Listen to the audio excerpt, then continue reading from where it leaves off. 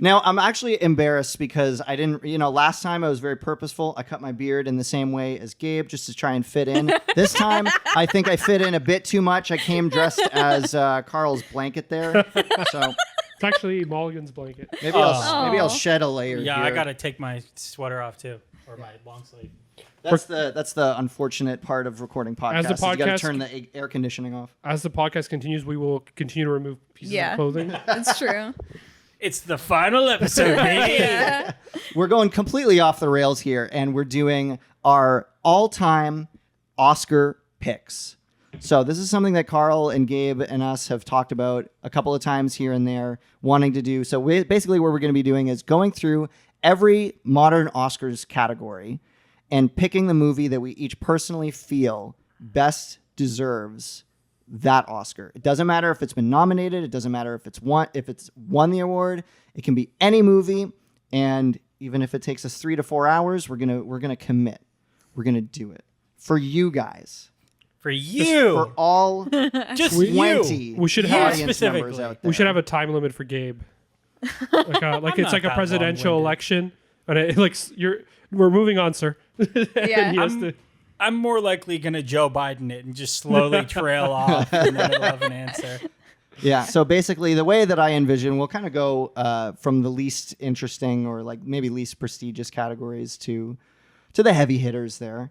And if any one of us if any more than one of us in each category, gosh, I'm doing a great job of explaining this. If more than one of us in each category picks the same movie, we'll count that movie as winning that category. Oh, okay. And That's we'll interesting. keep track and we'll crown, if one movie kind of sweeps multiple categories, we'll crown that. Right. Okay. And if not, we It's like fight all to the time. death. Okay. Yeah. Because I was wondering that. I wasn't sure if it was going to be like a draft, and if like someone else took it, it'd be like, I got to pick something else. No, No. you can totally, yeah. Okay. But you got to defend your take. Even if you pick the right, Sure. even if you pick the same movie as me, you're still wrong. I see. Oh, yeah. dear. Yeah. Right on. All right. Everybody ready to start your engines here? Yeah. vroom. All right. Ford versus Ferrari. So for all 24 categories, I have picked the movie Ferrari by Michael Mann. Exactly. We finally watched Heat the other day. And Oh. Yeah. Oh. it will not be making my list. Oh, but it will be making someone's list. Yeah. It's a very mixed bag. It's Anyways. very 80s, 90s. We'll get to it. We'll action. get to it. Yeah. Okay. Well, I'm excited to talk That's a about promise. We will get to Heat. it. Yeah. Well, so we'll try to keep it relatively brief in every category, but I don't want to stymie you guys. If you feel like going on a 5-minute rant about Heat, Yeah. you feel free. Can I do like the entire like diner Mar- scene? Like just like recite the entire diner scene from. Yeah, but I'll have to point all 4 cameras at you at the same time. Yeah. Okay, so we're actually going to be starting with what I believe is the newest Oscars category, which is Best Casting. And we were kind of talking before the mics were on about how exactly we were categorizing this one, if it's like 1 casting choice or 2. Because the way I came at it was like Best Ensemble Cast or like too. Best Good Casting Choices across the board. Exactly. Not just like one great actor, actress, whatever. Yeah. But like all together. That's what I assumed it was, but I picked my favorite group of cast, and I also picked the best Okay. person casted in a role, in my opinion. Like fits that role. Right. The So, best, yeah. so my pick was Back to the Future. Okay. Ooh. Oh, this is an interesting case of recasting. What about Elizabeth Shue, like the actress that played? Do you think that's the best casting choice, or? Well, I'm talking about Back to the Future 1. Right. So I just feel like it's a strong cast across the board. In general. Michael J. Fox, Christopher Lloyd, Leah Thompson, Crispin Glover, Tom F. Wilson. True. Just everybody is Right.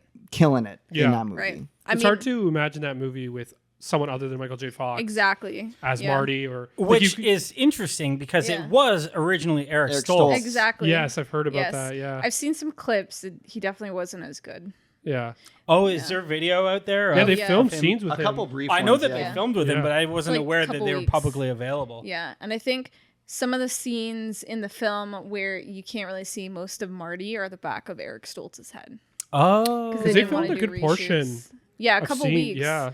Because they wanted Michael J. Fox, but they wouldn't let him out of his TV contract. Yes. So then they had to cast Eric, but then they're like, this sucks. Let's get Michael. So And I would say that is part of the reason why I picked it is because they were so that's fair. steadfast in their choice of like, even after doing like weeks of work with another actor, they were like, it's not working. We need to commit to That's who's true, going to yeah. make this film the best it's going to be. So Back to the Future is my pick. Yeah, no, it's a good pick. It's solid. Yeah, for sure. Marty McFly is such a cool character. So What order are we going in? Is Hannah next? Whoever, So we should do it this way and then this way and then. I was going to say whoever's feels moved by the spirit of the Lord above, but Whoa. whatever, counterclockwise is fine too. so me. Yeah, you. Okay. I picked like best ensemble cast, and I wanted to get Wes Anderson in there at some point. So I chose this.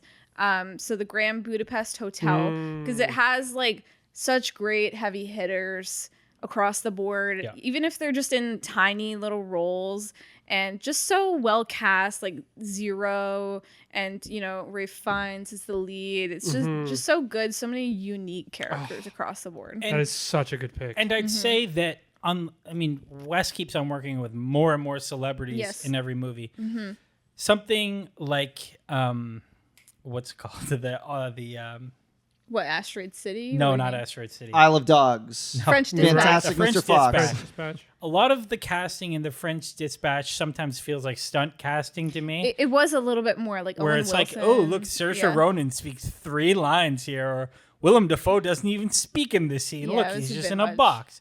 But everyone feels very purposely picked in the Grand Budapest Agreed, Hotel yeah. to maximize the impact of every role. Yeah, like even like Jeff Goldblum, he's a lawyer in it. Yeah, he's He so just good in that role. kills Oh, it, yeah. even in that small role. He's really good Yeah. at doing that with actors. He's so good at picking a particular actor with a particular speech pattern that just works so well. Or like, he's got like a foreboding kind of, and he's so good at that. Exactly. That movie is probably his I best really casted love film. that. Yeah, Good like, choice. Willem Dafoe, just in that small role. There's so many, there's like so meaty small Yeah. roles. Yeah. Like what's her face that plays the old woman? Tilda Swinton. Tilda Yes. Swinton. Like it's such a random bit part. It's so Yeah. great. Yeah, Yeah. just love it. No, and even what's his name, Edward Norton as the cop. Yeah. So Yes, perfect. Like, so good. Yeah.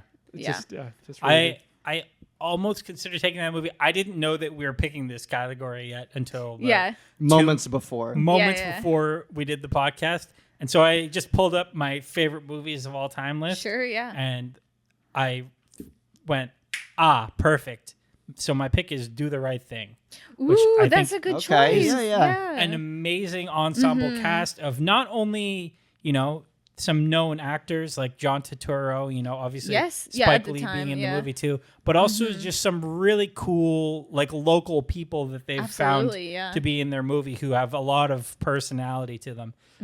And so that's my pick. Yeah. I think that's pretty much a perfect movie in my It opinion. is, yeah. It's definitely It's- very underrated. And Well, Hannah got the 4D experience. yeah, we talked about that before. Yeah, I had, like a violent fever while I was watching it. that's right. Yeah, I saw that movie at. Kind of the- thought she was in the movie. Yeah, pretty much.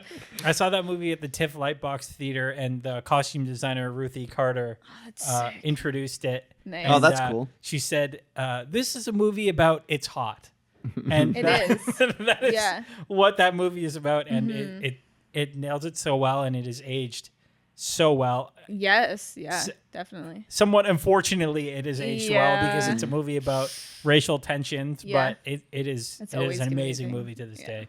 I'll Definitely. challenge your choice just a little bit in saying I didn't love Spike Lee in that role. I didn't think it was very. He that maybe much to the overcasts himself in his movies a little bit. Yeah. But I think, good. he's definitely on the weaker actor side of all the actors in that movie. And I think that Sure. a lot of the stuff going on in the pizza parlor is really good. Yeah. Yes. And basically everything. I mean, I love Radio Raheem. That's such a memorable character. of course. Yeah. So that's my pick is Do the Right Thing. It's a good Yeah, pick. that's Nice. a good pick. And Carl. I was going back and forth. Carl's got 5 choices. I had 3. I'm going to That's pick my fine. favorite. Yeah. Yeah. I picked The Big Lebowski mostly because Jeff Bridges is Okay, literally yeah. the dude. And Yeah. I just Yeah, that is rewatched a it. good- yeah. And I feel like and I just rewatched the scene on YouTube of where they're getting the urn. and the guy keeps telling him it's the cheapest receptacle they have. And then just all the characters and every single actor in that movie is perfect for the role. Yeah, And like the nihilists. Yeah, exactly. The German nihilist, the artist. Yeah, isn't like Flea from Red Hot Chili Peppers in that movie? I think you're thinking of Back to the Future. No, he's Andrew. in both. He's in both. But my more generic choice I was really debating was Lord of the Rings. Yeah, that's a good one too. You know what? Yeah, That's a really big solid cast, pick. and that's a good cast. every single one of those Yeah.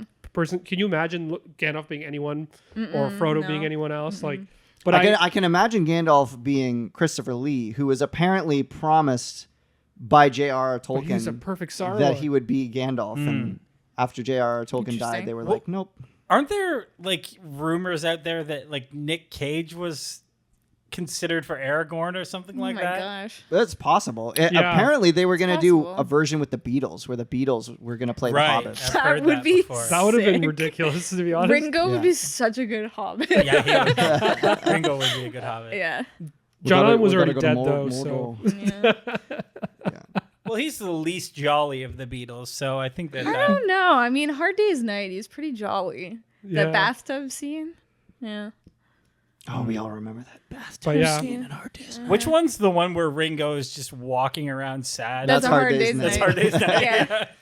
Yeah. Yeah, I actually really love your pick, Carl, especially because like Yeah. I've been, It's a good pick. you know, you get down a YouTube rabbit hole of shorts and Yeah. stuff. I started getting recommended a lot of behind the scenes of Lord of the Rings shorts, and everybody, all the cast just has nothing but good things to say about Yeah. the time of filming that, and just like all being friends and Yeah, stuff. yeah, yeah. And Well, so- it's such a big cast, too, and such a big book. It's really hard to get that perfect. I feel like they really nailed it. Yeah, that's Like, really important. Yeah, so... But yeah, one of those two. I like both. Yeah. I think it's one of the few movies that I really think that Orlando Bloom is very good into. He is really- that trilogy. I'm not always the biggest fan of him. I feel like that's he's not fair. a very versatile actor, but Yeah. he's quite good in that movie. Because he doesn't talk a lot. It's mostly Yeah. just looking good, riding down, Sure. you know, by the backs of elephants. So I've never seen The Lord of the Rings, but we're planning on seeing it You've soon. what? Like doing a marathon. we Oh, just wow. decided I know. recently we're gonna man. pick Oh. a weekend to do a marathon. I know. All three of them were playing in theaters like earlier this month. You should have gone man. and seen them in I was actually theaters. surprised for. Wow. I know it's like a blind spot in my cinema list or whatever. Like it Well, seems like you'll know big exactly heavy why I picked hitters. it. Are you gonna Yeah. make her watch the theatrical cuts or the extended cut? What do you mean make? It was my idea. Oh. I mean, I'm not doing this against Yeah. her will.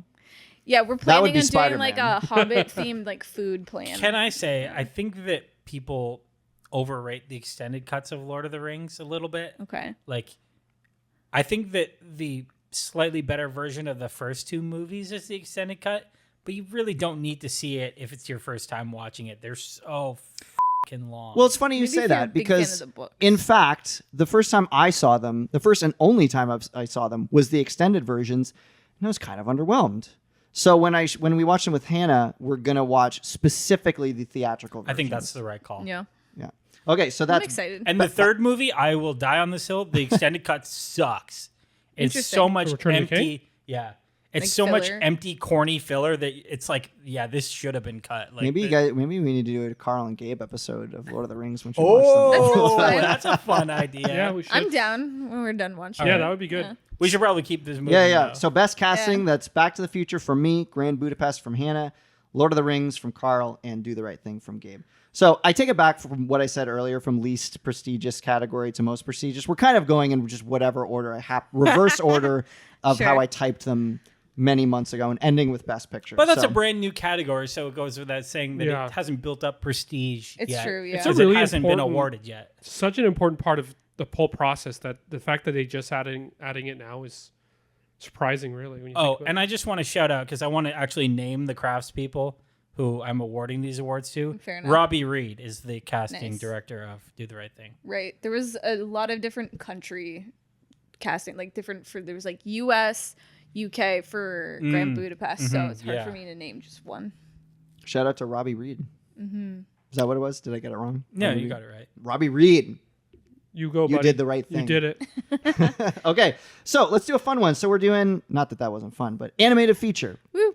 Best animated feature. Okay, so my pick for this, I know what it's going to be. is not Toy Story. What? I thought it was gonna be Toy Story as well. My pick for this is The Iron Giant. Oh, yeah, that's another one. Because that is the movie that in recent memory, particularly as an adult, not with any connection to childhood, made me cry and made me cry. It's the hardest hard. I've heard him cry ever.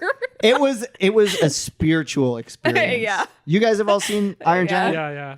So spoilers for the Iron Giant out there. I haven't seen it since I was very young, but I remember it being very sad. You remember what It happens is at the sad, end, yeah. basically? He flies sad. away, right? Yeah. He flies and sacrifices himself by letting himself get hit by basically a ICBM, Atomic bomb. yeah. Yeah. missile. And Very emotional. you know, the whole movie is about him like being a weapon and not wanting to be a weapon and not wanting to take the villain role and wanting I to feel be about myself. wanting to be a hero. And so my brother got it for me on Blu-ray and I watched it and I was like, oh yeah, forgot about that. Solid movie. No emotional reaction. And then I showed it to Hannah and I knew the moment was coming. For some reason, just like as he's flying up into the air, I just felt myself like Yeah. like starting to get there. And then, you know, there's the voiceover of Hogarth. He goes, "You are what you choose to be." And he closes his eyes and he goes, "Superman." And I went,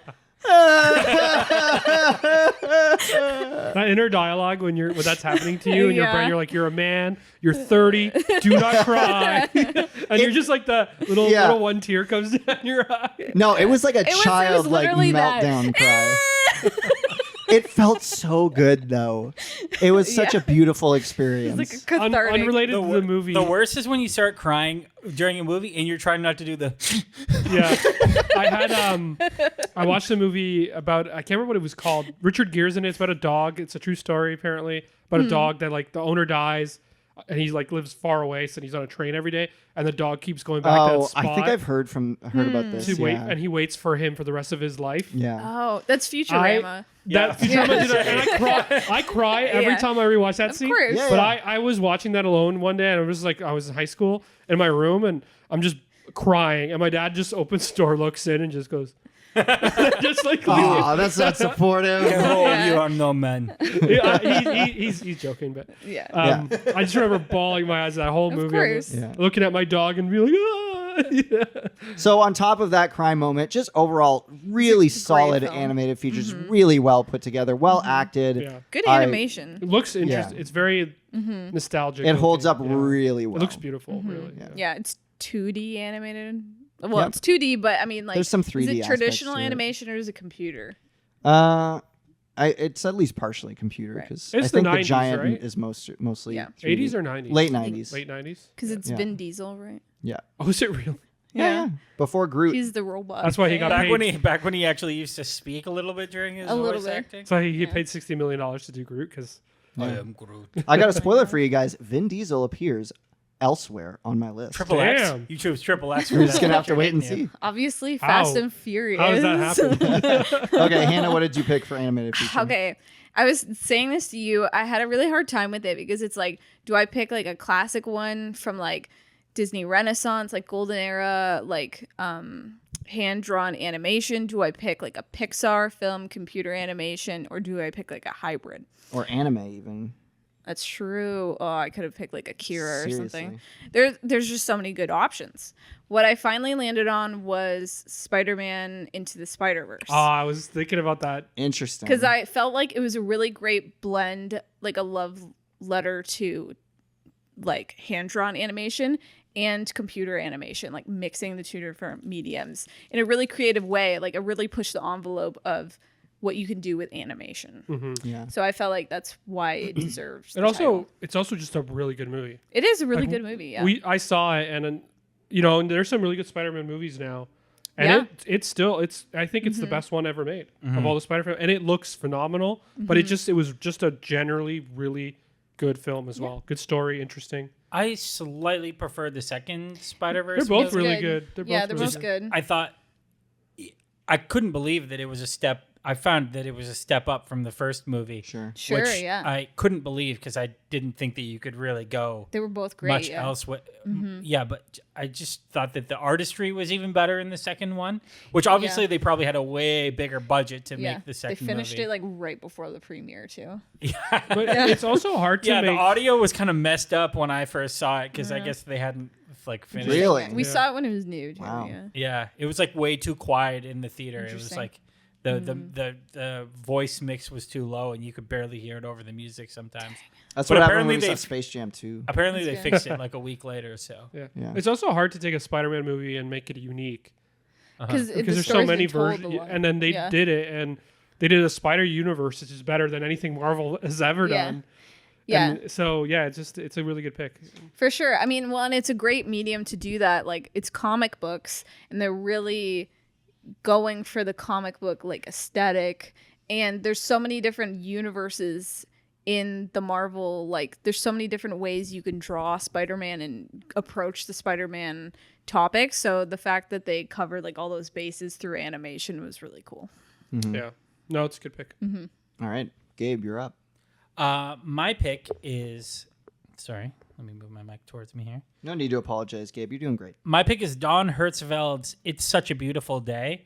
It's a very simply drawn animated film. It's basically kind of like stick figures, kind of.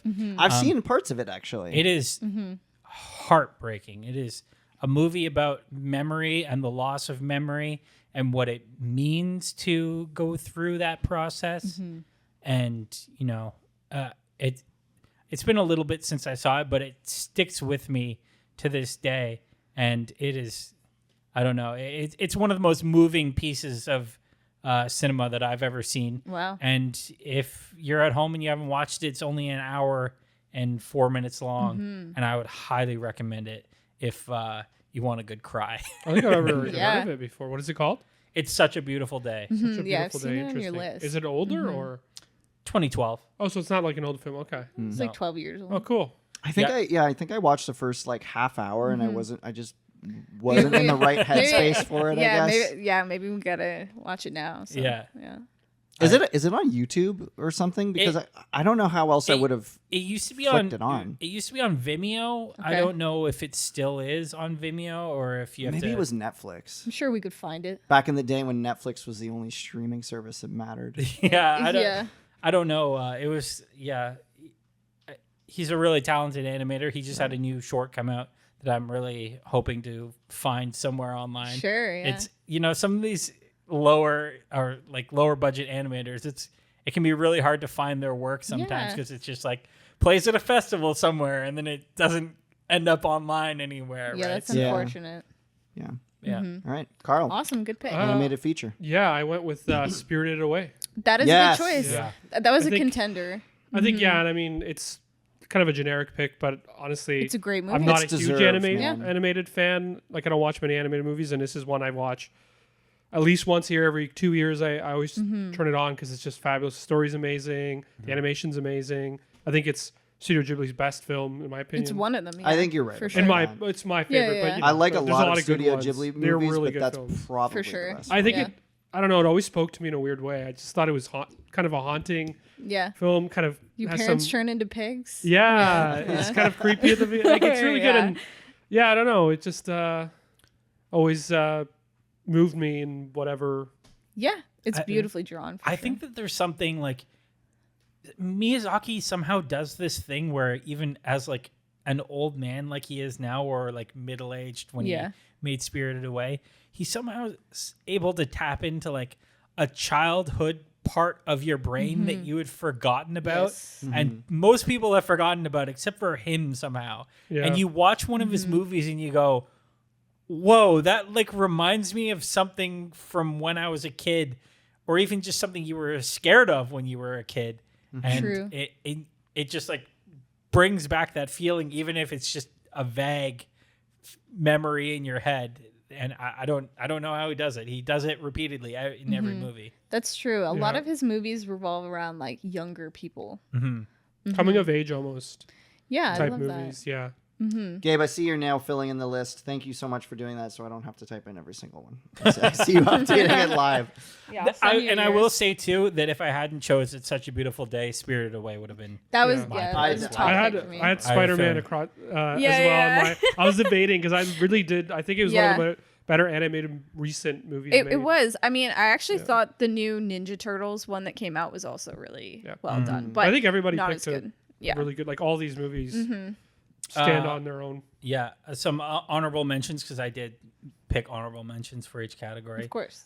Spirited Away, which we said. I really like The Lion King, which we were talking about Of course. earlier today. We You guys shot- don't we like wa- it as much? No, we and I love watched it. it like 2 days We ago. watched it very recently. Yeah. We watched that. We watched Little Mermaid, Aladdin. Hercules, Aladdin. Yeah. And we're like, Aladdin's Aladdin's just the better. best one. You know, Yeah. it's just better written. Another animated film I really like, one of Andrew's favorites, Toy Story.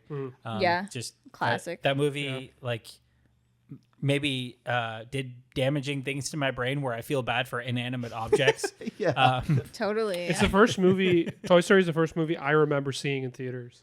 Toy Story 2 is the first movie I It's- saw in theater. Toy Story 1's the first movie I remember loving and feeling Yeah. like it was like my movie. You know, when For you're a sure. kid, you have like your movie. Yeah. That was my movie. Yeah, Yeah. I think a lot of us. Mine was probably Shrek. Special. Yeah, Shrek's good too. Another one that I really like that I know you guys love too is Your Name. That is a really excellent film. Highly recommend Your Name if you've never seen it. This is what I was saying with Andrew is you could go so many different ways with these categories and what makes a film great. Your Name, it's a compelling story and the animation is great, but it's not pushing the envelope. No. So it's hard to say like what deserves what category. Is it, that tells the best story, or is it one that's like, pushing boundaries of what cinema can be? Yeah. It's so tough. Yeah. Gabe, you're giving me severe anxiety every time you pull your drink over top of your laptop like that. It's all I can think about. All right. Do you want me to give it a little spill? Tilt it over next time? Hey, you can do whatever you want, man. Okay, so moving on. We're going to do makeup and hair. Let's go in reverse order this time. Let's start with Carl. Well, I don't know too much about this category. Let's see. I feel what like pick all up. of us don't. I picked two films, kind of, because it's the same guy. Okay. And you said you were going to give shout outs, so his name is Rick Baker. Okay. And I did it more based on not so much like makeup and hair traditionally, but Sure. like makeup done in a film creatively. And I picked an American Werewolf in London That was a good and choice, Exorcist because he was Yeah. he did the main makeup for an American Yeah. Werewolf in London, and then I did Exorcist because he was that was his first movie he ever worked on. He did Oh, a lot wow. of the makeup on. That's amazing. Yeah. So I thought, Both are good. and the Yeah. transformation scene Yes. is probably, and that's all hair and makeup, and that to this day when you watch that scene, it's Yeah. absolutely crazy work. The level of detail of his hands growing, his face Mm-hmm. changing, and yeah. So I thought that's the first movie that popped in my head, and that's the For one sure. I picked. Yeah. I felt like that movie was at its best with visual effects, and it was at its worst with like writing. Yeah, like it's not. Yeah. It doesn't stand as a great film for the writing. I know. But the visuals, and that's the reason I picked Yeah. that was mostly because of the scene of him transforming into the wolf. Absolutely. Yeah. And some it's of a the great and then scene. the Exorcist, I think to this day visually terrifies me. Really Yeah, like I watch it every Halloween, and it's still interesting. the makeup and what the way they did her like when she's possessed. Sure. Oh, it's Yeah. Stands up. It looks better than even because we just rewatched. They just released the Exorcist remakes or whatever you want to call them. Okay, Prequels or sequels. They suck. Sure. Yeah. You know, and you could just really. It's just the practical makeup that they did. Yeah. You Practical can't. is so it just nice. looks so good. Well, And- if that's your pick for best hair and makeup, I can't wait to hear your pick for best visual effects. yeah, I went with more like or CGI? CGI for that. Yeah. Yeah. Gabe? All right, so my pick, I'm not 100% sure. The line is blurred here between Okay. what is costume design and what is hair and makeup in this, but I'm going with it anyway. And Sure. I'm going with Guillermo del Toro's Pan's Labyrinth for best Okay, hair and sure. makeup. Yeah. Okay. I think that's part of it for sure. I'm pretty Yeah. sure that there's a lot of makeup being Oh, done yeah. in this movie, Well, but similar obviously to there's a why I lot of picked- costume design yeah. being done too. Yeah, there's both. But I'm sorry, I forgot to write down who the makeup artist is. Yeah, and I the didn't write down hairstylist the in this makeup movie. artist either. That's okay. I think they'll get over it. Yeah. I'm sure they'll be fine. They're a bunch of Spanish people, I think. Yeah. So I've never seen Pan's Labyrinth. I don't Me think you either. I've have. only seen like stills. I think when it came out, I was just a bit too young. So my brother and my mom watched it, and I think they thought it was cool, but I wasn't really It's old enough very to see it dark yet. and very scary. It'd be way too scary for a child to watch. I just rewatched it on a plane trip. Oh, you did? Because Yeah, we yeah. also saw it at the TIFF Lightbox lesson. Yeah, yeah. Too. Yeah. I mean, That'd be cool to see. It's in really theaters. good. It's really good. It's a phenomenal movie. It's a great movie about how Revolution, bad war. yeah, and the evils of fascism. It's really good, and to talk about the costumes are so memorable, or the makeup design and costumes, whatever, they're all so memorable, and the monsters are truly haunting. They some of the scariest looking monsters you'll The ever eye. see. They in look film. creepy, yeah. The hand eye guy. Yeah, that guy who looks like Mitch McConnell. Yeah. He does. Yeah, Oh, man. it's a truly terrifying film, and it's It is beautifully. it's it's Beautifully terrifying. yeah, Yeah, that's a good way to put it. Yeah. It really is. exactly. Yeah. It is both those things. And It's very touching too. They do such a good job between makeup and effects, and I don't even know if there's any CGI in that movie. I don't but it think looks so. so good that wouldn't shot like. It surprises me that there isn't, because the costumes and the makeup and all that looks so good on the creatures and on the monsters. It's just incredible. Yeah, it's some really memorable Yeah. crafts work from some very talented people. Yeah. Yeah, I could put that on the list. Yeah. Yeah. I haven't seen that one. Hannah, what's your pick? I went for sort of a classic. Well, it's like, could I go period piece? Yes, but boring. Well, because Carl and Gabe set a theme here, and they went for more Yes. creature. I went for a slightly more creative, like, what is an iconic look that defined a character through Okay. the hair and makeup that was chosen? Yeah. And I chose the Joker in The Dark Knight. Okay. Okay, yeah. Yeah. Because it's like, Okay, yeah, it's like yeah. the Joker never looked like that up to that point, but it absolutely defined how the Joker looked. Mm-hmm. Like, It's as had a soon as- ripple effect going Yeah. forward. Oh, as for soon sure. as you see his hair and makeup, you're like, okay, that's that specific thing. Like, Yeah. you know immediately what it is. Yeah, the scars are iconically done in that Yeah. version too.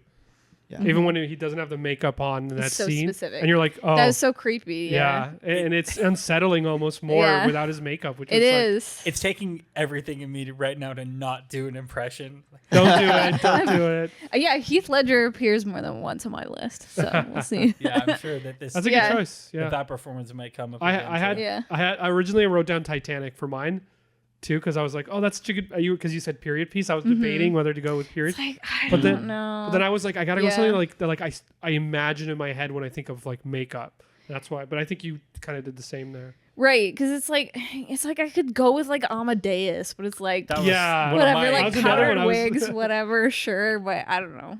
Like, did it define a look No, for yeah, cinema, like a exactly. certain character? Like, that's such a specific character in Yeah. cinema. So, Yeah. okay, so what's Iconic. And, you Yeah. know, even me at the ripe old age of 12. was Exactly. So iconic, I went Yeah. as that version of the Joker for Halloween that year. That You and version. everyone else. yeah. Exactly. And we'll put a photo of that up right now. Can you imagine being the hair and makeup person that created that look, and it's like Yeah. all these kids are going as that for Halloween? That's so You know, awesome. I think Heath Ledger actually developed the look himself. Well, through the help of a team, yeah. Well, I read that he kind of like locked himself in a hotel room for a Interesting. month or two to work on the character, and He put razor blades in his mouth. and- Either way, like the hair and makeup department, yeah. like, I'm not trying to that's downplay winning, their yeah. role Yeah. in it. But I think it worked all together, right? You had to Totally. have an actor like him yeah. commit fully to that Have role his for face. that, all Yeah. that makeup and all that for it to work. Maybe he committed a little too hard, if we're being honest. I don't know. Yeah, he's a very troubled man. Oh yeah, well he did. The whole dying thing kind of puts a damper. Yeah. I think on that really blew that character up too, though. That was It like a whole did. legend like was the created. legend that, of it. yeah. Yeah. It's like That's the true. Joker made him so crazy he committed That- suicide, which I don't know if that was at all. I think true, he was just a troubled person. but that's Yeah. yeah. That was like what was going around back yeah. then. Andrew, what's your pick? So I went very true to the name of the category, and I actually picked Citizen Kane. Okay.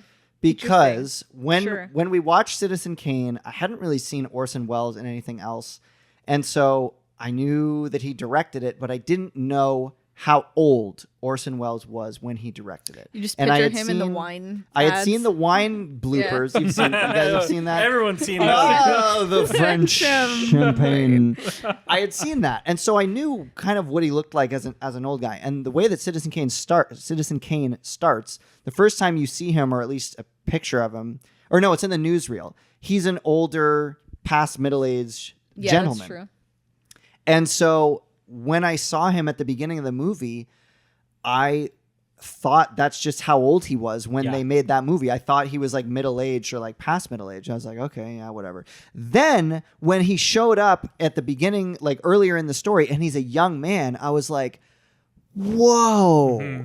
At the beginning was totally hair and makeup. I had no idea. Like I He was like legitimately 24 or something. could not tell that he was at heart a young man. A far cry from the Charlie Chaplin biopic starring Robert Downey Jr., where by the end of the movie he was so caked in makeup that he looked like Mr. Potato Head. But in Citizen Kane, they It was black and white. really It nailed helps. it. Yeah. They did a really good job with the hair and makeup. That's in true, that. they did, yeah. I was 100% convinced. They did a good job with a lot of stuff in Citizen Kane. Yeah. That's a Yeah. really good movie. Yeah. Yes. That's an underrated movie. Yeah, a lot of people don't think that's the greatest movie. Yeah.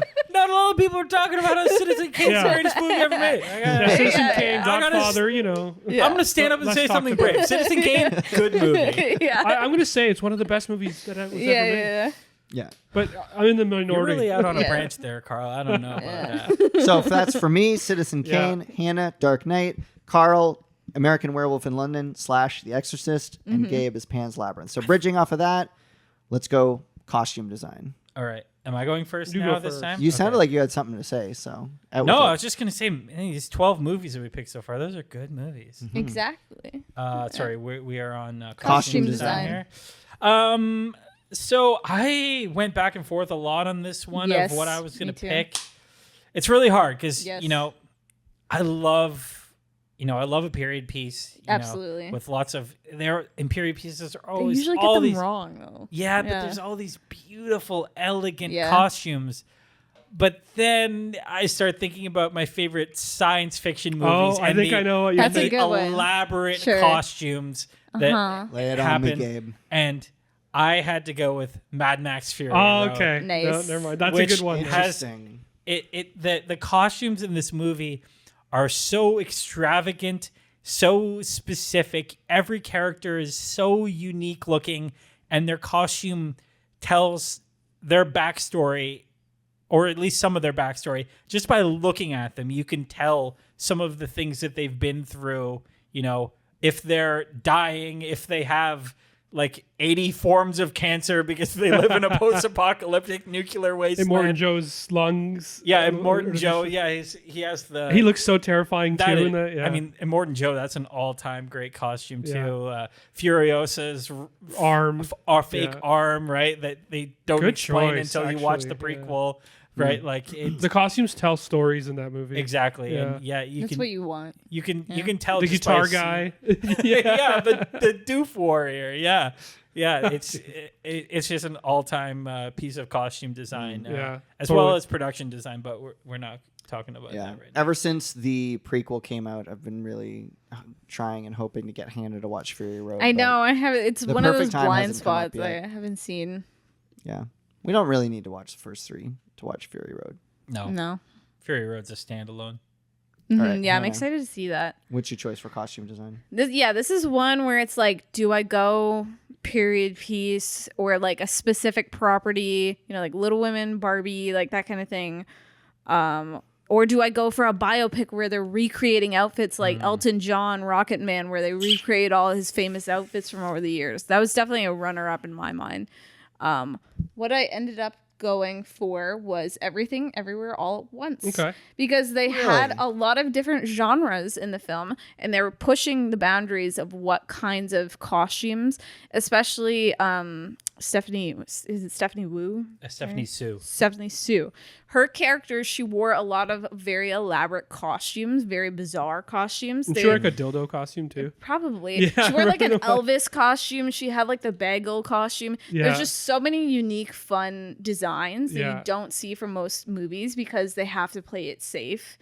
in whatever they're doing, like just regular clothes and stuff. So they had a really fun sandbox where they could literally do anything, go bright, colorful, do all these elaborate stuff. And I think, it should be recognized for that, for sure. Yeah.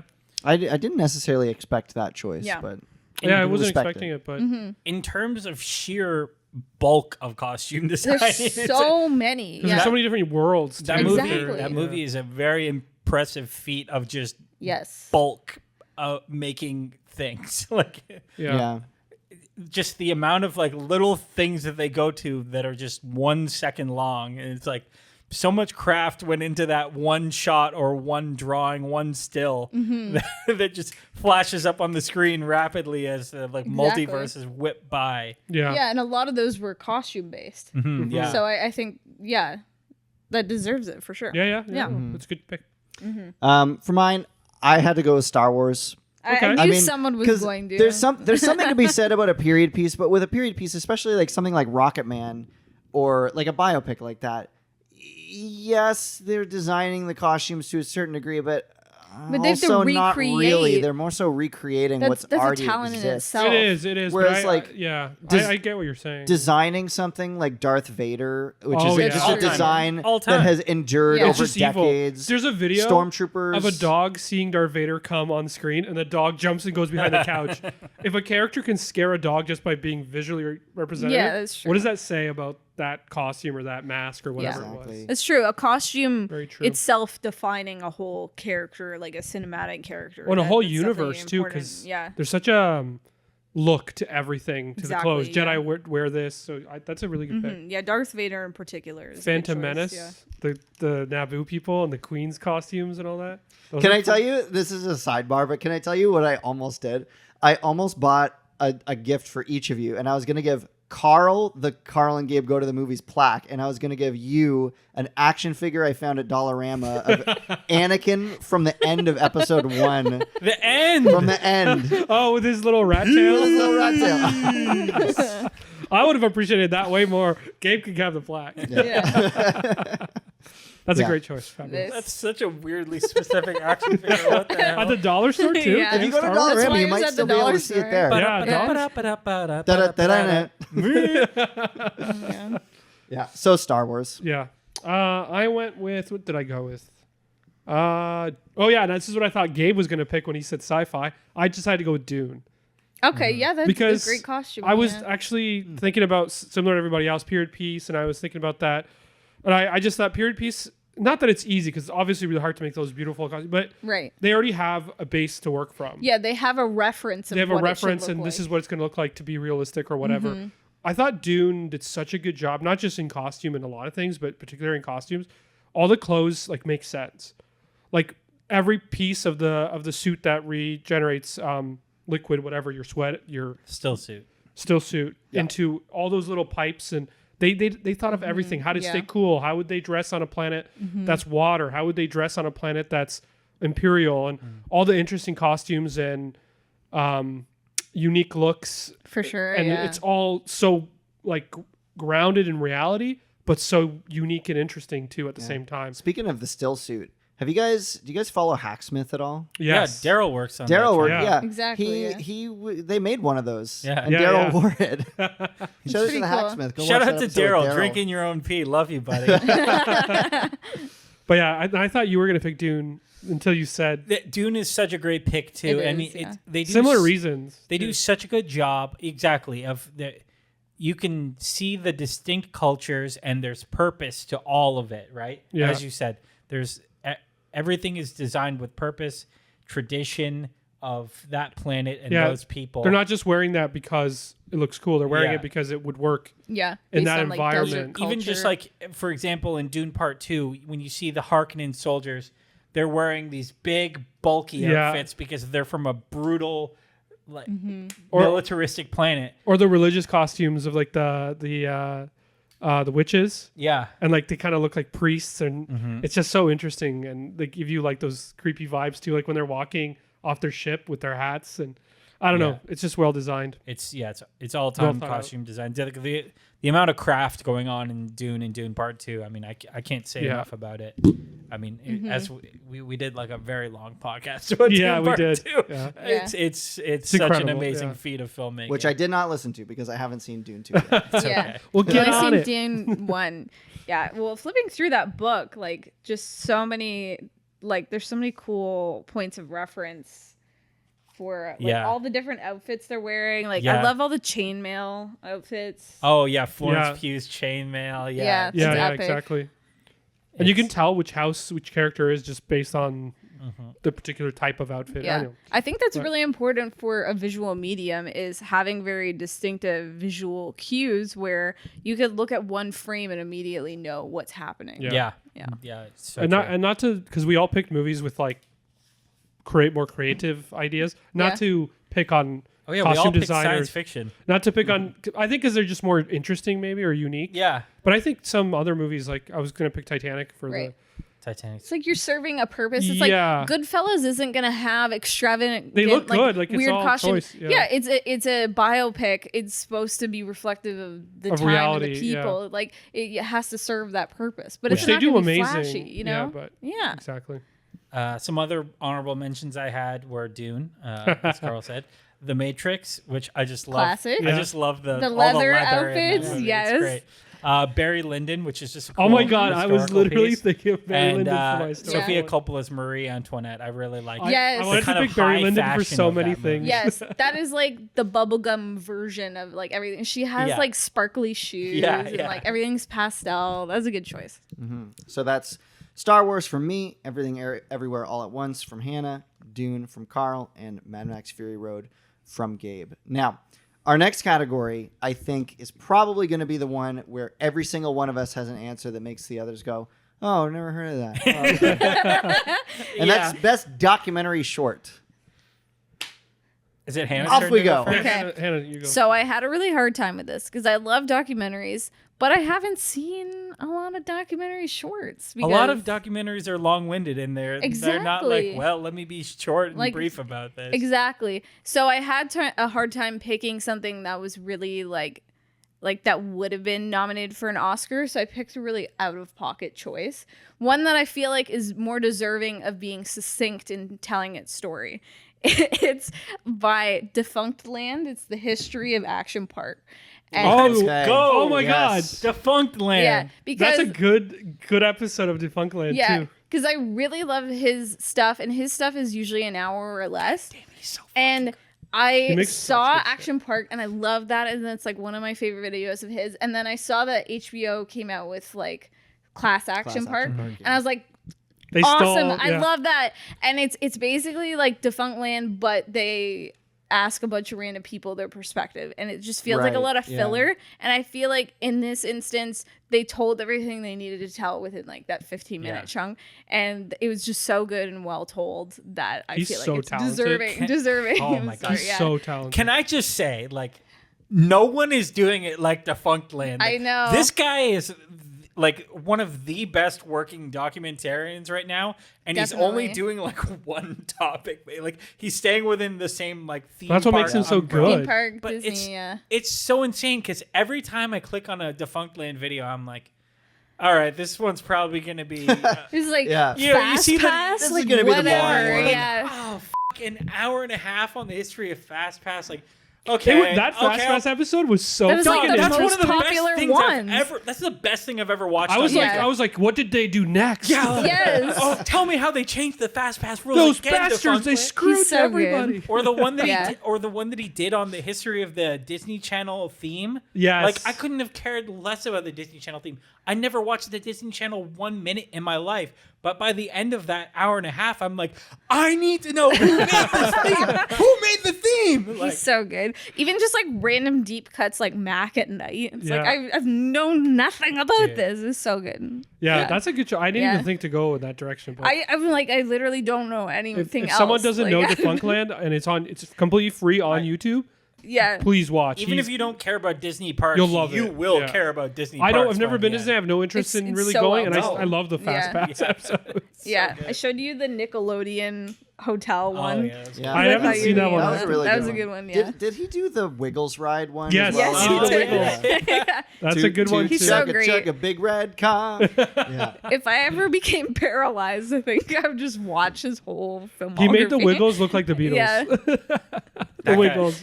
I can't Yeah. say enough good things about that. He's I incredible. know. Yeah. He's so It great. is like the best YouTube essay channel in existence. He should win an Oscar. Absolutely. I for, wouldn't really- be surprised if for it class happened. action. If he, Yeah. if He he ever just- branched out like a little bit, like But he knows what he's doing. He knows Absolutely. his formula, and he's just really good at telling He's those really stories. good. Yeah.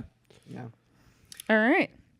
Oh, you all looked at me. I guess Yeah. I'm Well, next. we'll go. we're going in order. Yeah. Yeah. So, like I said, I made all of my choices like a couple months ago in April, and when I was looking at them again, I actually changed this one. So my original choice was a similar thing, a documentary on YouTube. The history of Tetris Oh, by That- the gaming historian. I think I almost that's picked that over one. an hour long though, so it's not a short. Exactly. That's Yeah. why I didn't. That's pick a it. I've watched that video like three times. It's better so than the yes. movie. Yeah. It's way better. It than is, the movie. yeah, yeah. The movie Yeah. sucks. That is way better. So Yeah. I didn't pick that, but what I originally picked was the life of Satoru Iwata, who used to be That's the a good president one. of Nintendo. I think of Nintendo of America. But then when I was thinking about it in the car today, I actually changed my mind, and my official pick is Cinemassacre 200, which Okay. is Yeah. I think I've showed this to you. It's actually what inspired me to go into filmmaking. Right. It's a mini documentary by James Rolfe about himself and about his own filmmaking journey. Everything from when he first picked up a camera. Like when he was to- like 12 or something. Oh, even younger than that. And Yeah. like making audio recordings as like a little toddler. And his whole filmmaking journey, I saw that at a really impressionable age. Like I was probably 10. And I That just, long ago. I just, Oh my well, goodness. it would have been like 2007. So I would have been 11. And I remember seeing that and be like, wow, making movies just looks like so much fun. And it's ultimately what probably led to us doing this podcast, if I'm honest. Yeah. Just To me going picking into up a camera in filmmaking and general. stuff. I feel like everybody has that kind of story of something that got them into it. Yeah, I Absolutely. think it's about 20-ish minutes long. Very impactful on me just because I was a fan of the guy in general. I don't know if I would recommend it to people who don't know James Rolfe, but I really liked it back in the day. I think if you like the idea of making something and you had that background of being a child and making stuff and wanting to grow bigger and do more, it'd be relatable. So, So Cinemassacre 200 is my pick. I wish I went in this direction that you guys Yeah. did because there's a ton of stuff I liked on YouTube that's like yeah. doc show. But I went with just something that I've seen because I haven't watched. Like you said, I love documentaries, but I Yeah. tend to watch long form documentaries. For sure. Yeah. But I did watch The Last Repair Shop. It was nominated this past year. won. It did win. Yeah. I've heard And this I one. do Looks good. recommend it. really So good. it's really good. It's really interesting. It's about a little shop that fixes or I guess refurbishes instruments for schools in For the LA. Los Angeles Yeah. County. Right. And it's one of the District. only only places in the world that does this, or at least in the U.S. And it's just how much, I guess, how cool it is that kids are getting all these instruments for so cheap, and That's they can learn, awesome. and it changes people's For lives. free. They're getting them for They're free. getting for free. That's It's a really great. touching and interesting, and it's just cool because you don't really in today's world we don't really have like repair shops and things that refurbish and make old new. And it does such a good thing. So, like I said, no, sounds I sweet. I wish I wanted a different. But No, it that is really sounds- it is yeah. really good. It is really. That's a really good pick, especially since I will give you credit for this, even though you don't know this. That's a Canadian documentarian. Oh, really? Yeah. Awesome. Well, thanks you for- were right. He didn't know. It's I great to didn't know, yeah. celebrate Canadian filmmakers. That's What's his name? Well, we should watch that one. Ben Proudfoot. I have his name down Nice. here. I just didn't look him up. Yeah. All right, Gabe, what's your That's- pick? I thought Proudfoot. I was gonna say Proud Feet. I really, really liked that. That was my favorite of the Oscar-nominated shorts this year, and I was really happy that it won. And it's just a beautiful piece about people doing like actual important work Yeah. in the world. My pick is kind of a very silly pick. My pick Good, is I love silly. Agnes Varda's Uncle Yanko. Here, let me give you the synopsis of Uncle Yanko. While in San Francisco for the promotion of her last film in October 1967, Agnes Varda gets to know a relative she had never heard of before. This unknown uncle lives on a boat, is a painter, has adopted a hippie lifestyle, Sounds and awesome. loves life. It's just a really silly film. Sounds fabulous. She goes and meets Yeah. an uncle that she doesn't know, and they are instantly kindred spirits. And it's just them being silly and doing multiple takes of trying to get her uncle to deliver some line and pretend like, oh, wow, we're just meeting for the very first time right now and definitely haven't done 8 takes of this. Like, That's really cute. funny. it's so cute Oh. and funny. Well, you know what? When I just remembered the short films we watched, that short film with the 2 older women. Oh, That, yeah. I really at enjoyed TIFF that. last We year. watched one at TIFF last year. I might have written it down. It's just someone went to their home country. I can't remember. It's somewhere in Eastern Europe now. I can't I remember. want to which say one. it was in Croatia. Croatia but I or might something. Be wrong about that. And they just filmed their grandmother with her best friend and like living their lives. It's just them sitting around watching TV They're and like watching talking TV shit. and It's it's so so fun. funny. And it's so, and because I'm Polish and I have my grandparents or grandma's still alive in Poland. And it reminds me of that kind of connection to where you're from. I love that. It was really beautiful. I really enjoyed it. So that was one. I can't remember what it was called though. I'm trying to see if I But anyway, I know that's that a I good made choice. I know that I made a list of all the movies that I saw at TIFF. Oh, Yeah. here we go. I found I'm the excited list. to watch some of these. They sound It's fabulous. called 1001 Nights. Yeah. 2 pensioners watch Turkish soap operas together. Yeah, it's so funny. Awesome. It was really entertaining. I really liked it. All right. So documentary short, Cinemassacre 200 from me, Defunctland Action Park from Hannah, Last Repair Shop from Carl, and Uncle Yanko from Gabe. Yeah.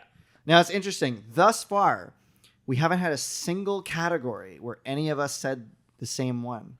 I know. So Well, we have different tastes. It's in great. films. This is a good, like, we're offering the people a good selection of films. I would recommend every single one of these.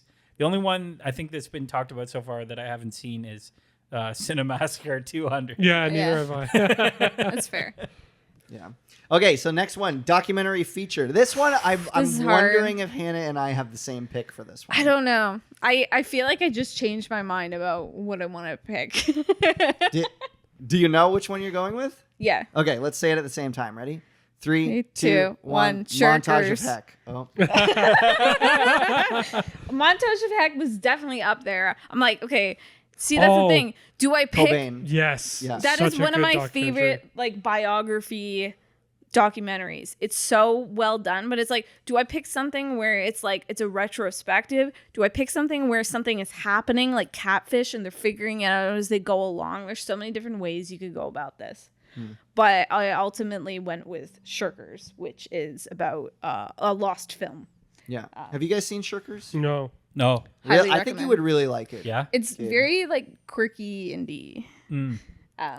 So, yeah. Yeah. Do you want to start with yours? Oh, sure. Yeah. Yeah. So, Cobain, Montage of Heck. It's a Kurt Cobain documentary. One of many. The best but one. Yeah. I think what makes it unique is that they use a lot of like archival material of like Kurt Cobain's like journals and Like like handwriting, handwriting drawings and stuff. audio recordings that he made that I think otherwise haven't really seen the light Home of day. movies. Yeah. Same director as what was the David Bowie one that came out? Oh, a few yeah. years That ago? one was Moon not as Age, good. Moon Age No. Daydream. Moon Age Daydream, the thing, with the Kurt Cobain one, because Yeah. I love this movie Yeah. documentary as well, Yeah. is it really kind of gets you in who he was as a person. Yes, And that's what he was struggling with. Yeah. that's what I where- love about it is it doesn't put him on a pedestal as much as a No. lot of other things does. It humanizes him, and especially it doesn't glamorize his death. No. As soon as he dies, the documentary's over. The thing that I was going to say, though, is the Yeah. David Bowie documentary. I didn't learn anything about David So- Bowie. Yep. Agreed. Okay, so Like- it's directed by Brett Morgan. And the thing about Moon Age Daydream that I would say is that Moon Age Daydream is about Brett Morgan and not about David Bowie. It's about Brett Morgan kind of trying to like discover things about his own life and what he believes in the process of making art. And it's him kind of using snippets of Bowie Yeah. to kind of project what he believes about So art that's creation. It did feel more like just like the plight of an artist than about David Bowie Which himself, I find, which don't is call it a good. documentary. I don't know. Maybe I'm. I thought Moon Yeah. Age Stadium was interesting. It was but visually ultimately, It visually looked good, but Yeah. the Kurt Cobain, look, that one was really good. That's one of my it moved favorites me. of all It was time. just and seeing his life from the childhood and some of the stories when he has to go to the guy's house and all the weird. Yeah. Some of One the- of my favorite sections is when they play, I think it's a version of Pennyroyal Tea, and they cut from, I want to say they cut from footage of Kurt and Courtney playing with their daughter, and they cut to footage of Kurt as a little kid while that song's playing. It's very powerful. There's some good Very animation moving. in it too. Yes. There is Definitely. with his drawings and stuff. Yeah. Like the whole thing, just even about like how he had like severe stomach issues. I'm like, Yeah. I understand like not like struggling with mental illness because that would put such a damper on things. Man, yeah, that was a very informative film for sure. Yeah. Yeah.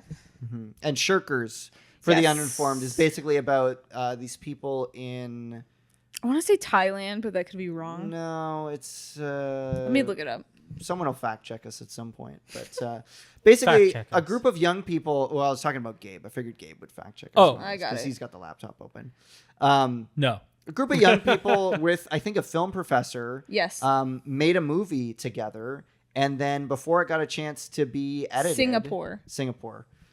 Before it got a chance to be edited, the film professor just took all the footage and skipped town. Yeah, because he was the DP on it. I think I've heard of this. Yeah.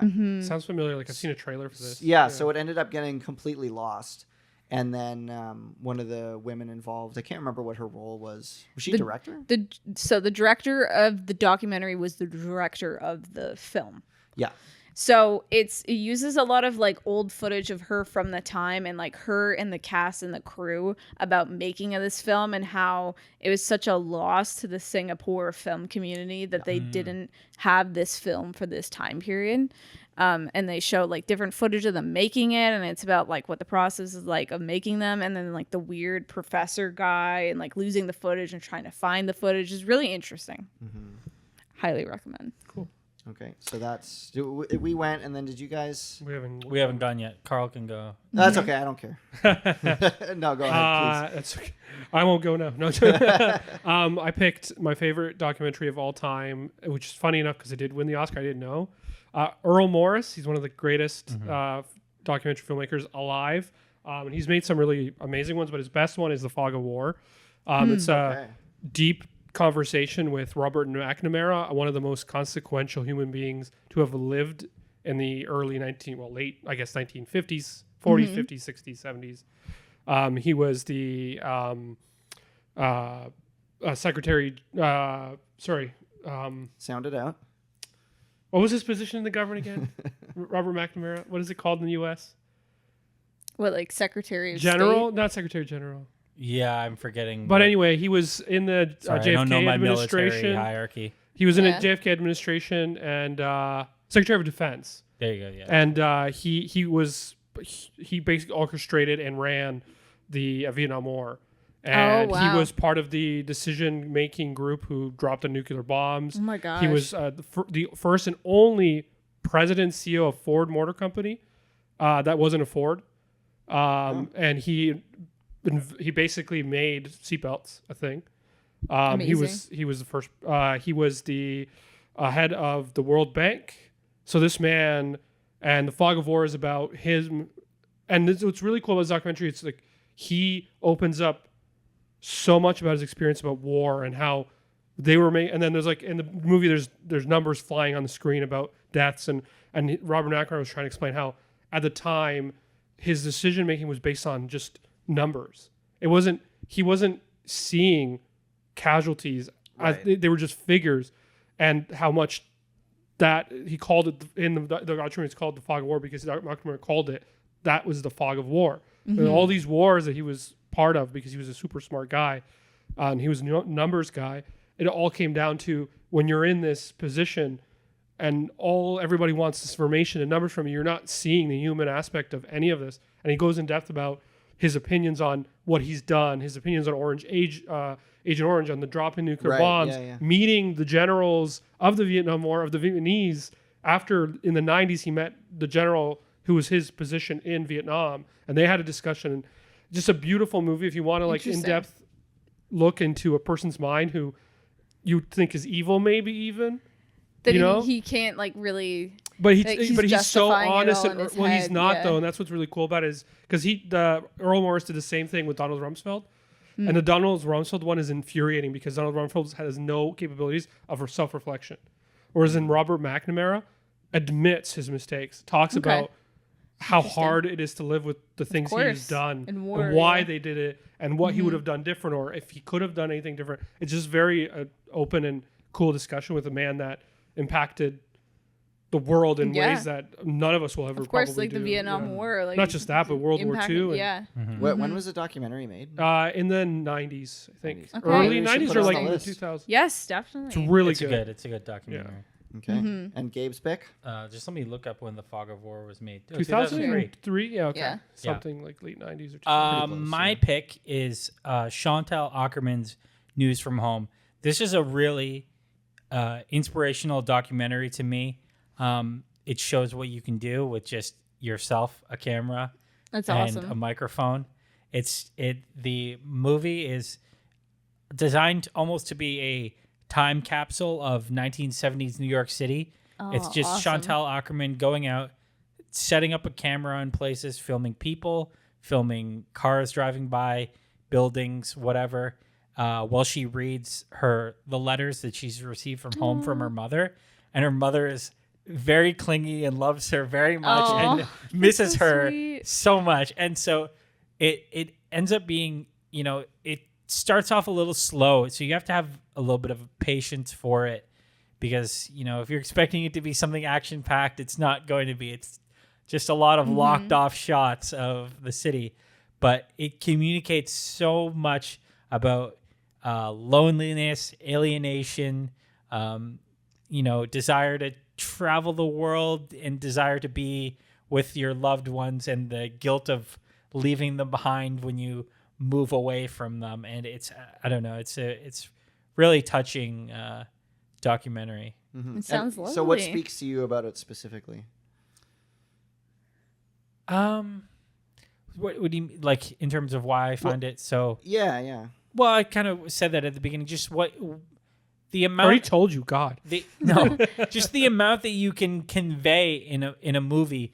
You don't need a budget. You don't need storytelling.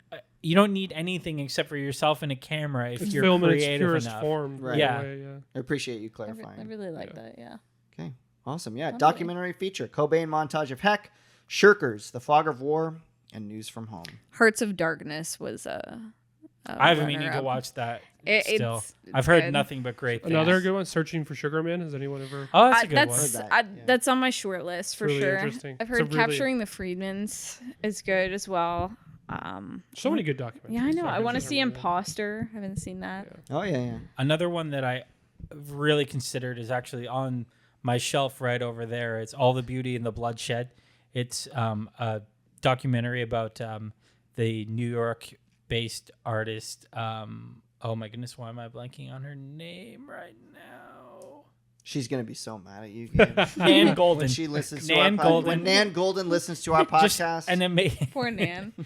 She's an amazing photographer, and it's about her life in art, and it bounces back and forth between her life living in New York in the late 70s, early 80s, and she lived in the queer communities of New York City. Right. So okay.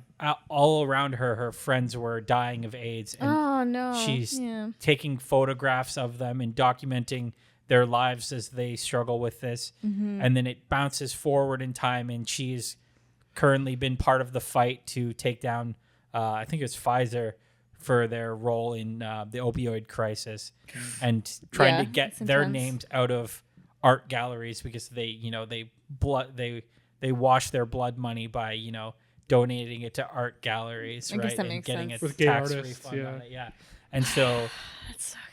And so it's a really great documentary about someone who's been a lifelong activist for the last 60 years and Yeah. has done a lot of cool art. Anyway, that's Sounds not my fabulous. pick, but it's up there. I find documentaries Yeah. are really underrated. I don't know a lot of Yes. people who For sure. watches them. And some of them are just incredible Yeah. pieces of yeah. art and work and film. And Yeah, just life people can be don't stranger watch. than fiction Yeah. sometimes. Make- Yeah. Make a documentary about a serial killer that people will watch. Yeah. I think that's the reason why a lot of people don't think that they like documentaries is because there's a lot of the ones that they end up interacting with are kind of the Like dull. junk documentaries, right? Like, That's true. oh, Made for here's TV, here's yeah. a stock like cradle to grave documentary about Elton John or whatever. And it's Yeah. like, okay, I kind of already know about Elton Yeah. John. Or like the stuff This- you I used to could watch as Google a kid this. in Yeah. history class. Yeah, It's exactly. It's just like, or like that one that drove me. I hated that one about Abbey Road. I If think these it was walls could sing. yeah. It was just like they like read the Wikipedia page of Abbey Road It was and then like interviewed the fine. guys Oh, from Get Oasis. Back. Get Back is amazing. That's just a That historical wasn't document. a feature film though. That was That's like a fair enough. 6-hour. Yeah. That immediately came to my mind. I'm like, this isn't a feature though. I love that. Yeah, that was great.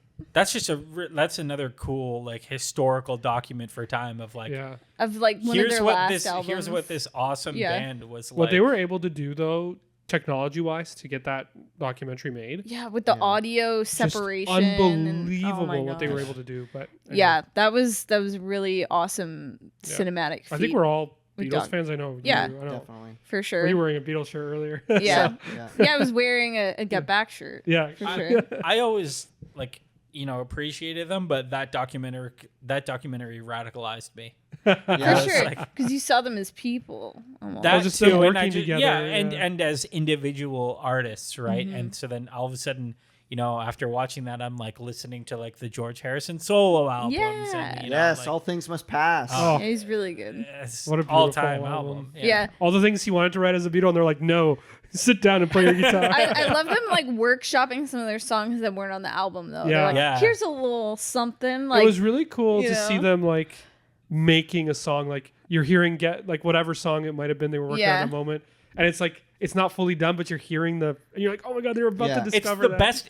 Which is always the best part of every music biopic. Biopic, yeah. Right? Is the part where they're like, "Oh, we're figuring out this big hit song," Yeah. right? And it's just 6 hours of the best It part is, of yeah. every music And biopic. them being But silly. it's real, and it's Yeah. them Yeah. just doing it. and over they're and over again. fighting. George Harrison left the band at one point. It's Just so like- good. But he's such a pro that he Yeah. finished out the song, and then he was like, "All right, I'm out." Yeah. I think I'll be leaving the band now. Is When? what he said. Now. Now. Yeah. Yeah. Big Oh, shout out to man. that. We got a lot of categories. Yeah, to I get know, through, guys. We're sorry. not even Yeah. halfway through. We're not even halfway through. Okay. if you need to take a break at any point, we can Yeah. take a breather. Well, I'm going to throw it to you guys for best visual effects. We'll start with Carl. And Carl, I mean no disrespect when I get up and get some water while you're in the middle Okay, of talking. well, I'll take it as only disrespect, Okay. but you you do you, Carl. you do you. Yeah. I'm going with the OG of, visual effects, and so I'm going to pick 2001: A Space That's Odyssey. a good pick. choice. I mean, I was thinking Star Wars. I was thinking some Yeah. modern movies, but I'm like, what movie did everything that all those movies are working off of? And 2001: Space Odyssey, and it's so many fun scenes, like when they're in the spaceship going, like tourist spaceship. All the little ideas of having like kind of shoes they would wear to the gravity, and for sure. yeah, and it's just I knew visually- this movie would come up. Yeah. At some point. I mean, I don't know. I think visual effects. I think maybe that one, maybe Star Wars, maybe whatever. But I think that's the OG, and I think it deserves a For sure. mention. Yeah, that was a strong consideration For for sure. me. Was 2001: A Space Odyssey. I mean, it's just it holds up to this day. It looks too. really it good. definitely Yeah. It does, still looks yeah. really good. We went and saw it in IMAX probably Oh, 4 that'd or be 5 years sick. ago. Yeah, at Looks- Ontario Place when it was still Oh. a thing. Rest in peace, Cinesphere. I'm assuming. I don't know. They say that it'll come back eventually, but it doesn't seem like it. Darn. Miss you, Cinesphere. I was so close to picking that too, but I didn't. I went with Dune. I was so close That's to a good picking choice. Dune. Yeah. A lot of good I- effects. I mean, we talked about it plenty enough already, but just the blending of practical effects and computer CG effects in this movie, I think is maybe the best blending of them that has ever been on screen. It's flawless. It's unnoticeable. What's real? With a giant worm. The worm looks great, and so this is the thing about that scene, right? I could talk about that scene all day. I think about that scene all the time.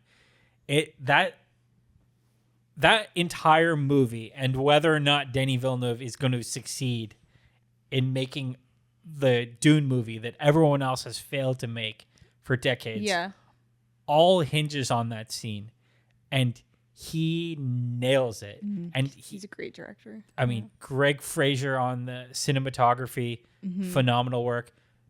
Some of Hans Zimmer's best score work, in my opinion, takes place in that scene. And there's so much going on with the music and sound effect and sound design in that scene too. Anyway, that it all coalesces into one giant moment where it's like, holy crap, we did it. We got the Dune movie that, everyone else has failed to make. To take that complicated book, but I was mentioning with my pick for it, because I picked it for wardrobe or whatever and makeup. Or no, what did I pick it for? Yeah, costume design. Same thing for special effects. The details like of the ships and how they would fly, like the ornithopters. Like they really thought about how would this thing work? How would it fly? What kind of hinges would it require? What kind of like sounds would it make? Like even the thumper in the the just thumpers, everything. They really went out of their way. Something that they do too that really helps bring it into the real world is like they put them in. They frame these crazy sci-fi things in familiar ways that your brain recognizes. Like when they show the ornithopters flying together, it's just the shot from Black Hawk Down. Yeah. It's the exact shot from Black Hawk Down, but they've changed it to ornithopters instead of helicopters. What about the shields and that stuff too? Like it looks also... Yeah, they nailed everything. Shields, it's a brilliantly done film. Yeah. You guys can run the podcast without me. I don't even need to be here. Hey, you chose to leave. No, I appreciate your guys' picks. Hannah, what's your pick? I definitely had a hard time with this as well, because it's like, do I pick practical effects? Do I pick CG? So runners up would be Jurassic Park because of how groundbreaking it was Still for looks CG amazing. at the time. It did practical effects, and it also was like one of the first, like it basically destroyed IGM's practical effects division was CG taking over. Sorry, ILM? I don't know why I said that. ILM. Industrial Games. I was just going to shake my head and go, yes, ILM. Yeah, so that was definitely a runner up. I kept on thinking about The Shining, the blood in the elevator, but I didn't end up going with that. What I went with was what I thought was a really great, stands the test of time practical effects was The Thing. With all the alien parts and like it just everything looks so creepy and disgusting and it just looks perfect, and I think CG would have made it not stand the test of time. And I think just everything about the visual effects in that were just next to none. Jurassic Park, I think, is like the perfect film that combines CGI and practical. Like how it still drives me nuts, the dinosaur scene, the T-Rex scene, where the raptor or the T-Rex is half digital, half like whatever they made. But the CG T-Rex still looks better from 1993 than all the modern Jurassic Park movies, in my opinion. They really pushed the envelope. It looks so good to this day. You're like, wow, it's insane how cool that whole scene is. Yeah, and I'm so happy that they did so well to make CG happen like that. Like they did such great things. Like even something like Terminator 2 with the... Him going through the with the bars, exactly. Yeah, him going through the jail bars. Yeah, just all of that. Like it's really bumping the lamp, as they say. But I feel like I gotta go with the classic because I feel like practical effects just I don't know. The combo of them and like so different. They don't do that enough today. Like I know. Dune does that so well too. The thing I think is, it's coming back. It should. It's such an impressive feat of craft. It is. What's going on in the thing, and it's just a genuinely good movie and a genuinely scary movie. Creepy too. as hell. And the special effects are what make it so scary. Yeah. 100%. Ladies and gentlemen, we have our first double pick. Oh. And the Oscar goes to The Thing. Ah. Yeah, I thought so. 100% my pick is The Thing, specifically because, as I believe we said, it really holds up. To me, it is a really great example of horror special effects that are really legitimately scary and freaky, but Yeah, aren't you don't even just like horror gore. films. It's Yeah. not just like straight gore, straight like gross out, whatever, but like It is it's gross. terrifying. Like when they have the defibrillator and they go to defibrillate the guy and his chest opens up and it clamps down with teeth around his arms and it's like That head thing when its Yes. head So gross. comes off and it's like a spider. It's amazing. Yeah, it really. And you know what? They did So a good. remake, and if you watch them side by side, the original looks so Of much course. better. Of course. Like if you have Yeah. that level of practical, it blows CG, in my opinion, out of the water. Mm-hmm. It just because it also does. I find CG you have to make it look realistic. If you don't, if it doesn't look realistic, it just looks like garbage. Whereas in practical, there's a bit of a craft there where practical can look a little bit. Because there's like a film look to it. Cheesy. Yeah, there's a bit like can a look magic to it. fun. Yeah, it's like Yeah. more magical, more It's more like kitsch. Yeah, I don't know. I Yeah. like it. So Yeah. Okay, so best visual effects we have The Thing, 2001, and Dune. Can I just give one shout out? I want to give a No. shout out to Christopher Yeah. Nolan's Interstellar, which looks like it cost $2 billion to make, but it only cost the great robot, director. it only what's cost it like called? 250 million or something like that. What's the robot? It's crazy. The black hole stuff that's going on in that movie is insane. Can we talk about how good that robot looks? Yeah. What's it called again? Do you remember? I don't remember. But it looks I'm so. pretty sure his name was Bender. Yeah. I Bye, never my finished. Yeah, I like that scene where he said, "Bite my shiny metal ass." I never finished Interstellar as soon as, what's his face? Matthew McConaughey got in the in the aircraft. I shut it off. Oh, really? Oh, then you missed the best part where he cries. No. Yeah. That You is the see best part, space you're right. angels. Or Timothy Chalamet and Amy Adams call him up, and then he's like, "Ooh." Yeah, because his That kid's is all of a what he sudden an does. adult. Yeah. Yeah. It is. That'd be It's sad. shocking, It's though. sad It to is be away from awesome. your It's family. such an awesome. What a scene. mind. No. Oh, sorry, I shouldn't swear. No, I won't bleep where it you're out. like, for you, it's like what? How much time? Hours? Yeah. And then you get Yeah. back, and your daughter's an adult now, and Oh you've my missed all this gosh, time. yeah. Like that And would she's be- like, "Why aren't you calling me back?" You It's gotta finish that crazy. movie, Hannah. yeah. I know. I didn't mean to not finish it. What's crazy about that Yeah. to me is like that's like what would actually happen. Like that's of what course. like Yeah. what time would anyway. Yeah. It's a pretty cool movie. That Okay. Christopher Nolan, he loves science. Is it my turn to pick first? Christopher Sure. Nolan, a He good loves director. science. Yeah. I genuinely don't remember who picked first last. All right, so Best now- live action short. Go for it, Gabe. You have the floor. So I'm going with Chris Marker's La Jetée. This is a very inventive French short film. This is a French film. I will Really? pick, I couldn't tell. I will pick a few of those. It's from 1962. It is a science fiction short film that is told almost entirely through still photography. Oh, interesting. Almost entirely. There's one video shot in it. It's just a really cool piece of science fiction, and it's, as I talked about with the documentary feature, just really cool what you can do with very minimal resources and make an all-time great short film that is remembered by many people as an important piece of science fiction. Sounds cool. Yeah, sounds awesome. I will not be watching. It's right there on the shelf, actually. If anyone wants, I will watch it. if anyone wants to watch it, it's only Is it in 20. French? Do they speak French in it? Yes, I won't watch it. it's only 28 minutes God. long. I'm joking. Yeah. So, Carl, what's your English language pick? What is my pick? The Neighbor's Window Okay. by Marshall Curry.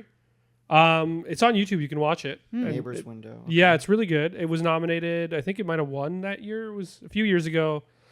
Basically, it's just two neighbors who live across, like in a tall apartments in some big city. The main character, she's a mom. They're 30-something. She's got kids.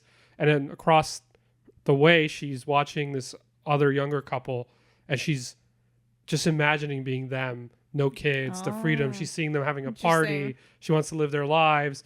And then, she kind of starts associating with her own family a little bit, the chaos in her life, and she's just thinks how much better that would be But what she doesn't realize is that girl across is watching her life.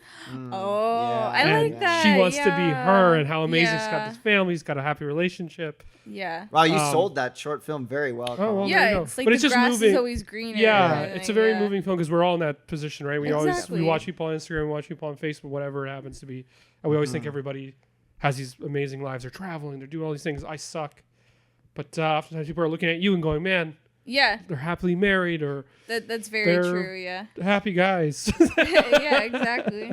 Yeah. You never really Yeah, know. but yeah, it's a good one. It's free on YouTube, so check it out. Excellent. Right on. I think my pick is also free on YouTube. And looking back, I think I went with this maybe more so for the story behind its production more than the actual film itself.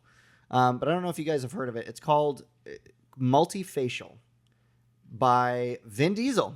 Oh, that one. yes, that one is good. Multi-face. I know, right? Multifacial. Okay, it sounds like an adult film. It does, Yeah. yes. Are you So sure it's not? The story behind this is it's a short film that Vin Diesel produced, directed, and starred in himself. That's a good one. Close to the beginning of his career when he was finding trouble getting work. And it's an autobiographical showcase of him going to auditions and being told like, oh, you're not black enough for this role, or you're not white enough for this role, and just all the difficulties that he had with that. And I think like he put up the money himself, and I think he like passed out copies from his trunk of like VHS copies of it.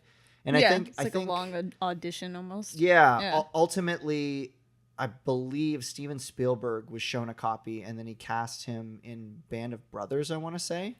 And then that kind of set in motion the rest of his career. Well, then it worked, eh? That's pretty Is cool. it Saving Private Ryan? It might have been Saving Private. I feel wanna like say Band his of Brothers first- later. Yeah, I think he's want to in say that his Saving first Private major Ryan, role yeah. was Saving Private Ryan. That makes sense. Similar thing though. I haven't seen Band of Brothers, to be fair, but Brilliant. Right. Really good show. Really Yeah. good. yeah, we that Blu-ray copy that's right there. I think we got that exact copy for my dad. Oh yeah, that steel case. Yeah. Yeah. The It's Pacific is also really good. yeah. Yeah, a good choice. Nice steel cases. But yeah, I believe it's on YouTube. That's it's cool. Not, it's not very long. Stars Vin Diesel. It's interesting, especially just to see, just the knowledge that, he had such trouble and frustration getting off the ground in his career, and he was so frustrated about it that he produced a short film about He made it happen his, for his himself. own experiences. I like that. That's a good personal choice. It's cool. Looking at this, I was like, I have not seen a lot of like short films that could be nominated. I've seen lots of Friends short films, but nothing that's widely released. So I was like, man, I need to see more short films. So I ended up picking Hotel Chevalier. I had a feeling. That was on my list too. Yeah, that was a good one.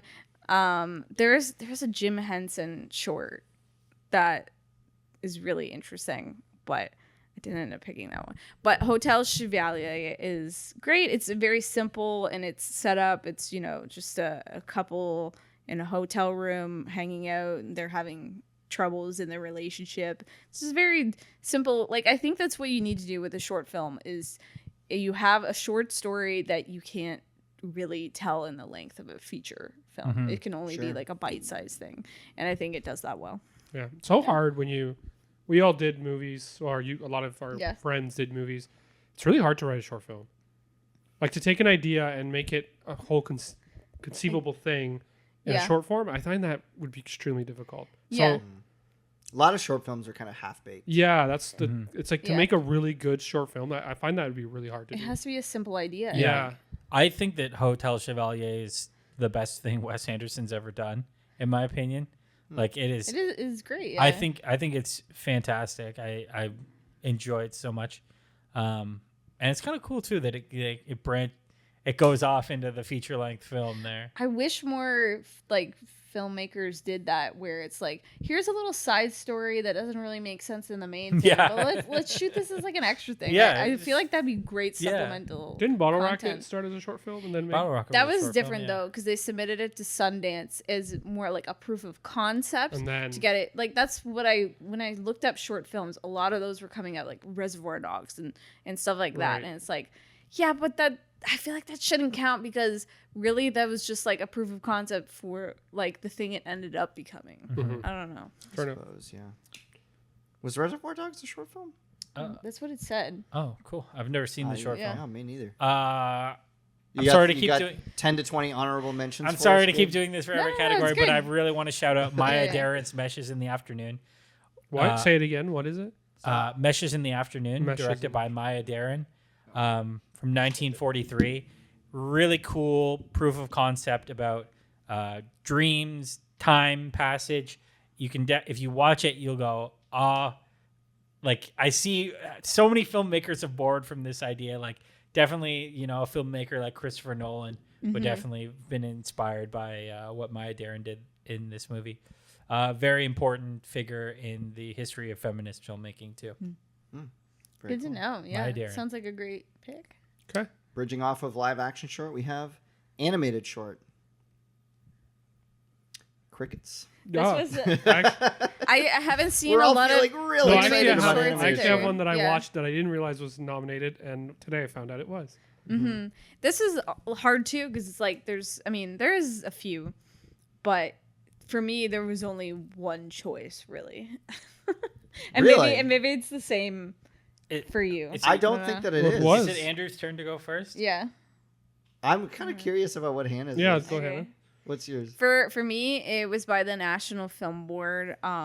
It's called Getting Started, Okay. which Andrew did sort of like his own take on it for something. I did, yeah. But it's this really cute. You can feel free to get up close and personal with that microphone there. You don't. That's a bit.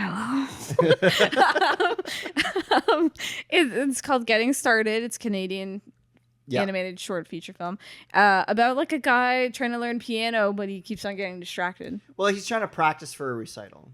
Yeah. It's basically ADHD, the animated Personified, short film. yeah. Yeah, where someone calls him on the phone. He's like, "You want to go to this party?" And he's like, "No, I gotta practice." It sounds like that. that episode of Malcolm in the Middle where it's kind of like a short little film where he arrives home and he goes inside and he tries to open the cabinet and the thing is loose. So then he goes gets a tool and that thing is loose. Okay, so so then he that's goes, a good one. It's really funny that you say that Yeah. because so Getting Started and that from Malcolm in the Middle inspired the short film that Oh, I made, really? Yeah, it was which called stars myself. Cut It Out. It's called Ah, Cut It Out. It was about me trying to edit Coffee to Cocktails. Oh. And I keep finding reasons to get up and go do something else Yeah. instead of editing it. it's a really everyone relates to that feeling, right? Where you're like doing something and every time you do like I don't know if you do this with photo editing, but I do that all the time where it's like I do something with a boring. photo and I'm like I like that. So now I have to go back to like the first photo of 180 I just edited to make that slight adjustment. Yeah, Yeah. exactly. Yeah. Or it's just like I know I have to get this project, whatever the project is, done. Whether it's like a school project or whatever, and just putting it off. Over and over. Yeah. Okay, so Getting Started was very close Yeah. to being my pick, and I think the only reason I didn't pick it was because I thought of something else first, Okay, which is Bow. that was great. the Pixar short film that I'm surprised you picked it though. preceded. I think that director went on to direct Turning Red, if I'm Yes. not mistaken. Oh, that Canadian. I believe so. Another Canadian pick. Yeah, she's Canadian. So, I at least Nice. I don't feel bad Asian about because Canadian. I would have felt really bad not picking like a National Film Board of Canada short, but at least the director's Canadian. Right. I think the only thing that Getting Started is missing for me is it has like no emotional aspect, which is very important for me when watching stuff. It's a psychological aspect. Yeah, I mean, I relate to it really hard, and I saw it at a really young age, imitating the character running around the when you floor. point at the screen and go, "That's Angus me, Young that's from me." Yeah. AC/DC, I have yeah. trouble getting started. I never learned piano. But Bow, Yeah. Bow is cute, and it makes cute. it makes me tear up. Yeah, So it's sentimental. you know what? I'm gonna go ahead and say it's a tie between Bow and Getting Started. Yeah, Bao is a great That's choice. cheating. Can't do that. Okay, well, I- thanks, Gabe. Yeah, shout out Dami Shi. Yeah, good. I'm excited to see what else she maybe does in Absolutely. Yeah, animation. I really liked Turning Red as well. Yeah, Turning Red was personally. underrated. I thought Yeah. it was pretty good. It was underrated because it was unfortunate when it came out. It Yeah. came out right at the was beginning cool. of the pandemic. Never really got a theatrical release and went Right. straight to Yeah. Disney Plus. It was really cool to thought see it was cute. Toronto. In It didn't get cartoon Yeah. form. Yeah. even though it deserved it. It maybe didn't get the Like the wide release. or just the appreciation of being something that's straight to streaming and something that's goes into theaters are perceived differently from each other, even though they're both Pixar movies that It's cost really the same blurring the amount of line money. these days. Yeah. All right, so my pick is something I think Andrew and Hannah would appreciate. I think I've shown this to Gabe. It's a movie. It's a short, little animated short that I didn't know was nominated for an Oscar, but apparently it was. I think it won.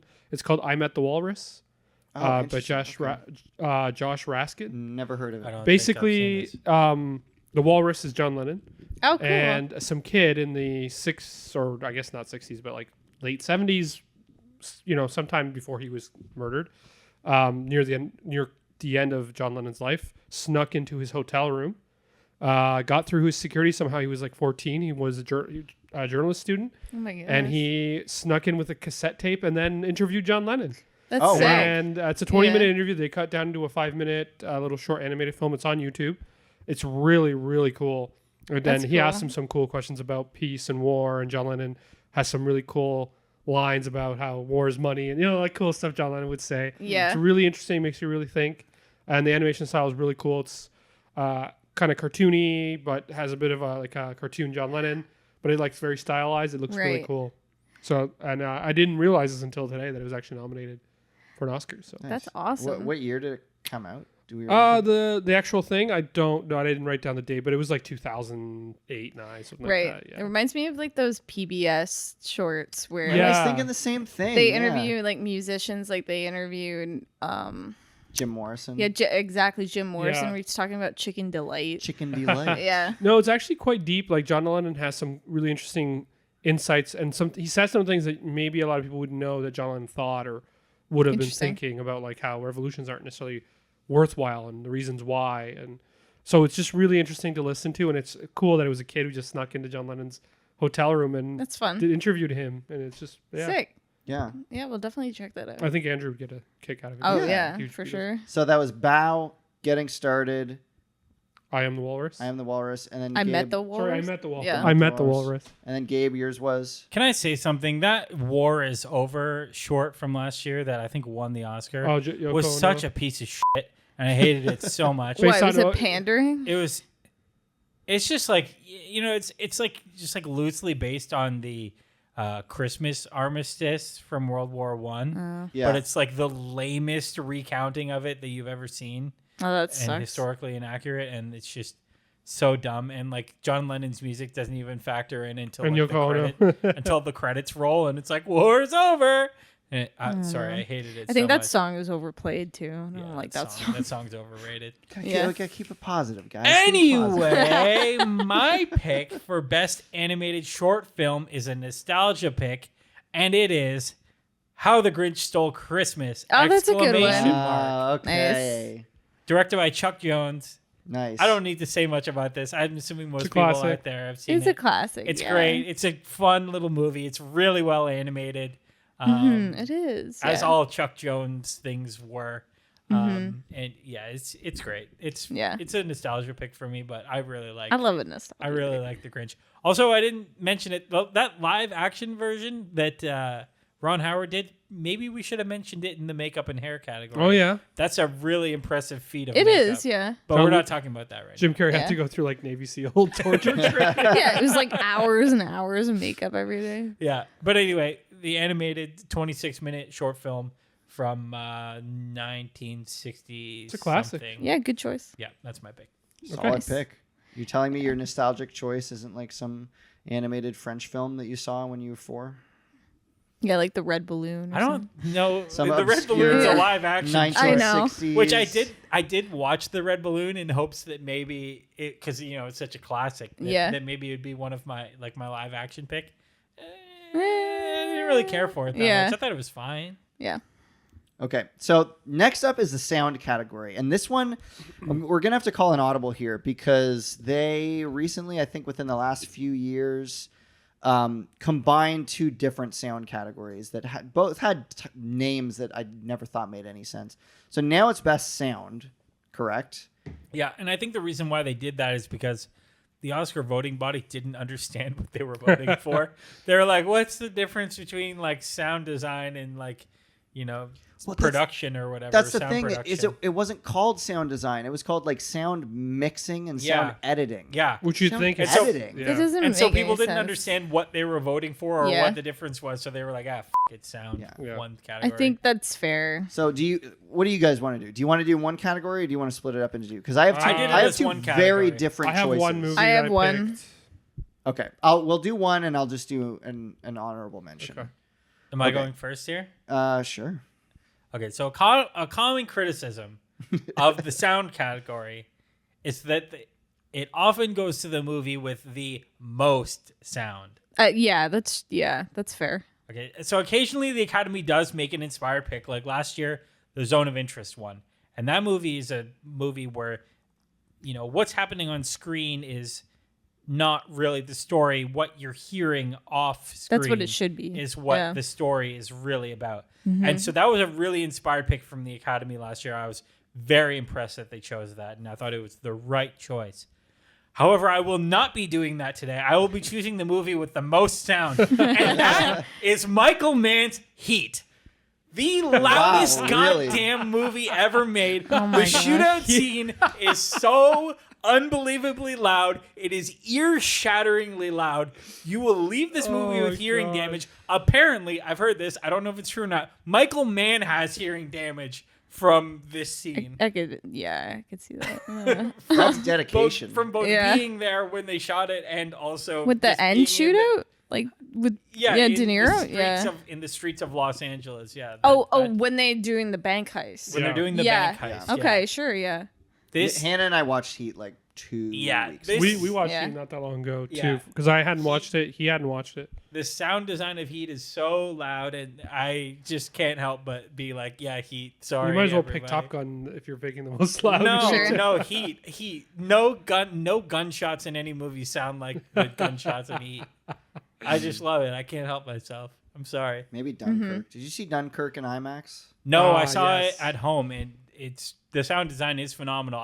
When the German plane comes, it gives you you're like whoa, like scared because you Yeah. know it's coming. I'm really hoping that they re-release Dunkirk in IMAX someday. I know that they re-released Christopher Nolan's Tenet last year, and they're re-releasing Interstellar this year for its 10th anniversary. So I'm hoping that Dunkirk gets IMAX re-release someday, and I'll be able to see it. Right. By the way, mini review of Heat, just because Heat's come up a few times on our podcast, and the fact that we Yeah. haven't. It was one finished of our it. friends' favorite films. Yeah. Yeah. My mini review of Heat is the first half kind of sucked. It was kind of boring. This is okay. The second half was great. And good. the greatness of the second half made the first half better. Sure. I know that Handa's review of it was, "I'd rather watch paint dry." that. Oh yeah. come on! The Hannah, first it's half not was that. boring. Come on. That heist Let's scene not where they even heist lie. at the very beginning, where the psycho guy kills. Fine. So good. Look, It's no Dark Knight heist scene. yeah, I like a lot of those The actors. town. The town has the best heist scene. I like a lot of those actors. I like Pacino. I like De Niro. Neither are their best films. by a After- long shot. After Heat, Pacino's just literally on cocaine in that movie. Yeah. He's Yeah. just- That's He what does one Tom- of the worst Tom magic said. tricks. Isn't that the movie where he rips up the newspaper and then it turns out when he unrips it, it's just a completely different newspaper than the one you're like, okay. It's funny. I love that scene with Hank Azaria where Yeah, they're- she's got a burger. she's got a great ass, and you got your head all the way up it. That's like Charlie Day's version of Al Pacino's It character. is. Yeah. Oh man. Oh man, God damn, I love Heat. Sorry. when Heat was over, I turned to Hannah. I was like, "Yeah, I think my favorite scene was the one where Val Kilmer pulls up to the apartment, and his wife has to wave him away." And Hannah went, "I think I fell asleep during that." We were was watching that it bad? at like midnight. No. Wow. No. I just got sleepy. Heat is such a boy movie, though. It really is, yeah. Look, I like a lot of boy movies, and one of my favorite movies is like Train Spotting, and like I don't know. That's a boy but movie? I don't like. I won't discount Trainspotting certain is fabulous, but Yeah, I won't discount certain movies that are gratuitous and violence and stuff, but I just didn't particularly like Heat. fair enough. Fair enough. I don't think Train Spotting's a boy movie. No, I wouldn't say it's a girl movie. I don't know. No. I mean, I'm just like picking. it's a drug addict. I movie. guess- Yeah, Yeah, because That's Danny Boyle, right? Yeah. Yeah, his movies lean, I guess, more boy movie. I'm saying is like it was like very violent and gratuitous with like drugs and A sex dead and baby. stuff. Yeah, so it's not like I'm shying away from that. I just didn't like Heat. I don't think gender-specific movies represent progress, Hannah. I'll be honest. Yeah, it's true. Wait, sorry to get sidetracked because we're already at like 2 hours here, but have you seen Shallow Grave? I just watched Shallow Oh Grave. yeah, for the I first time. do really like Shallow. It was really good. Really I know. I fun. kind of want the Criterion copy. I just Yeah. bought it. It's over there on the shelf. That's what we watched. Is Yeah. this like the Criterion closet? Can I like take? No, you cannot just take my movie. Hey, I did give you guys one last time you were Yeah, here. yeah, you did give us 8.5. 8.5. I gave you 8.5. Did you It's watch really 8.5 funny. yet? Not yet. No. I had It's quite a bizarre movie. I had my friend over here with his baby, and Nice. his baby loves touching stuff, so she kept taking movies from the thing. Oh, no. And eventually, when they left, Gabe was like here just sitting, and he was like going through everyone, making sure there was nothing missing. I'm like, don't worry, the baby didn't steal a movie. I wasn't worried that the baby stole the movie. They were just the Criterions are in order of spine number, and they were all disorganized, and I had to put them all back. This stupid baby. Look at my copy of Parasite. She's very cute. Yeah. This baby put my Parasite back in the wrong spot. That's not where Daisies goes. She should know her alphabet by now. Okay, who wants to go next for best sound? Me. I'll go next. Go for it, Carl. I went for No Country for Old Men. That's a good one. Okay, interesting. You know- lay your reasoning on me. So there's so many scenes in that movie where the audio, the sound is the most important. Like, Yeah, that's true. for example, the scene where he's in the gas station and he's going to flip that coin and he's looking at the guy and there's a tension and he unwraps that candy and he puts the wrapping down and the camera has a tight shot of the wrapper and the wrapper's on like, yeah. And it just, like the silence of it. And then there's his gun and like so many scenes where like you hear like the metal of the air can being dragged or whatever. Someone's behind a door or when he's putting the suitcase in the air conditioning and it like all those sounds. That movie is just brilliantly sound edited. Right, so you're impressed with all the Foley work. The Foley work is Yeah. what I love. It's a very movies. Fair, quiet yeah. film in general. But the so it sound really adds. everything the beeping yeah. of the thing he's a good tracking, pick. all that stuff's really important. When he takes his shoes off, so he can, and you can hear the carpet, and it's just brilliant stuff like that. Solid pick. Yeah. Yeah. Me? That doesn't You? sure. Me? Can you tell we're married? What? We'll go together. Yeah. Yeah, for sound it was hard to know what to pick. Do I pick something that like is inventive of sound like Star Wars where like they use the scuba mask to create like the iconic sound? Like it's hard to know what direction to go, but I went with like a classic choice, like a wall of sound choice. 2001 A Space Odyssey. So like you have Sure. like the moment where they see like the weird brick thing, The obelisk. Monolith? The- Obelisk? whatever, yeah. and it's like ear piercing, and it's but it's supposed to be like mixed. You're talking about And- the scene on the moon? Yeah. The scene with the weird foreign object. Well, there's like With It pops up couple. in multiple times. Well, there's a scene where it's like an ear piercing. Right, when they're on That's the on moon. the moon. Yeah. Yeah, so it's like that was supposed to be super super loud to freak the audience out. You know, so it has its purpose of how it's going about it, and it's choosing moments to create a special effect to the audience to create more of an emotional resonance. You know, I really agree with this pick. Actually, this isn't the same movie that I picked. I think I've talked about that moment on the podcast before. If I haven't, I'll repeat myself a bit. Is that first time I watched 2001 was on DVD in my dad's living room. Didn't really like it. Didn't know what I was getting in for. It wasn't really my thing.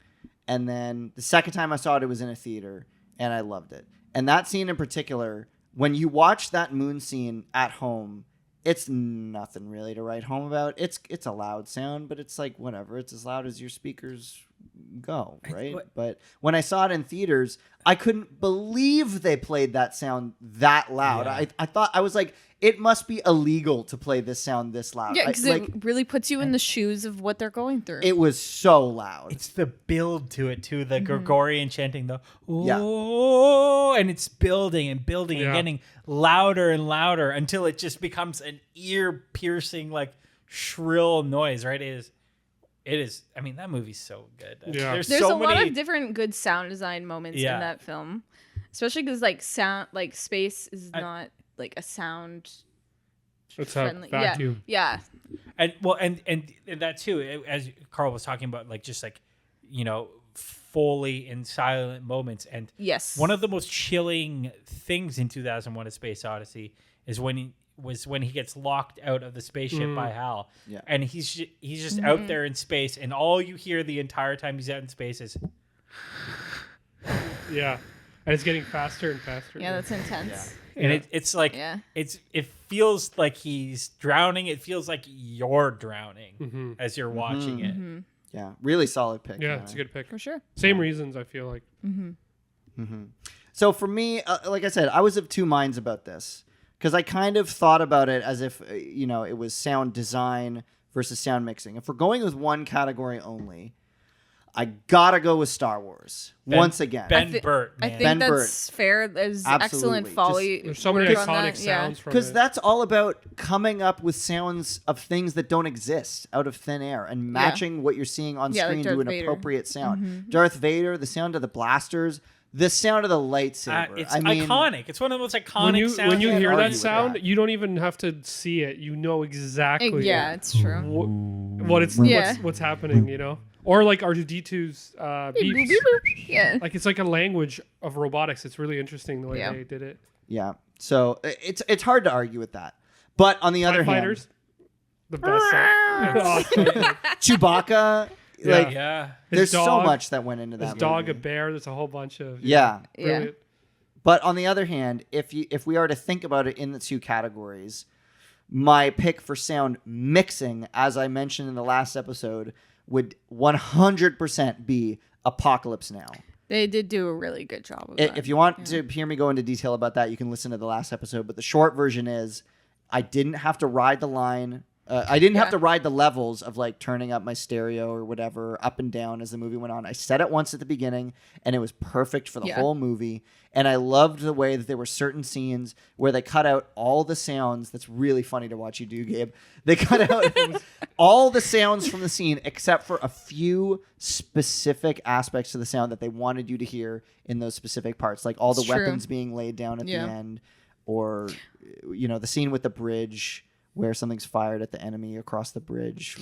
Or like the really like where he's like, provocative "Who's your scene captain?" from a sound perspective. Yeah. Well, it's also like he whispers a lot in the movie, but then there's also really loud bombs going off, and you don't have to like go. Normally, with a lot of movies, it's like they're whispering, and then like it's a loud scene, and you're like, "Oh, it's so loud," or whatever. But I hate that. Oh. yeah. Yeah. Apocalypse Now was perfect for that. Mad respect to them. Yeah. Okay. Great film. Yeah. So, best sound, we got Star Wars from me, 2001: A Space Odyssey from Hannah, No Country for Old Men from Carl, and Heat from Gabe. Production design. Yay, production design. I do love production. Yeah. Whoa, that was this too is a much. tough category. Okay, I'll start us off. Grand Budapest Hotel. Perfect. Yeah. I had already picked it for one category. And it's like all of Wes Anderson's production designs are just second to none. Yeah. They're just creating whole new worlds. It's hard. He's the Dollhouse Yeah. Master. What can you say? I know. I didn't want to get too greedy with the Wes Anderson picks here. So I went with Blade Runner. Because it was a really distinctive sci-fi look. And I wanted to pick something because it's like you can have good production design for a movie, but it's like if you're telling like Napoleon Dynamite, it's like you don't have to go above and beyond. It's like it's like you know what I mean? Like it's like bare bones is what you need for that story. But for something like Blade Runner, you're telling a very specific sci-fi story, creating a different world. And something that Blade Runner does that is its greatest strength probably is not just that it has created a sci-fi world. It has done that while also replicating what a crime noir feels like, right? That's true. I mean, you could even pick it for cinematography with all like the lights. Yeah. Blade Runner also kind of everybody tries to replicate its look or its feel. Like it's so iconic in terms of like this gritty, dark, metallic, but also beautiful in a weird way world where so many sci-fi movies have tried to kind of copy that aesthetic, or video games. The whole It's true. Yeah. the whole genre. I don't even know what they call that genre, but there's a Cyberpunk. whole cyberpunk genre absolutely. is that movie. Yeah. It's excellent. Yeah. Good Did choice. you want to say anything more about Grand Budapest Hotel? Or I think honestly, it speaks for itself. yeah, Yeah. It's just so good. Visually, it's his magnum opus. I feel. yeah, it is. Oh, yeah. it is. It's Yeah. still his greatest film. I had picked Grand Budapest Hotel, but I changed my pick earlier today when I was redoing this. and Okay. I have gone with Hein Heckroth and Arthur Lawson's work on The Red Shoes. That The is a good Powell- pick. The Powell and Pressburger movie. Yeah. There's something very, very special about what Powell and Pressburger were able to do in their films in terms of the surreal and magical quality of the worlds that they built. Another great example of this is the work they did, their film Black Narcissus. Yeah, I could have gone either way and maybe picked that film too, or even A Matter of Life and Death, which has just amazing production design too. But I've gone with The Red Shoes here, and I think it's just a beautiful movie.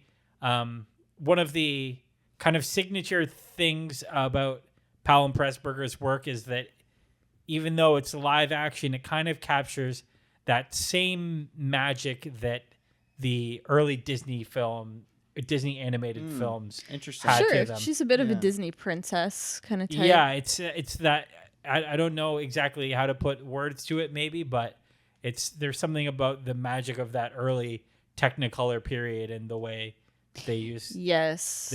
and the way that the production design has purposely chosen everything to make it the most vibrant and colorful setting to put this in, while also having that kind of magical soft focus quality. Yes, the to way it. they light her face and everything. Oh, it's amazing. Yeah. When she's walking up the staircase, she looks like a princess. And that villa too, or whatever Yes. that building is, it's the way that they made it feel like she was walking up some infinite flight of stairs to like the heavens yeah, or something. that was a like. really good set. It's really great production design from them, and obviously the Red Shoes ballet sequences, Of course, yeah. just amazing. All the ballet, design. set It's pieces. and- it's yeah.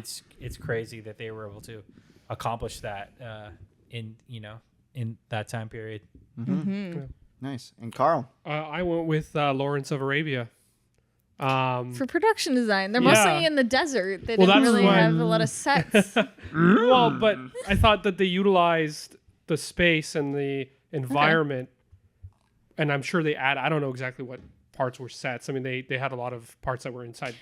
He goes back and forth in the military base Yeah, and stuff. but I just thought the grandeur of it, the use of space, some of Yeah. the shots are just so epic. I thought you would pick that for like cinematography or something. I was debating that, but Well, we'll get there. Yeah. I wanted to pick it because I think it's a really beautiful film. Sure, yeah. And No, I thought- it's shot very beautifully. I guess you're right. I mean, production design, but I mean, I think production design is partly, even if they don't have sets, Oh, yeah. partially is utilizing the space and picking the environment. And that Yeah. movie visually inspired so many. I mean, it inspired Tatooine. Oh, yeah. It inspired 100%, yeah. And that movie inspired so many. Any movie that has to do with whether it's Indiana Jones, Tatooine, whether it's The Mummy, so many movies were inspired by that. The way that movie made the desert look. It is Yeah. the movie of that look. Sure, yeah. I mean, I'd agree with that. every movie since that movie has tried to replicate that grandeur. Maybe of even the Dune desert. to a certain extent. Yeah. Yeah. So I just wanted to give it a shout out. I love that movie, and I know you too, I guess, aren't as a big fan. So I mean, There were I parts to like, I liked there were it, parts but to not I like. wouldn't say it's in my top films. no, okay. Yeah. Well, Maybe you should listen to our episode. But I mean, the great thing about art is that everyone has different opinions about what they like about art. Yeah, your but some opinion's- people are wrong. Your Sometimes. opinion is wrong, but you don't agree with Lawrence of Arabia? No, I think it's one of the greatest movies ever made. I feel like he's kind of boring. I don't know. Okay, All right. wow, that's production design. Yeah. Grand Controversial Budapest, take. Yeah. Grand Budapest Hotel from me, Blade Runner from Hannah, Lawrence of Arabia from Carl, and The Red Shoes from Gabe. It actually won production design. Lawrence of Arabia. Yeah. Sure. Yeah. Those are 4 fantastic films. Sorry, Gabe, no room for honorable mentions. That's okay. Keep it to yourself. Best. I just want to say The Wizard of Oz had great production Oh, design. that's true. It does. How many more times are you just screaming into the microphone? Yeah, she had silver shoes in the book, and they gave her red shoes. That's great costume design That's right smart. there, Yeah. which doesn't have much to do with. Well, it has a little. No, bit. it was great. The Yellow Brick Road, though, iconic. Iconic. Sorry. All the outfits, Glinda's outfit, That's iconic. yeah. Yeah. I was joking, by the way. Carl, if you have honorable mentions, Hannah, honorable mentions, throw them out. Sorry, I won't cup my hands and shout at the Yeah. microphone. Any Wes Anderson movie has fantastic production design. yeah. That goes without saying. Best original song. I'm throwing it to Hannah this time. So for this, I picked. It's like you could go with like a classic, like Circle of Life, or like when you think of like an original film, but I picked one that transcends the film itself, where people think of the song and not the movie associated with it. Okay. Staying Alive. Ah, It yeah. was written for Saturday night. Okay. This guy literally said Fever. after she said that. Yeah, it's like people think of "Staying Alive" like as Yeah. one of the great songs. You know, like everyone sings along. It's a very famous song. They don't think of the movie. Yeah. So Not I think that's what necessarily, makes it a yeah. great original song because Good it crowd stands the pleaser. test of the time. Enough said. That's Yeah. a great pick. Yeah. It's a Yeah. good song. Oh, it's my turn now. Oh, So- is it? So, okay, here's the thing about original song. Well, we had a conversation before this podcast about how you and Carl don't like musicals. Right. Yes. So I I'm don't not like- For a expecting it to be non-musical, musical. like staying, like Okay, but okay, Yeah. just there's 3 types of original Yeah. songs though. Let's There's go. songs that are sang diegetically by an Yeah, like- actor like within a- the film. Yes. There are songs that are composed as part of the score, like a needle drop, like or, a needle drop, or like something like the Disney animated films, like Phil Collins singing "You'll Be in My Heart" in Tarzan, right? That's part of the score. Damn it, that's my pick. Don't you? Might be Andrew's and pick. then there's songs that are composed just for the credits, right? Yeah, Okay, like a yes. kiss from a rose. Exactly. and all of those are considered for best original song. Yeah, So let me say that I think the best song ever sung diegetically within a film is Moon River, good choice. performed by Audrey Hepburn in the movie Yeah. Breakfast at Tiffany's. Mm-hmm. And this song is so great. It's so It is, yeah. touching. It's short. It's great. Audrey Hepburn has an amazing voice. And then the way that she says hi after she finishes performing the song, like my heart melts literally. It's a great Oh, that's performance sweet. overall. Yeah, She's just amazing. it's a great film. Never There's a seen reason why she was the We biggest. gotta actor over watch time. it, Andy. Breakfast at Tiffany's I've is never a seen it either. little bit of a meandering mess, but Yeah, that scene that's a is- girls' film, I think. That scene is amazing. Hey, I love girls' films. Yeah, too. girls' films are great. And just let me say that Yeah. I'm going to do my honorable shout out right now. That Moon River is my pick. Okay. Yeah, And I'm going that's, to do my that's a great honorable choice. shout out right now. Sure. The greatest song that has ever been in a film is a post-credit song, and it is My Heart Will Go On, in brackets, love theme from Titanic. That movie is Yeah. a mess a little bit. Well, It is, yeah. It's not that great of a film, but that song is such a beautiful power ballad. It and is, yeah. I love listening to it all the time, and Celine Dion is the queen. Yeah, it's a great song. I have an honorable mention, but they're back-to-back Go years for from it. the 80s. Sure.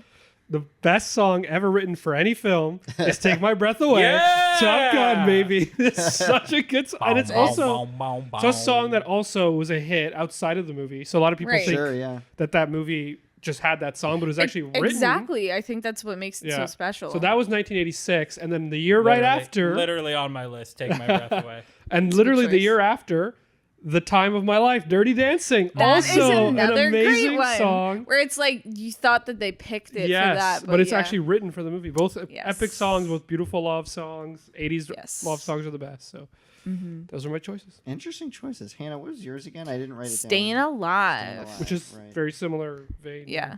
God, I love Take My Breath Away. That's such a good Such track. a good, right?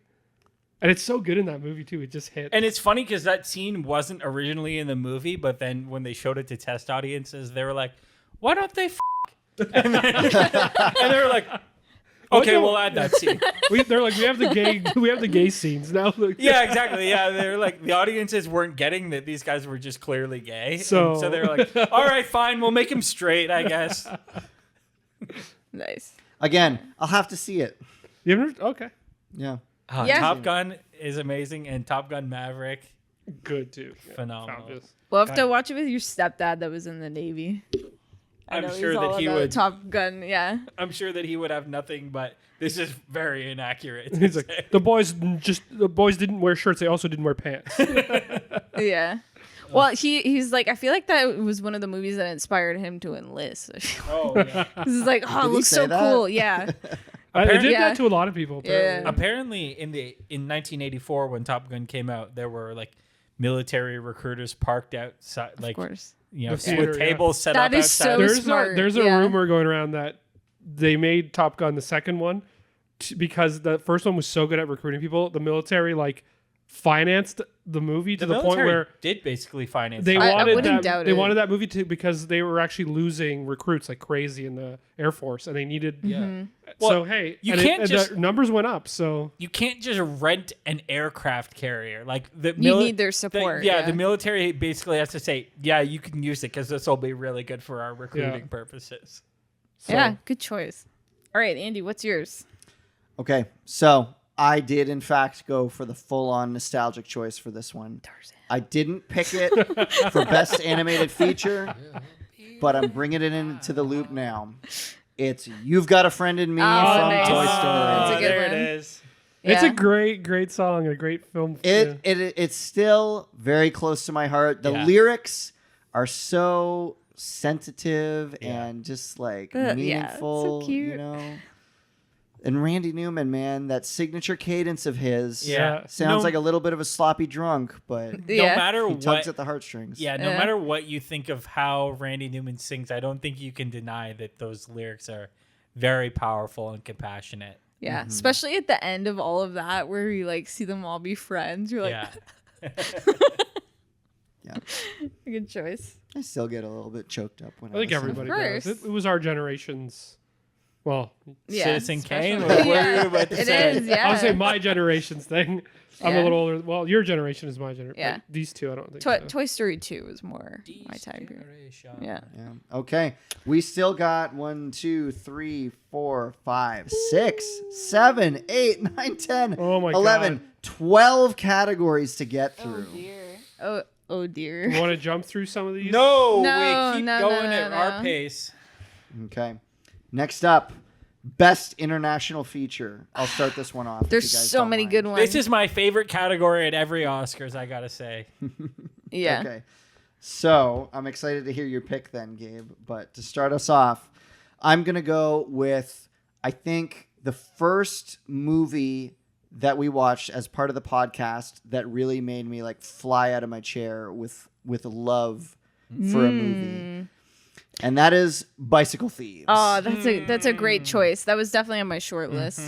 I've talked many times before about how I watch movies with my heart, and every time I think about just the father-son relationship Oh, and the so scene cute. towards the end where he's thinking about stealing the other bike and he's going back and forth and you're Yeah. like, no, don't do it, and then he does it. It's a gut punch.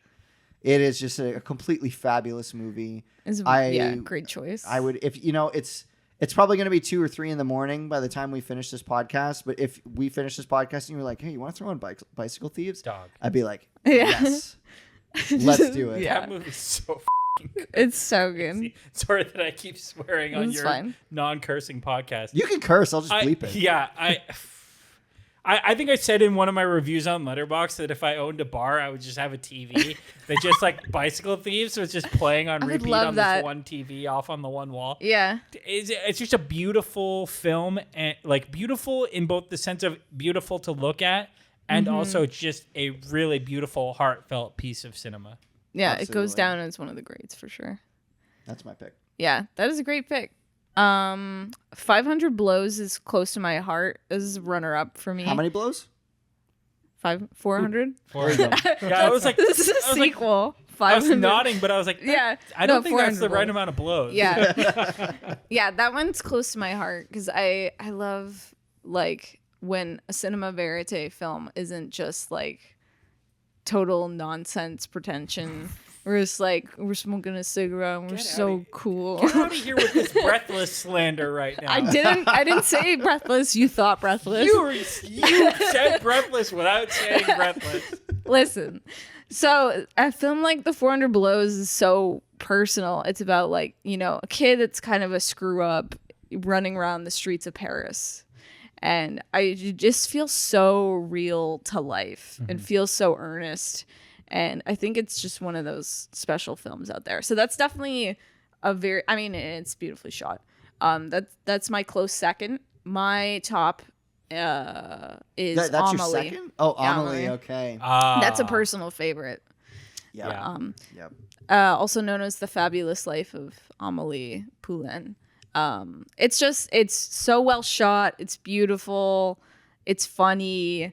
Has a great script. It's just such a pleaser. It has romance. It's cynical. There's just so many great elements to it. We showed it to our friends like 6 months ago and they loved it. It was such an awesome movie night experience. We were all just like raving about it. And it's just, I love that movie so much. Just got re-released for an the 20th or 25th anniversary edition of it. I've heard such good things about it. I've never seen You it. never I seen highly it? recommend. Let's put it on after we finish. That's like one of my Carl. top films of all time. Carl, you would really like The 400 Blows also if you ever wanted to watch a French film.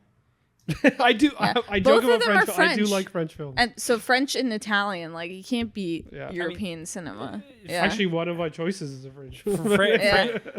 France has done, such an amazing job with their film industry over the years and propping up great artists that, Yeah.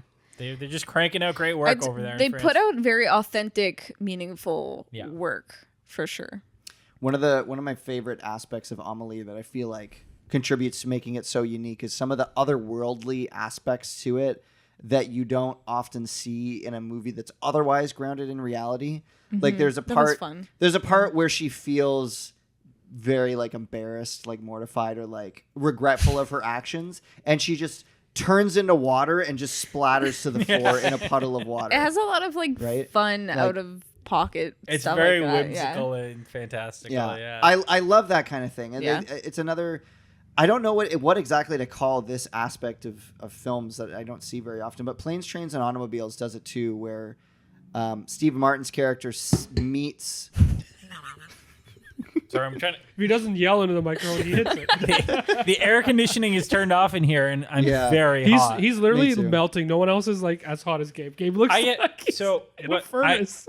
I have English genetics, and I get very rosy cheeks when I'm hot, cold, room You're not temperature. used to being in hot weather. It doesn't matter if I'm hot or cold. He looks like an English sir. Oh, I'm famished. Rosy cheeks all the time. Sorry. We're talking about Amelie. Just otherworldly qualities. So Planes, Trains, and Automobiles. Steve Martin meets John Candy out on the street. He sees him like steal his cab, basically. Then a few minutes later, he recognizes him in the airport, and he's looking at him from across the way. And he's like, where do I know this guy from? And his mind is churning, and he remembers seeing him in the cab. But instead of replaying the clip where you see him in the cab, they bring the cab door into the airport waiting area and dress John Candy up in the clothes that he was wearing. That's so smart. And recreate his look of shock where he's like seeing him. And that kind of thing is, I feel really inspired by that. Like we don't That's see such that an awesome It's like movie. enough. why That's John not do Candy's best something role. innovative? Yeah, That's a great role. I agree. Sad character too. Yeah. Mm-hmm. Yeah, that was a great film. Great movie. All right, it's my pick now. Yeah. Should I do my honorable shout-outs now instead of doing Do them him now. Do him now. Depends how late that's you what wanna I stay did. up. I'll run through them real quick. What's your pick? No, I'm running through my honorable mentions first. Okay. My honorable mentions: Daisies from Czechoslovakia, Vera Chidlova, phenomenal film, extremely subversive. Andrew would hate this movie. It is so out there and so bizarre. I love it. Drive My Car from Japan. That's a great one. Amazing, heartfelt film. Andrew also didn't like that. Correct. It is very long, but it is amazing. It is heart-wrenchingly sad at some points. Yeah, there's good moments. Kind of has a few fantastical elements to it. His wife has magical sex powers of some kind where she can write stories. Really cool movie. Wings of Desire, another heartfelt movie from Germany, Wim Wenders. It's about an angel who watches over the people of Berlin.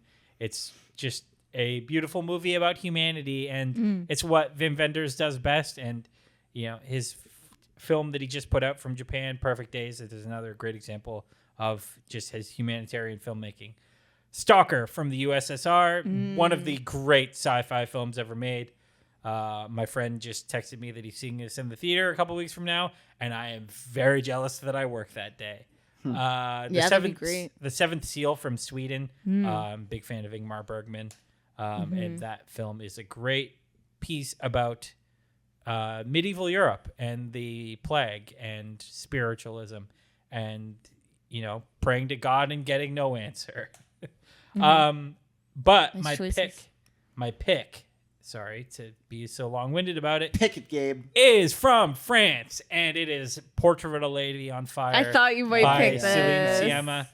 And it's just maybe the greatest romance ever written on screen. It's an adaptation of, what's it called? Toy Story? Toy Story. Yeah. Very close, very similar. Was it based on a book? I don't want to say it wrong. It's the Greek tragedy. Is it Eurydice? My pick, by the way, is Portrait of a Lady on Fire. Yeah. Is it? Yeah, it is. Nice. It's my favorite international. And I had an honorable mention. So that movie, the dialogue was in French, right? Yes. I feel like I heard it in English in my head. It's so good. I couldn't remember exactly if I was reading it or if I was listening to it. So it's an adaptation of the Greek.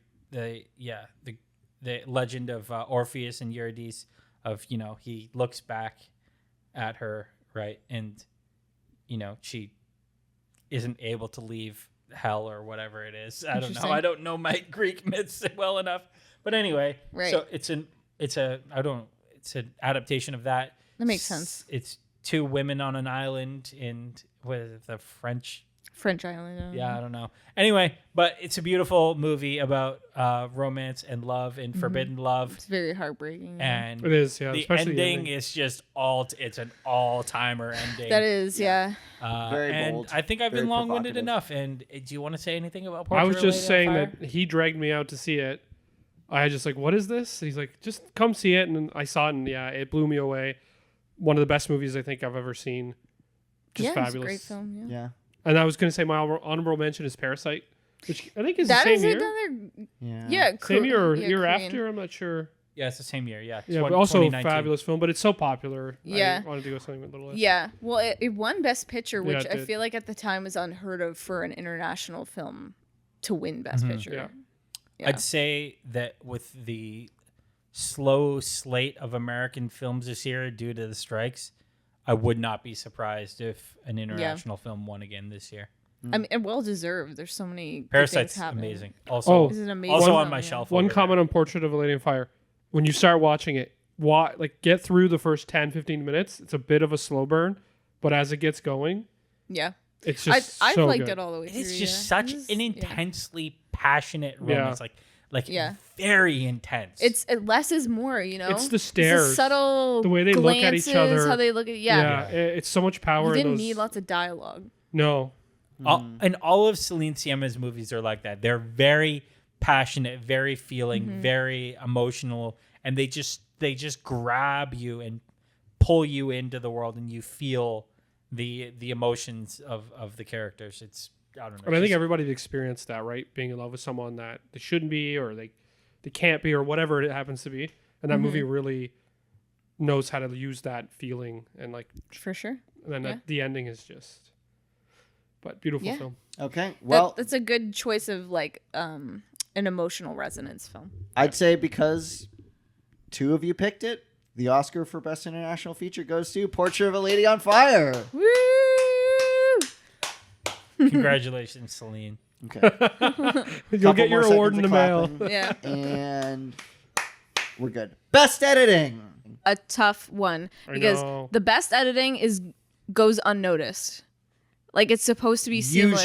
Usually. So in order to pick You freaking out there again? so in Not order what I'm going with. so in order to pick one, you have to pick one where it's like the editing is very specific to telling the Yeah, story. that's what I decided to do. Yeah, because it's like otherwise you're not going to notice all the mistakes and stuff because it was so well done. Can I go first on this one? I didn't think I was going to pick this one, but this is what my brain ended up picking, and it's Yeah. Dances with Wolves. Interesting. Okay, I haven't seen And it. why? You know what? I was just thinking about what do I like about a film and the way it's edited. Dances with Wolves is a long film, and it goes through so many different. I mean, it starts like as a war film, and it goes into like his kind of secluded film, and then he meets the natives. But it's just the story is so grand, and it's put together so beautifully. And there's so many, and I love in today's movies they don't have those moments where you just have a time to breathe the scene in. And that movie has so many moments where it just lets you breathe and appreciate what's going on in the story. And I was thinking like, what movie do I like think about like that I didn't know I was even watching? The story was just so engaging the whole time. And Interesting. the movie that's so long to be that engaging. It's one of my favorites, most beautiful films I think ever made. Great story, and just the editing to me. And like you said, I didn't think about the editing, and I think that's what. Yeah, so it's hard to know. Is this a good movie because of other reasons or because it's well paced? It's well paced. Did Costner win the director as? I don't know if he won, but Oscar for that? the editor was Neil Travis, by the way, and I just think he did an amazing job in that movie. You've never seen it, but if you do see it, it's so beautiful. It's such a beautiful film. Okay. Am I going next? Sure. I am. Oh my goodness! You just drop everything. I am going with Anne V. Coates, who is the Okay. editor of our beloved Lawrence of Arabia. This I Is think this- it needed to be is edited this down, just- honestly. Just because of the cut with the match.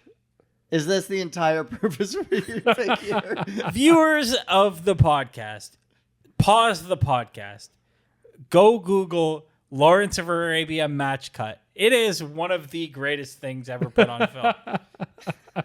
It was impressive that he But started at the top of the staircase one age and then went to the bottom of the staircase. Shut up, Hannah. Another We're gonna movie come to blows another here? You wanna movie take this that outside, allows Gabe? you to breathe.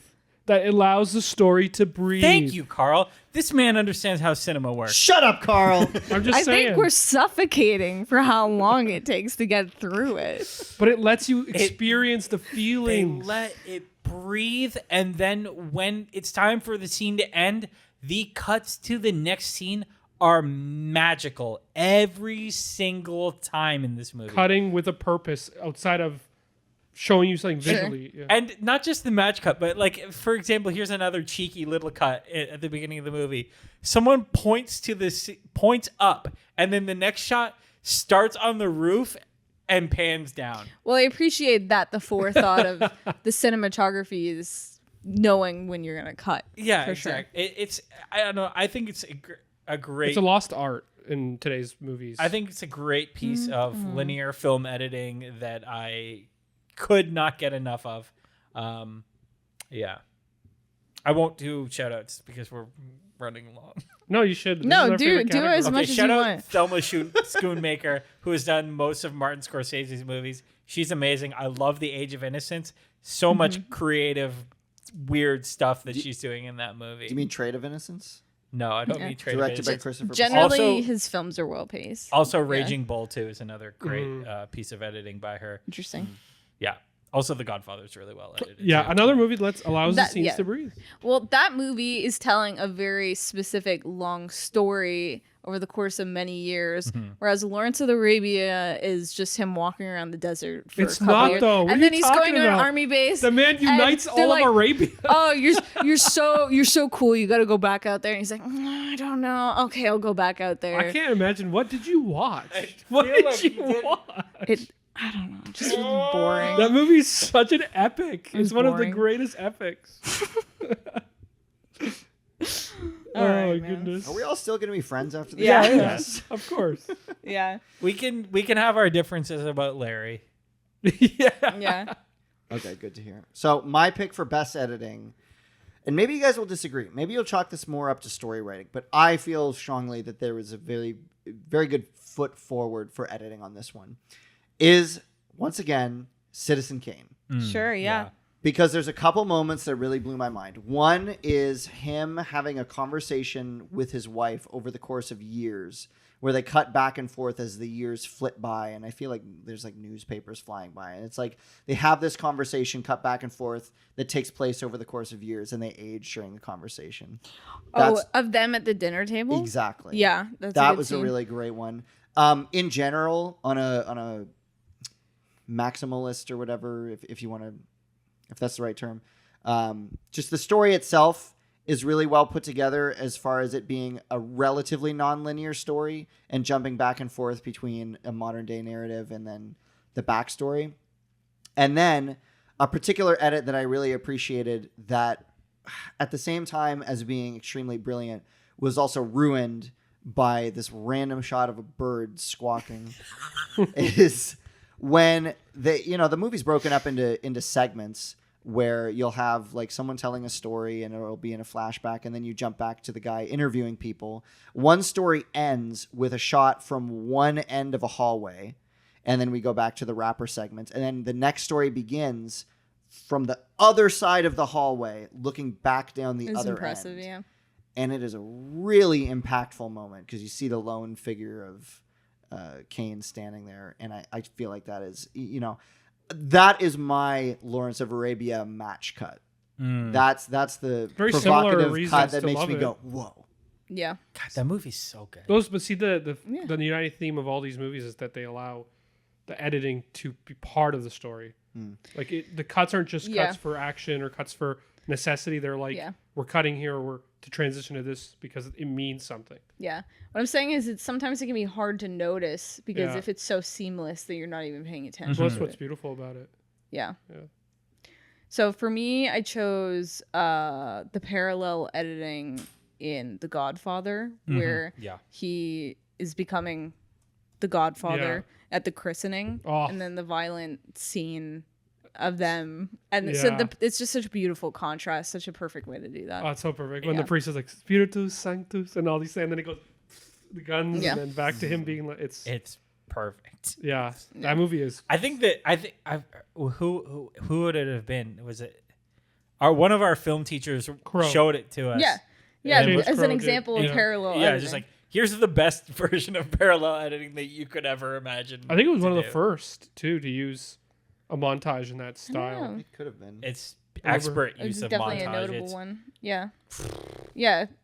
I'll counter Coppola that. can have some misses, but when he hits, He had a hot streak. I'll counter that by saying my personal favorite use of parallel editing is in The Silence of the Lambs. Has everybody seen Silence of the Lambs? That is so good The too. scene where I wanted it in my where Clarice Starling is going to interview someone who she thinks might have information about Buffalo Spoilers Bill. for this. And at the same time, a SWAT team is going after Buffalo Bill and going to the That's the house wrong where they address, believe Buffalo Bill is.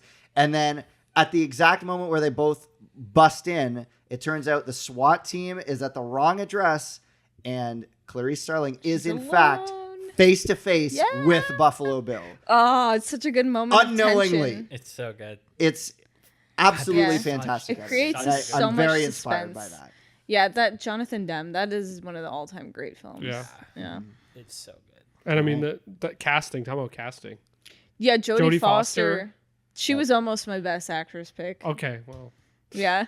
All right. Well, we'll get We're there. almost there, guys. Yeah. Just 25 more Yeah. categories. All right. Let's So- go to cinematography. So best editing, that was Citizen Kane from me, Godfather from Hannah, Dances with Wolves from Carl, and Lawrence of Arabia from Gabe.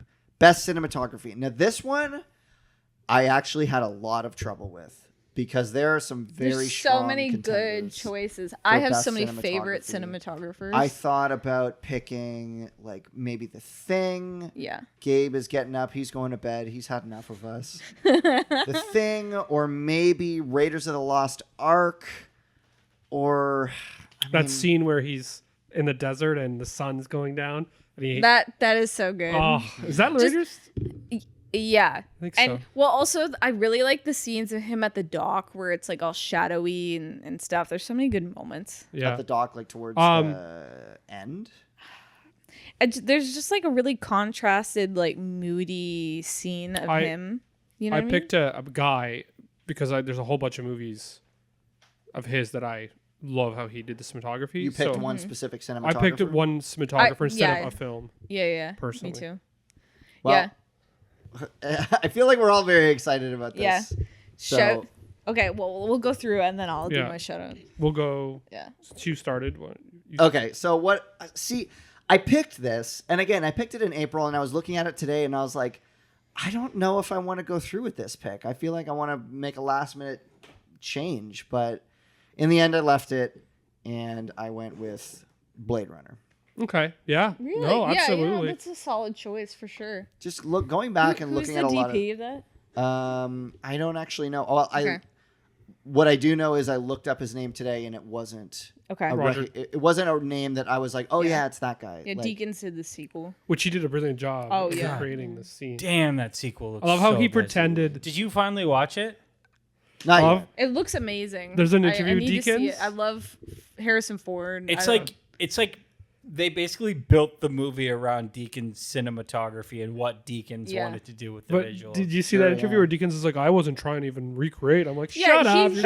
He's so humble and He's like, he's like, I do different cinematography for every movie and it's good and every It's all movie." overrated anyway. Yeah, that one So one funny. round table when like the one guy's talking about the difference between shooting film. Film. And shooting digital, and Deakins is just like, I just go out there and do it. There's no real difference to me. And I was like, Yeah. God damn. Oh, his just conversation with dunked on that guy Tarantino so is so hard. good.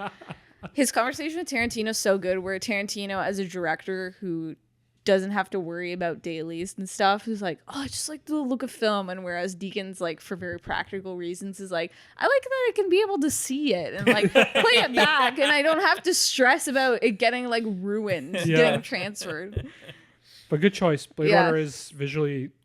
I'll be honest with you. I don't love Blade Runner for the story at all. I'm right here with you. Yeah, I me love either. it for the visual The story aspect. kind of sucks. The story is so stupid. I don't like Doesn't it. make sense. Yeah. Hard to visually- follow. Harrison Ford's great. Visually, it is fucking excellent. It's Yeah. beautiful. But then it's like it stumbles around. It's visually beautiful the whole time, and it's got its moments. And then like towards the end, it like stumbles and stumbles and stumbles, and then it ends with the most beautiful monologue ever written. It does, and yeah. put in a movie. And then it's just like, holy shit, what an ending that was. Yeah. Here's Yeah. my problem with the It's a great story movie. of Blade Runner. I really despise movies where it's like if the main character had just done nothing, everything would have been the same. And with It's Blade true. Runner, it's like Yeah. Rick Deckard is tasked with going and finding these replicants and taking them out. Replicants who are trying to figure out if they can prolong their life because they have a capped lifespan, basically. Ultimately, they fail in their goal. They're not able to extend their life, and they die. So, what would have been the difference if Rick Deckard had just done nothing? Probably not. And a lot of people think interesting that story. Indiana Jones and the Raiders of the Lost Ark is one of these movies, which I hardcore disagree Because with. their faces melt off and they don't actually take it, and and 'Cause it they- gets put in an archive and it didn't really True. make a difference. Yeah, they argue that like the Nazis would have found the Ark and their faces would have been melted off and nothing would have It's been the different. fun he had along But that's the way. that's not true. Well, they would have because never recovered it. Marion would be dead. Yeah, and they would have never recovered the true. arc. Well, and to be fair, it belonged in a museum. Good one. Again. And that was the ultimate goal, and they accomplished it. As we all know, all artifacts belong in the British. Not even Man. they didn't even put it in a museum. They just Yeah. put it away in a cardboard box or like. They were That's trying to true, keep it yeah. hidden. I think. Yeah. One of the Yeah. best matte paintings of all time. Yeah. Oh, that's Yeah, that was a good one. beautiful. Yeah. But anyway, Blade Runner, I feel like what's the point? Stunning, Doesn't stunning matter. movie. But visually, yes, excellent. Now someone else go. All right. So my shout outs are Dean Cudney Yep. He's one of the greats. He did Jurassic Park, Back to the Future, The Thing, Halloween. Just Did you do Halloween too? Halloween as well, yes. Yeah. I think that was one of his first films. Just stunning cinematography, just absolutely excellent. Knocks it out of the park. Robert E. Yeoman does all of Wes Anderson's films. Excellent. But obviously, Deakins, you can't beat him. And God. I'm going to say specifically, I mean, all of his movies are great for different reasons. Some are more subdued. Some are a little more flashy. I'm going to go with Skyfall. Because that to me is just legendary cinematography. It's every frame a painting in that film. Yes, Hannah. Yeah. Yes. So this is the best James Bond movie, and I don't care what you think. I agree. Skyfall? Skyfall. It's not even because it transcends the Bond movie. Yeah. Exactly. Yeah. It takes the franchise to another level after what is this? Excellent. Like the 22nd. It wasn't even his first film, Daniel Craig. Yeah, Casino Royale's good too, but Casino it's Royale. nowhere near. Casino Skyfall. Royale maybe would have been the best Bond movie, except for that it goes on for half an hour long. It keeps on thinking it's gonna end. Casino Royale ends, and you're like, "Wow, that's probably the best Bond movie." And then it's like, "Oh, we're still going." There's a little bit more. There's a little bit more. Yeah. His wife's been dead for half an hour, and you're like, what's going on here? We're still going here, even though Vesper died. Okay, what's going on that poison here? sequence. The poison. Oh, yeah. The Skyfall sequence where they're inside the building fighting. And that is so good. Well, especially him when the theme song's playing Skyfall and he's in the waterfall, and in the end, oh my gosh, there's just so many great moments. You know what? I would say it's probably the best spy film ever made. It's definitely up there. Until they make the movie adaptation of Spy Fox in dry cereal. Yeah. Starring Daniel Craig. Yeah. As a fox. I would love that so Fantastic, Mr. Spy Fox. Okay. Hannah's getting excited. Yeah. Gabe. Skyfall, beautiful film. Robert Deakins is God. I have to make a request. Can you please record a full-length cover of Skyfall with you singing Adele's part? That would mean a lot to me. When it crumbles, will you stand tall? Face it all. My pick, Days of Heaven. I've heard good things about this. By Terrence Malick. Cinematography by Nestor Almendros. Is this mostly golden hour shots? That is exactly why it is the most beautiful film ever made. It's shot, as you just said, entirely at golden hour. Well, almost entirely at golden hour. Fantastic. It's probably the most beautiful display of what you can do with film. It is just an amazing piece of cinema, and shot in Canada. Interesting. They pretended Canada was the United States. I think Alberta. That makes sense. Yeah. Because if you're looking at this, you're like, that's Alberta. Yeah, they did. Cornfields and Canada's always States. anywhere that's picturesque, it's actually Canada. Yeah. That's a great choice. There's not much more to say other than it's just the most beautiful film ever made. And if you are on film Twitter at all or film Instagram, I guarantee you've seen a bunch of stills from this movie because it's just beautiful. Yeah, that's definitely on my short list because I really love visually striking. I gotta watch that. You could say the same thing about basically any Terrence Malick film. He's a visual filmmaker, and he works with great cinematographers who do fantastic work and shoot very beautiful stuff for him. That's what I love to see. All right, I picked a particular cinematographer, but there's a ton of movies you could pick from him. Sure. His name is Janusz Kaminski, and he works with Steven Spielberg. So you've probably so Saving Private Ryan, Schindler's List. Yeah, that's one of the selective color and everything. I mean, Saving Private Ryan. I know it's overdone now in terms of the look, but Spielberg is great, But that was the look for a war film that every single movie that's been made since tries to look like all these movies or shows, Band of Brothers of the Pacific, I don't know what war movie you're talking about. All of them try to look World War II. And there's a reason that every time a new war movie comes out, someone says this is the best war movie since Saving Private Ryan. I mean, Schindler's List speaks for itself. Beautifully shot. The choice of color. He's just not as well known for the amount of output. So if you ever looked at his filmography, he has some amazing films. I don't think he's as well known as like Roger Deakins or some of these other guys. Right. But there's only a few, right? Like it's such unsung heroes. Yeah. But he's also a Polish guy, so I have to give a shout out to the Polacks. Of course. Are you picking a specific film? I'm going to pick Schindler's List because I think the use of color in that, like the red dress or the red coat, stuff like that, black and white, it was kind of a genre statement at the time. Yeah. And it just looks... the movie, the story is beautiful, but the way they filmed it, the colors, the lighting, the choices, also makes it so much better as well. So... Exactly. But he has a ton. Like if you go through he has a ton of, and he's worked with Steven Spielberg almost everything. Right. Like Lincoln, AI, which looks really good. Bridge of Spies, which is a beautifully shot. Sorry? Did he do Jaws? I don't think he did Jaws. No, I don't think he did Jaws. But yeah. Great picks in this category. Yeah. So we got Blade Runner, Skyfall, Schindler's List, and Days of Heaven. Absolutely. Fantastic. Yeah, see, the thing about cinematography is, you could play it straight if it's a movie that needs to be played straight, or it could be visually striking, and both are great in their own way. It just depends on what the story demands, I think. Yeah. Okay. Best original score. I'm hoping we get another double pick here, maybe even a triple pick. Who wants to go first? Triple pick? Oh, I doubt it. I'm sorry. I'm going. Okay. I'll just lay it out here. If you guys don't pick the same thing as me, I'm going to be upset, and you guys will be wrong. Do you really want to pick? I'm not going to pick the same thing as you. Okay, go ahead, Gabe. Go ahead. So, Gabe, you're going to knowingly upset me on my own podcast? So this is actually so weird because I've actually never seen this movie.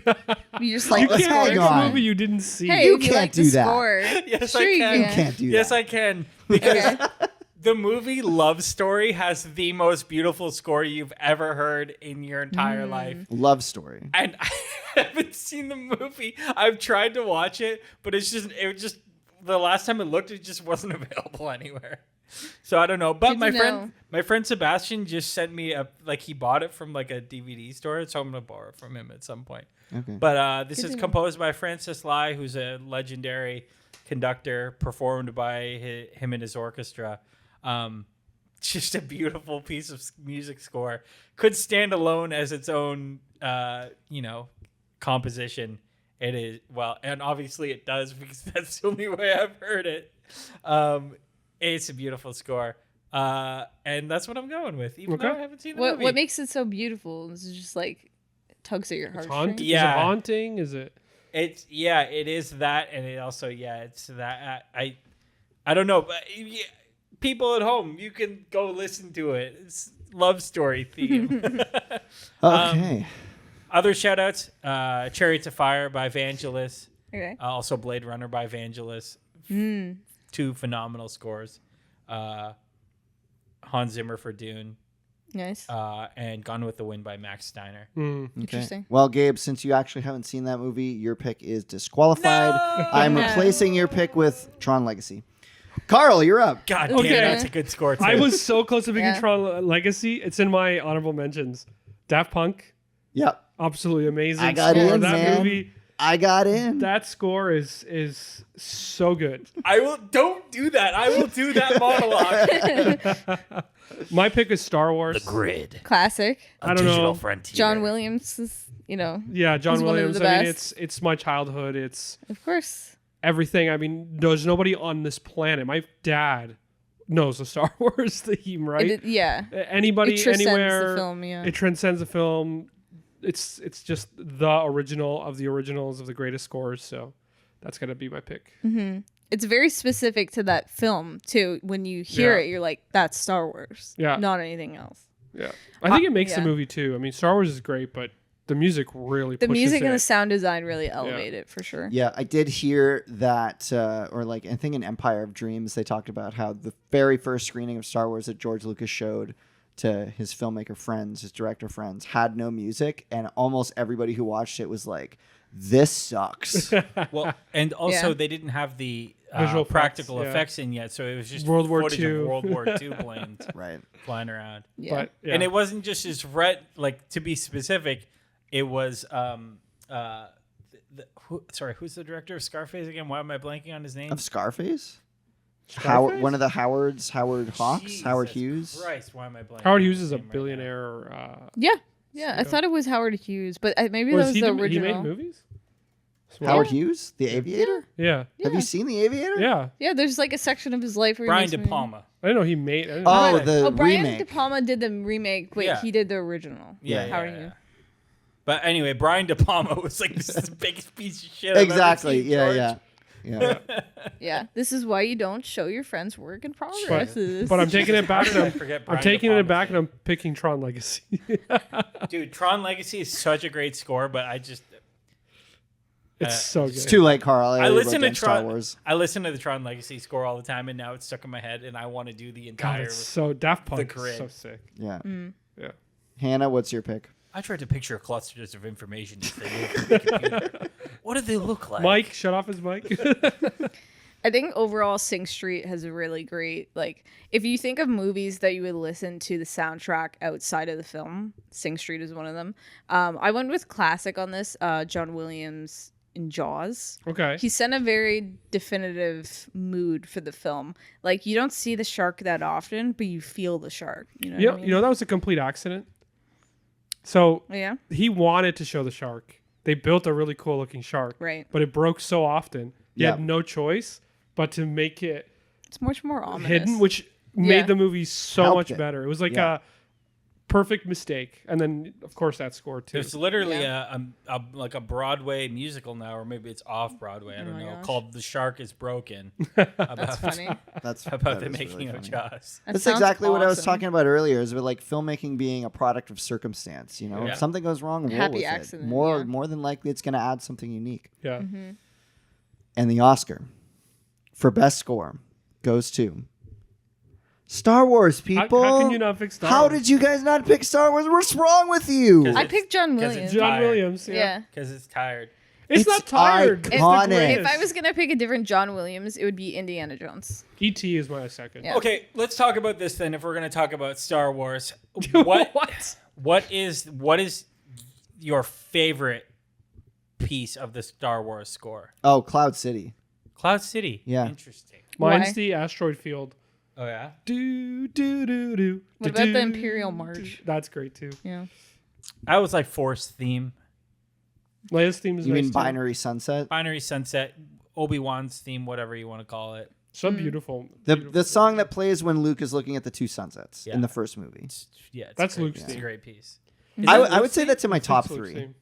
My top three is that, and then the Cloud City theme, which I'll be honest, mostly came from the excitement I had playing that level in Lego Star Wars. Kinda Right. thought To so. the point where when the I think when the first or second trailer dropped for The Force Awakens and the Cloud City themed played as part of that trailer, I almost cried. When I was it a is kid, nostalgic. I was such a big Star Wars nerd that I used to go to the library, borrow Star Wars books, come home, Oh. turn on the Visual soundtrack, dictionary- Did you get the and visual no, dictionaries? like the full novels, and I'd read them, Yeah. listening I had to the visual Star Wars dictionary. music. And my sister used to walk by and just look at me and be like, "You fucking nerd." She was It's right. fun though. But I loved it, and it brought the books to life. So even the books are brought to life by the music. Absolutely. And then, yeah, just to round out my top three Star Wars music tracks, the song that plays when Yoda lifts the X-Wing out of the swamp in episode That's the 5. Force theme. What about the sting when Luke has to use the Force, but he's trapped in the cave in the beginning of 5? I'm trying to remember what Just In like the Lord ice cave? Twinkly. Yeah. Hum it for us, Hannah. It just creates like such an emotional resonance. Like, oh, Luke, like You got do it." this. Yeah. I will say that. Yeah. Yeah. Empire Strikes Back. That's my favorite of all the Star Wars. Emperor's theme is really good too. Mm-hmm. Yeah, it is. But you can't. It's the best. We just spent 5 extra minutes talking about the Star Wars music. How can we not? What other movie is that iconic? Come music? on, people. Love Story. Such a good movie you've that never you've never seen. seen. Disqualified. Oh, is that from that? Okay, I know that. I've See, heard you know that. I've See, heard that's that. what I'm talking about. That is You a haven't seen beautiful Love theme. Story That is either. a beautiful theme. But is it from that movie specifically, or Yeah, okay? I've heard it. I've definitely heard that. you have heard it Yeah. because it's a great piece of score, which I have not seen in the movie context. All right, best original score from me, Star Wars. From Hannah, Jaws. Thanks for the all caps there, Jaws. Gabe. From Carl, Star Wars again, and from Gabe, Nothing. Tron Legacy. Boom, boom, boom, boom, boom, boom, boom, boom, boom. Ba-na-na-down, boom, boom. I don't know if he's doing Tron Legacy or what. I'm doing Tron Legacy. That's a really great score, though. Like, Daft Punk nailed it with that score, and that movie sucks, but visually it is so cool. It's not that bad. And it's like one of the worst scripts I've ever seen What? in a movie. It's not even that It is bad. so bad, but visually so cool. Audio, That's the whole point so of that, cool. though. If you were to just have it be a silent film, that would be rad as hell. Like as an experience, an audio visual experience. Social Network also has good score. Oh, I forgot about Social Network. Oh, Still, you haven't seen- can't beat Star Wars. Dude, the Trent Reznor Atticus Ross score for Challengers as well. Amazing. Just club bangers all day. It is amazing. You saw Challengers. Yeah, it's good. I've heard good things. It's yeah. so sick. But yeah, the Social That's the Network. worst. Phew, I was just watching it the other day at my friend's house, and just like when certain pieces of that score come in at the right moment, man, that score just hits That's so such a good good. movie. Yeah, amazing movie. All right, best original screenplay. Hannah, take it away. I'm looking. Eternal Sunshine of the Spotless Mind, Charlie Kaufman. Wow. When I think of original, Strong choice. I think that is original. Yeah. For sure. You know? There's just so much going on about it. It has like, it's romance, sci-fi. It's it doesn't start off as sci-fi. It's kind of like sneaky sci-fi. Yeah, that's true. Yeah. It's There's a a pina lot going colada for it. song, but Yeah. way more complicated. Yeah. That's Charlie Kaufman, right? Yeah. Yeah, he's definitely underrated. Yeah. He is. He writes weird ass movies, but they're one of a kind. It's just so heartfelt and personal Mhm. in a very specific way. And And it's, sadly it's like one beautiful of at the Jim same Carrey's time. best roles. for He's a sure. good actor when he wants to. Like when he, Yeah. not to say he's good in everything, but when he wants to be like a serious, similar to Adam Sandler, they can pull it Yeah, a off. lot I of think comedic his actors do I think that. his problem is that he goes too method, and Yeah. it's really hard on He's him. so good as Andy Kaufman too. Yeah. And, Oh, I want to you know see what I mean? that. Oh, I was obsessed with that movie for like a year, and there's a documentary that accompanies it. I know. I want to watch both both. of those. Yeah, watch the movie first, then the Marathon. documentary. Yeah. Carl and I just watched one of Charlie Kaufman's other movies, Adaptation, the other day. What, I'm thinking of leaving or? No, we watched Adaptation. Adaptation. Adaptation. Oh, a literal app. No, yeah. his movie Yeah, that's no, called that's a good- Adaptation, that's a which good is one. about him Writing trying to and, write the and movie. his fake brother. Adaptation. Yeah. Yeah. That's Nicolas been on Cage, my one of list the best for roles. years. He's fabulous in that film. That is a bizarre movie, So but good. it is. It goes It is- so many it is directions. that is a Yeah. treat. That's a very special film. Yeah. Yeah, I'd highly recommend it, Andy. Mm-hmm. Who's next? I went with Back to the Future. That's a great Specifically screenplay. because, I don't think it's the best. It's not the best movie ever made, but as far as a screenplay goes, it's very tight. It's very original. I don't think there's a wasted scene in the whole movie. They set up a Good lot. dialogue, Planned great and plant and payoff. It's also payoff. kind of complicated when it's all the time travel. And Yeah. They do it really well and keeping it simple. It's and not very well paced, very well Yeah. executed. It's just such a tight, it's close. Yeah. It's as close to a perfect script for my sensibilities Yeah. as I can point to. It also has that. There's a thing about 80s films of that type that just capture. Those are the movies that made me want to get into film and making movies. Yeah. There's something 1980s about movies them. are so good. Something about them, the visual style, the way Mm-hmm. the imagination, that really kind of make you fall in love, and you can just keep. How many times can you watch that movie and it doesn't get old? It's so special. The finale is still exciting. So good. No matter how many times you see it. And they set it up in the beginning is you see Buster Keaton with the clock and everything.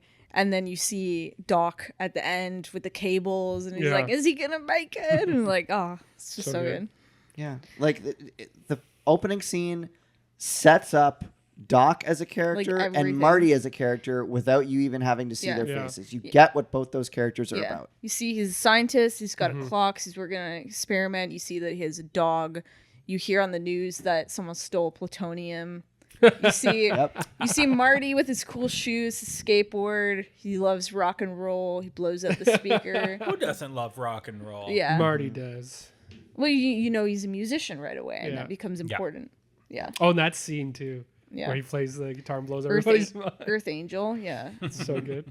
But I think I heard the music you've been looking for. That is one of the worst lines in all movies, though. I love Let's that be line. honest. I love that line. It's so memeable. It's your cousin, Marvin Berry. You know that new sound you've been looking for? I love that scene so much. Oh, I give man. that line a pass for how good the rest of the movie is. It's so memeable. Yeah. Yeah. Yeah. Your kids are going to love it. Yeah. Yeah. All right. Do you want to go? Or do you want me to go? Sure. If you haven't. I know. Oh, go ahead. I'm just gonna say Fargo. Yeah, that's one of my Right. top films. Probably one of my favorite movies. Everything in that movie is quotable. The acting is unbelievable. But the thing that I think that makes that movie for me really special is the dialogue. Mm-hmm. It's the delivery of the lines. I think obviously the screenplay is the whole movie. Everything from when he calls, where the guy keeps calling him about the VIN numbers.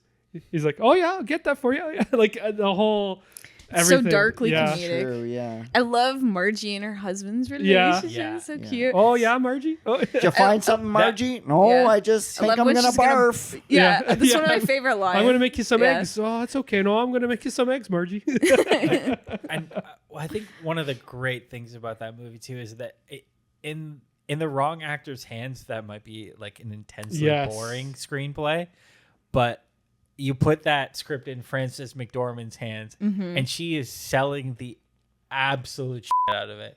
But Like, it's she so nailed so many of the characters, like the father, the way he does, even the son, every character's accent is perfect, and the way they deliver the lines and the way it's written is so just interesting. The dialogue pulls me right in. everyone's just like completely all in on selling Yeah. this mundane existence and this mundane dialogue in just the the most ridiculous way possible. And it's just It's great. Yeah, it's great. The scene that always gets me for screenplay is in the car scene between the two, Steve Buscemi's character and the other actor. When Steve Buscemi's character won't shut up, and the other he's like, "You talk too much," and he's like, "Hey man, we're Steve on a trip. Buscemi's You so in a funny. car? You don't want to talk to somebody?" He's like, "Oh, I can play the silent game. I'm going to be so silent." He's like, talking. It's to me, it's been good so one. interesting since the Coen brothers split up. Yeah, Watching, like, seeing the things that each of them contributed to their partnership, which is why their movies are so magical in my opinion. Is the but you watch them separately and you go, oh, this guy was the cinematography guy and this guy was the witty banter brother, right? And it's just their movies aren't nearly as successful without each other, but thankfully I've heard that they're gonna work on they're it. going to work That's together great. again. They're 'Cause my that's some of favorite duel. movies. Yeah. But that's such a dialogue-driven movie for me. So. Yeah. Almost all of theirs are like Llewyn Davis, The Big Lebowski. Like, Yeah. Oh, Brother, Where Art Thou? Yeah, A Fabulously Serious written. Man. Yeah. So many good ones. All right. So my pick is Lily and Lana Wachowski's The Matrix. That's a Okay. good choice. Yeah. This movie, Red Pill. I don't know why I didn't see that coming, but that's this movie, when I first saw it when I was 12 or 13 years old, blew my goddamn mind. Yeah. And to this day, it still holds up Yep. and it's still awesome. It sucks that really crappy people in the culture try to claim it and try to pervert what it's about because it's not about those things that For other sure. people try to tell you it's about. It is an amazing film. We did a very long podcast with our friend Jacob about the Matrix series. That first movie is it is something else, man. Yeah. That is one hell of an action film, and it is one of the coolest sci-fi movie so cool. concepts ever devised. Yeah. It's crazy how probably true it is too, that we are probably a simulation. It scared the crap out of me because we watched it a couple months ago, and with the rise of everything AI, and Morpheus is talking about like everyone applauded when AI became the special thing, and I'm like, oh no, this is like going soon. But yeah, we saw that recently, and it was so cool. It definitely held up. I almost picked it for visual effects with the bullet action. It's just So a cool. really but it's very cool original. film. Yeah, it was like one of the most original sci-fis I think ever written. Really, it's its own unique universe, which is like so many sci-fis are backed off, even Star Wars, really, off of so many other types of space Why not? movies, right? Whereas this was such a unique concept. I'd say that the only thing that it takes, that I can confidently say it takes heavy inspiration from, is like Hong Kong action cinema. Sure, where it's doing a very purposeful ode to like gun fu and that type of action filmmaking. It is so sick, though. That's such a sick movie. It just makes you feel a certain way, even when it's like super cheesy. When he puts on the sunglasses at the end, But back then, that was you're so like, cool. oh, it's cheesy, but so it's actually kind of cool. It's I like don't know. futuristic, but Yeah. of its time at the same time. Yeah, It's yeah. so awesome. Yeah, they nailed that. If Hannah's going to pick apart the Marvin Berry line, I'm going to pick apart one thing about the Matrix script. And this is something that I heard. I think I heard that originally this made sense, but from test audiences or maybe network executive interference, they changed it.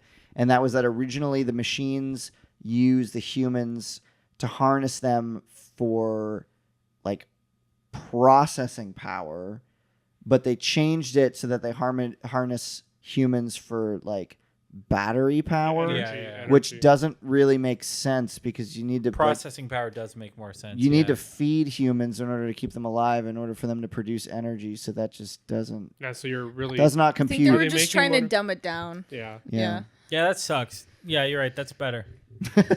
using our brains. a as very processing small power, thing. yeah. It is a very small part of the movie, so Yeah. that doesn't really bother me. But you're right. That's better. Yeah. Processing power is way better. Yeah, fair enough.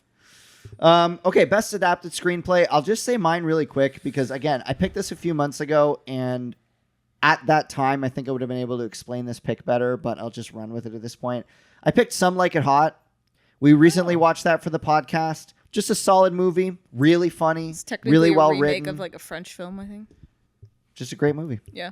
I haven't seen Some Like It Hot, and I haven't seen the French movie that it is based on. Well, I think Some Like It Hot is now more popular. Yeah. Yeah. It's a Marilyn great film. Monroe, not someone that I've watched enough films of. Underrated. I've seen, I think, only two of her films, Which which film? are Niagara and I forget what else. I haven't seen Something- I Niagara. saw something else too. She's really great in All About Eve. She's good in How to Marry a Millionaire and Gentlemen Prefer Blonde. She's an underrated comedic actress. I don't know why Yeah. this made me laugh, but I was like, JFK was so cool. It's like Joe Biden sleeping with like Margot Robbie. Oh, boy. Why does everyone talk about this? That's the whole thing. I don't know why Yeah. it popped into my head. It made me laugh though. I was like, imagine a president Yeah. sleeping with like the top movie star in the world. Well, he was very charismatic. Gabe, you look like you got something to say on this issue. I just don't know. I don't know. Is it gross? Yeah, just that JFK was Worship? pervy. He was cheating on his wife. Yeah, She knew. and I just Yeah. it's debated how into it Marilyn was. You know, Yeah, because it's like It might it's have been a person bit of rapey. power. We also might have murdered her. Possible. There's a very small chance that Bobby Kennedy made her die. yeah. Yeah, So, it's hotly because debated. I don't what feel good happened about there. joking about it. I think that's. I wasn't fair. joking about it. I just said how crazy would it be if, Yeah. if Joe Biden slept with like Margot Robbie. It's kind Right. of For sure. wild. Anyways, What do you yeah, I think? think she's a great comedic actress, and she's not recognized enough for her comedic chops. She's noticed more for her looks. Yeah, So. yeah, I agree. Yeah. She's good in Some Like It Hot. Yeah. Apparently, she was Jeff- a nightmare to work with, though. So. Carl, you're up. Because people were For just what? feeding her drugs all the time. Yeah, it's true. Wait, I did mine. Gabe, you're up. For Best- adapted screenplay? best You adapted can go, screenplay, Carl. for adapted Oh, screenplay. this is I can fantastic. go while you figure that out. No. Oh no. I'm going. I know. I'm I just know gonna mine. go. I know. I'm just gonna go quickly too. It's The Godfather. Mario Puzo's. That's classic. Yeah. It's Someone would pick it. It's undeniable. Yeah. It's just one of the greatest movies ever Yeah. made, and it's a great adaptation Yeah. of For sure. a book.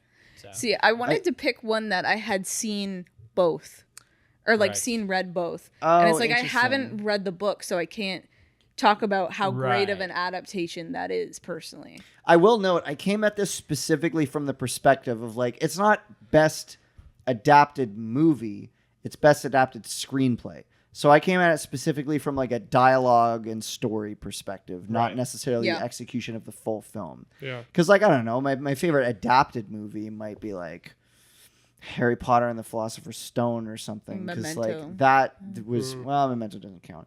Because that was No, just it like does. the way that they adapted it from Is Memento an adapted screenplay? Technically, it doesn't. Anyways. It doesn't Oh. count. It doesn't count. Shut up. it was kind of like 2001. The screenplay and the book were written at the same time, but technically the book came out first, so technically it's adapted. Written by Christopher Nolan's brother. yeah, So that's. Oh, you were fine, talking right? about Memento. Okay, yeah. yeah. Memento. Yeah. Yeah, Jonathan Nolan, very prolific. Yeah, he's written some of the best TV shows. People, Follow I it? don't think people Yeah. realize How how, good they're- prolific yeah. he is and Yeah. how much stuff they've watched of his. Yeah, But he writes a lot of TV shows. Yeah. Really good quality Interesting. episodes. Yeah, Westworld, Yeah. great. But yeah, just to finish what I was saying with Harry Potter, like I think as far as an adaptation goes, Lord of the Rings. that one's pretty perfect because it doesn't cut very much out. It doesn't change very much. It's really well adapted. Whereas something like The Shining is a fantastic movie that's probably better than the book, which I have not read, but it's not a very faithful adaptation. No. So how do I really? And Stephen King is like, I I fucking hate don't that know. movie. He's like, this is not my book. I don't know what this is, but it's not The Shining. Yeah, but That's for such a good movie. For screenplay, I'm judging it based on the fact that I think that from a writing standpoint, from a dialogue standpoint, the dialogue was really snappy and Some Like It Hot. So that's why I picked it. See, for me, it's like if I had seen it, like read the book or something, maybe like Silence of the Lambs, but I haven't, so I can't compare. Something like American Psycho, I've read the book and I feel like the movie does it better justice. It cuts out some of the gratuitous things that I feel like don't add and make it more compelling. I did go with The Shining because I have read the book and I think it's unnecessarily long, and I think the changes that Kubrick made were justified and made it better and elevated it, and it was justified in its adaptation. Yep, that's So fair. that's why I chose it. It felt like they cut out all the parts that they needed to cut out, for sure. It's just better, for sure. Yeah. You know what? The more we talk about this, the more I'm like, I don't know why I picked Some Like It Hot. I think it was recency bias. I think we Yeah. had just watched it. It's a great movie. I picked No Country for Old Men. That's a good one. What's I it never read adapted from? Is from it a book. Yeah. I never read the book, so I can't. But Yeah. I just love the movie so much. I was Yeah. like, I have to pick it. Normally I read the book afterwards. Like we just watched Yeah. Goodfellas. I'm like, I should read the book, But it's just a fabulous Yeah. film. Gabe's on his phone. Get off your Gabe. We have like 2 more hours of this. See, Gabe, this is what you know You what? you expect me to not last time we respond to recorded our people for podcast- 3 hours? I was getting on your case for being on your phone during the movie, and you were like, I was on my phone once during this entire movie. And I kind of let it slide, but I'm pretty sure you were on your phone a few times. No. On your smartwatch. I mean, And you have video footage of this entire podcast. Was that the first time I was on my phone? Yes, it was. 1 too many.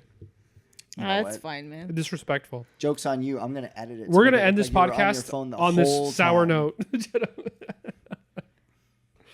All right. Did you make a choice yet, Carl? Yeah, I did. If you were listening and not on your phone, you would have known what movie I picked. But I guess you Tempers have. are flaring at Guess 2 you're gonna a.m. have to. you I guys. guess you're gonna have to rewatch this podcast from the beginning. Well, just no Do one's we need to take a break? No Or one's. is it- No, I didn't know because no one's filled out the sheet yet. It was No Country for Old Men. Oh yeah, that's a good pick. No one filled out the sheet because you were the one who's been filling out the sheet because you're the only one with a full keyboard in front of you. All right, best supporting actress. Are we moving Are on? we okay? Are we We're still friends? moving on. gosh. We're moving of course on. we're still friends. I got a very. This is good podcasting, Andrew. yeah. Contentious. No, I was I talking got a to Hannah very- specifically. Are we? Hey, Hannah, Hey. are we cool? Yeah, we're cool. Okay. Do you want to take a break? We can take a break. No, we got it's fine. 5 more categories here. I in think the we should show. just. it's I think good, we should it's just get good. him. You We're guys in keep the- rolling. we're in the I'm just gonna big get some water. We're in the big categories now, folks. Yeah. These All right. are the big. Best supporting actress. I've got an unconventional pick. Okay. Throw it. I'll Like throw to it over hear to it. Carl. Marissa Tomei, my cousin Vinny. Let's go. She's so good in She's that. so good in that. This is on my honorable She's so mentions. charming. Oh, is it actually? Yeah. Oh wow. Okay. I didn't Yeah, expect she did anybody win. even think of it. She Yeah. won the Oscar for this. Yeah. Yeah. But she's so good. That whole speech about when she's in Yeah, court, yeah, talking yeah. about actually that year of a car would not have that type of differential. She's so good. in the It's whole- such a good courthouse Yeah. movie. And as well. obviously Joe Pesci's amazing in it as well. Yeah, even Ralph. Yeah. Ralph Macchio, Yeah. he's good too. Yeah, they're all Yeah. really good. Hi. Hi. Hi. I like how you said that like it was like a cat or a dog that just moseyed up to Hi. you. How are you? Hi, buddy. But yeah, that's my pick. Yeah. Hold on, I gotta scroll through my my list here. For Yeah. me, Go ahead, Hannah. yeah. What are you saying, Andrew? Nothing. Don't worry about it. For me, this is tough because we talked about this prior. We're like, what makes them supporting versus Yeah. co or lead Yeah. based on screen time? And I think it's kind of subjective. It is. So- It is. And you'll often see this in the Oscar races themselves where someone will declare for lead actor or lead actress and people go, they probably could have gone in for supporting there and maybe won instead. Like Lily Gladstone for Killers of a Flower Moon last year submitting for lead actress. Yeah. And people were like, well, maybe that was a supporting performance. But, and you take that calculated risk, I guess. And That's so strange because I feel like it should be based on ratios. Like if with the short film or whatever, it's like if you've been in less than 40 minutes of the film or Yeah. like half of the Yeah. film or whatever. there's like actually cut off. Yeah, for sure. So this was tough. So I picked it based on performance range. And I picked an oldie but a goodie, All About Eve, the actress in it that plays Eve, Anne Baxter. So that story is really interesting. It's about an up-and-coming actress that basically wants to steal the lead actress's life, Right. or whatever. So you're seeing this progression of an up-and-comer that's really excited, positive, and then is slowly being manipulative to get what she wants. That's neat. Well, I haven't seen it. So. I It's a- haven't it's a seen great it either, film. so I I haven't can't seen that comment. either. It is one of those great old Hollywood films where I'm like, yeah, this is cinema. Sounds, Yeah, sounds it's great. interesting. Yeah, I like those. yeah.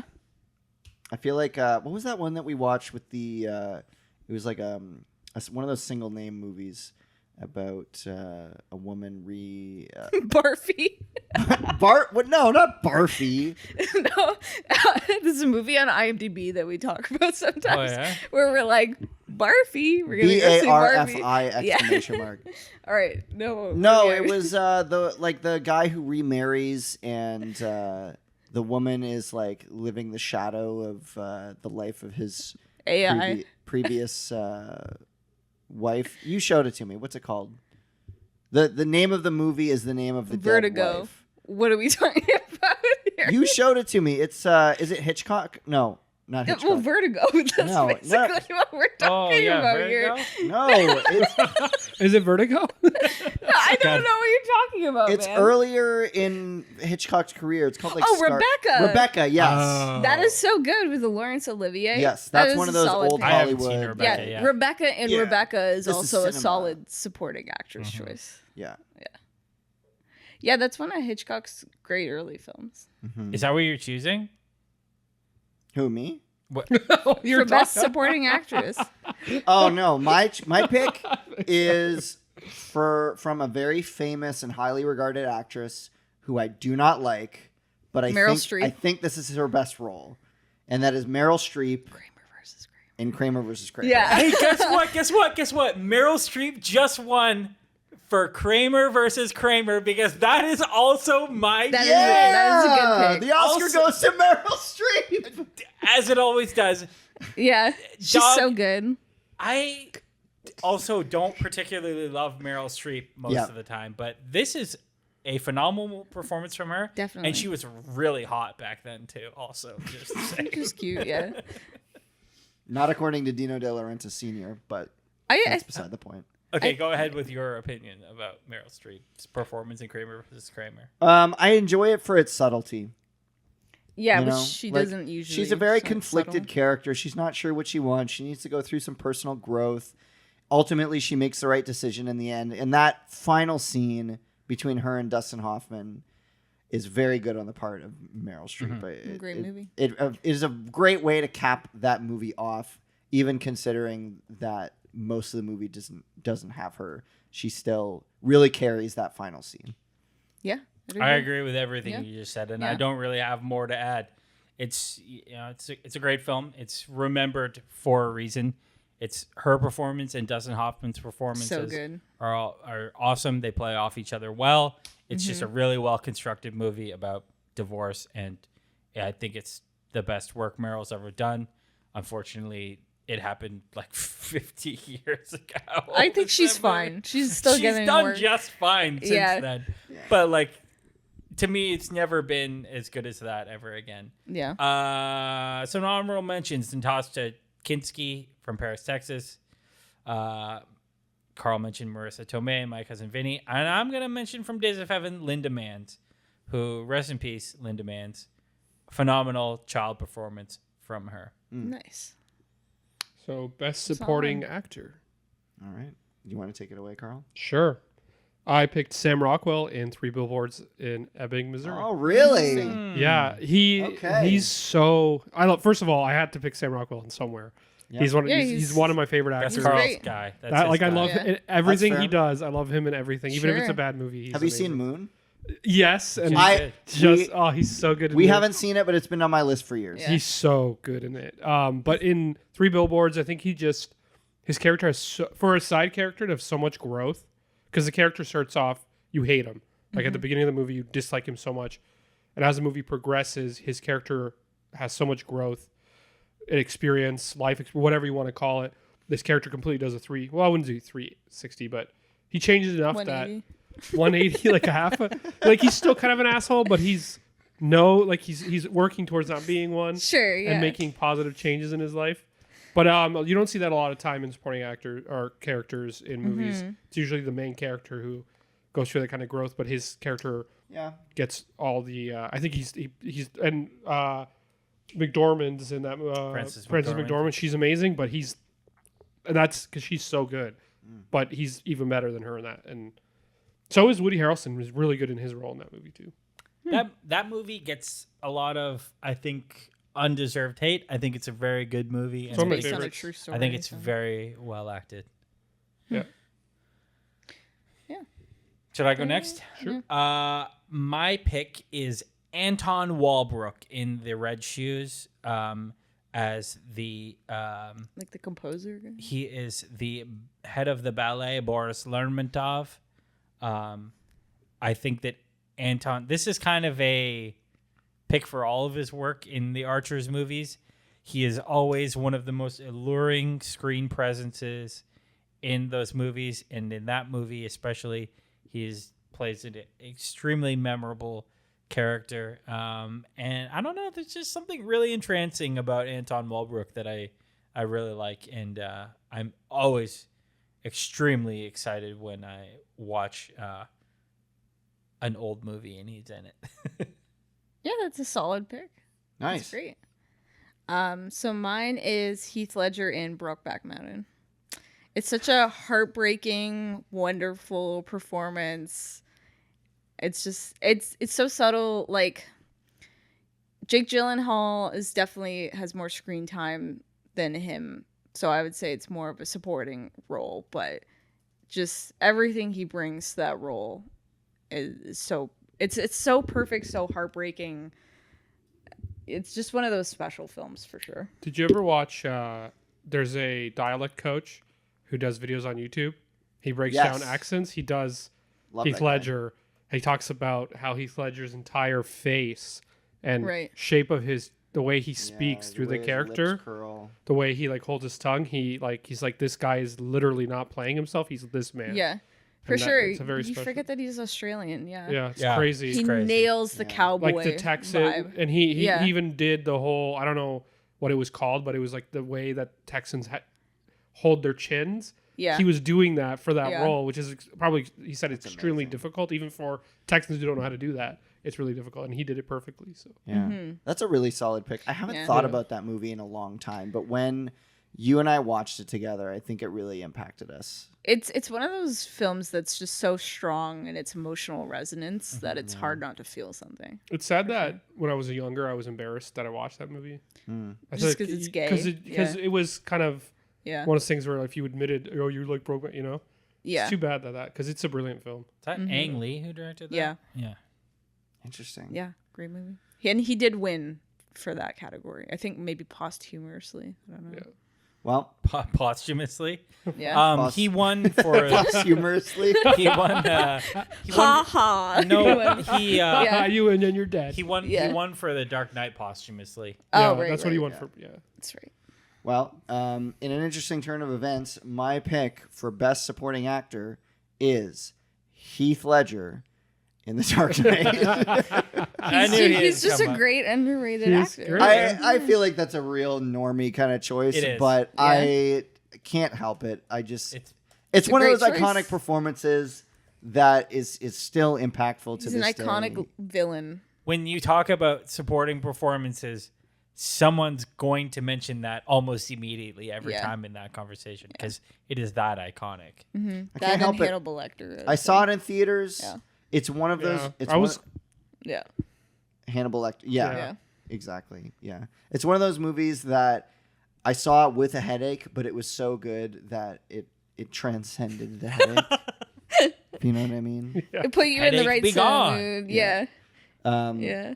It's just excellent. It's one of those absolutely magnetic performances that I just every second he's on screen, I'm soaking it up. Yeah. But I'd say we might not be able to give Heath Ledger the Oscar for a specific performance, but I would say Heath Ledger definitely Yeah. wins the honorary Oscar for Best Supporting Actor. It's in the mail. A great actor could have won probably multiple Sure. Yeah. actor, Multiple awards. He actor stuck awards. around. Yeah. Could have won plenty of them probably if Yeah. but That sucks. it happens. Yeah. We're in the home stretch here, people. We're in the big boy category. Best actress. 4 categories left. Oh man. And so Best Actress, I actually had some trouble with. And like I said, for the billionth time, I picked these in April, and I looked back at them today. Upon first glance at my pick, I was like, oh, really? That's what I picked? And then the more I thought about it, I locked in, and I was like, yep, I feel strongly about this. That said, I'll go last. Hannah, you're up. Okay. For this, I picked so the actress is Sigourney Weaver in Alien. Oh, And I picked yeah. it because she had to act by herself a lot. She didn't really So have a good. lot to go off What are you of. talking about? She had a cat with her. Yeah, exactly. Jonesy? But Jonesy. she just gives an extreme amount of emotional range and subtlety to the first one. I mean, she's great in the second one. But it's a lot more She out gets there. that iconic line Yeah. in the second. Exactly.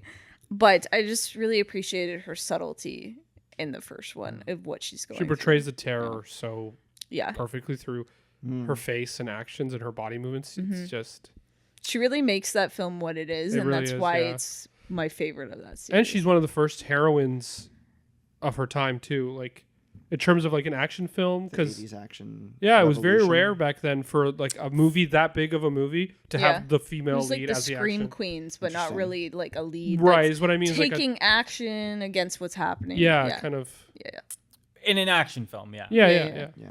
Not like obviously there were actresses who were Yeah, led yeah, films, yeah. but not like in that style of film, I Where don't- she's like taking the lead, yeah, and there's not someone else like to help. Like she's she's on her own. yeah, for quite she a is the bit of heroine. movie. Yeah, I think that there's plenty of movies like that that are non-action films that you can look back at for many Yeah, decades before sure. that. But the But badass, in terms of like actually she fighting and action, Yes. yeah, she didn't have to be for sure. feminine. You know what I mean? It's She early took on the that the wave. role of a what a male would generally do in a film. I changed my mind. I'm not going to go last, just because my pick is actually a stone's throw away from Hannah's pick, Okay. and that is Linda Hamilton in Terminator 2.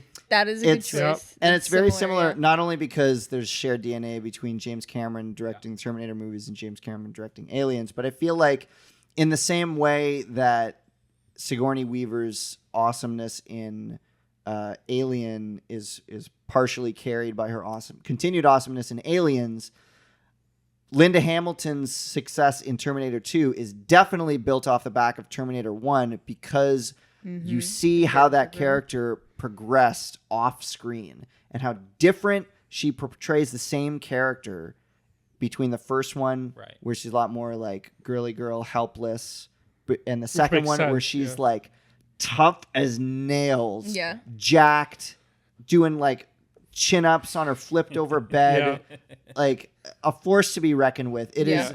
That's a an great amazing performance that also has a lot of humanity in it when she goes and tries to kill Miles Dyson and she can't do it, Yeah. and she's having She's stuck in the psych this ward. moral crisis Yeah. where she wants to prevent the war, but she doesn't want to destroy this family. You can see it written all over her face. It's an amazing performance built off the back of the success of the first movie. Absolutely. Yeah, great choice. Do you want me to go? Yeah. I picked Jodie Foster, Silence of the Lambs. There we That was go. a Let's solid go. choice. I just thought, Yeah. you know, So Hannibal good. Lecter is such a great performance, but Jodie Foster's character, without her being as great Like as the she is in that terror. role, Yeah.